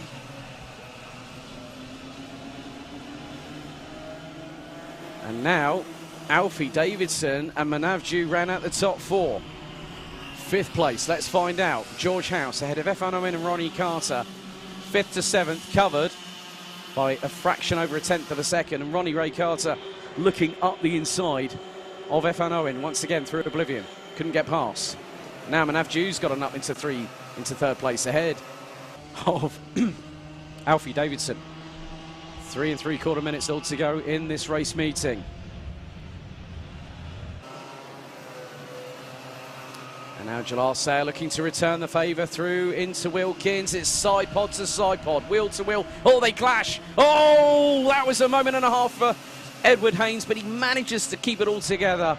Well held, well held. That nearly allowed Manav Jew to get up the inside and take 2nd and go for a run at the victory. Alfie Davidson in 4th. George House now rounds out the top 5. 3 minutes and 10 seconds plus an additional lap. Top 7 covered by 9.5 tenths of a second with 3 minutes on the clock. Did you ever imagine it was going to be this close? And you can see how they're jockeying for position. As, oh, there's been a little turnaround. That's Alfie Davidson. Alfie Davidson has just been turned around, and I think that was probably through George House. House was looking up the inside. Penalty shown for Freddie Denton in the 98, running out the top 8. So Alfie Davidson, as we've got yellow flags going up in towards Christmas.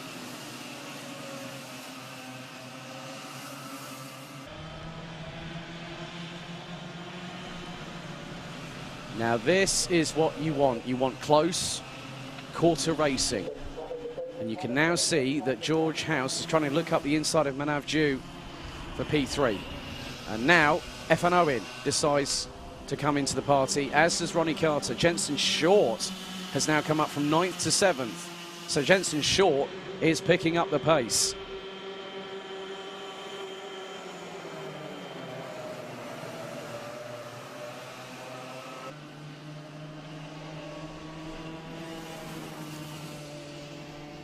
Still all to play for.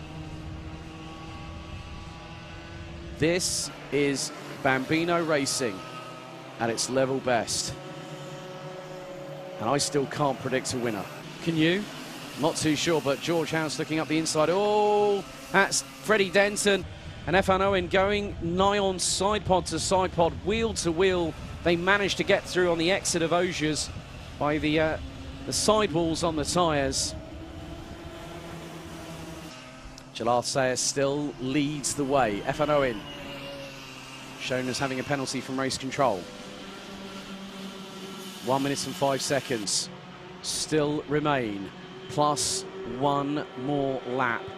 So it looks like it's going to be this plus two more. Tilletson hanging on. Edward Haynes looking. Manavju now closes in. Top three have started to break away. But now, looks like there might have been a change for fourth position. And if I'm very much mistaken, that's Freddie Denton in the 98, who's now gotten into fifth place behind George House.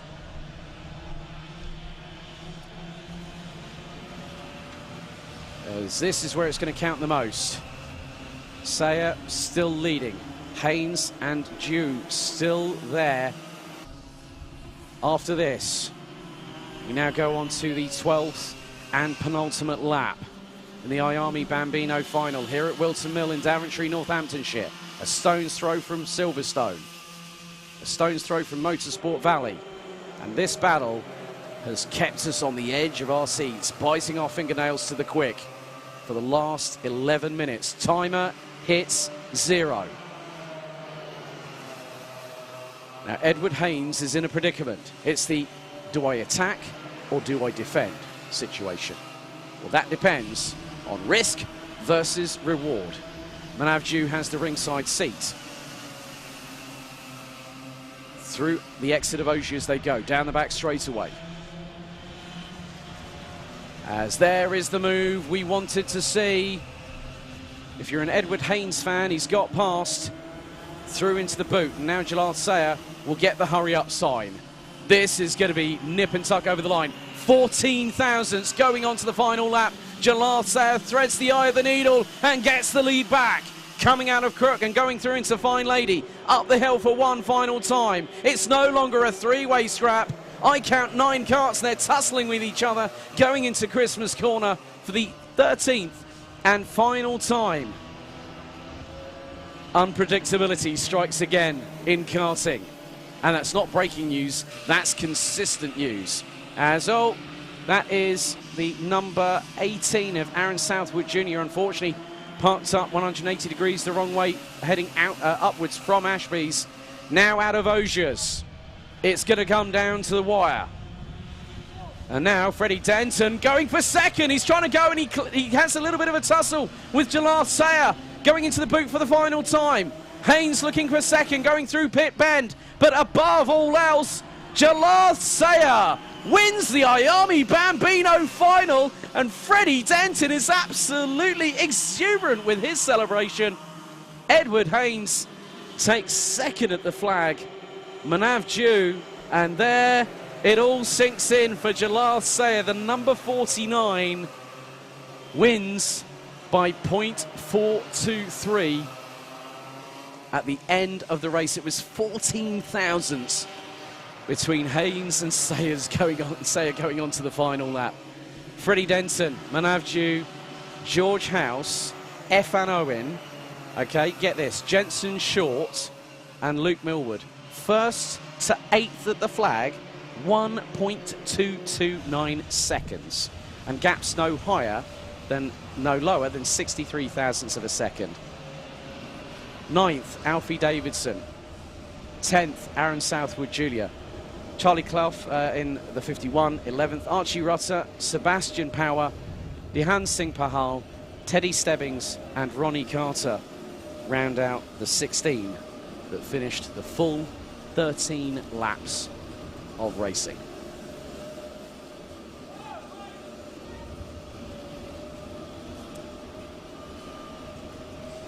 So that's it. Bambino Kart Club, reinvigorated, refreshed, and ready for more racing action. It's just the tip of the iceberg here at Whilton Mill. But there's still more to come. Join us here on Alpha Live for the Bambino Kart Club, powered by Exim, round 3 in the second weekend of August. A final note from me. Happy Father's Day to my own dad, and also to those people whose fathers are no longer with us in body, but are here with us in spirit. Thank you all for watching. We'll see you very soon here on Alpha Live for more karting and motorsport action. Thank you. Goodbye.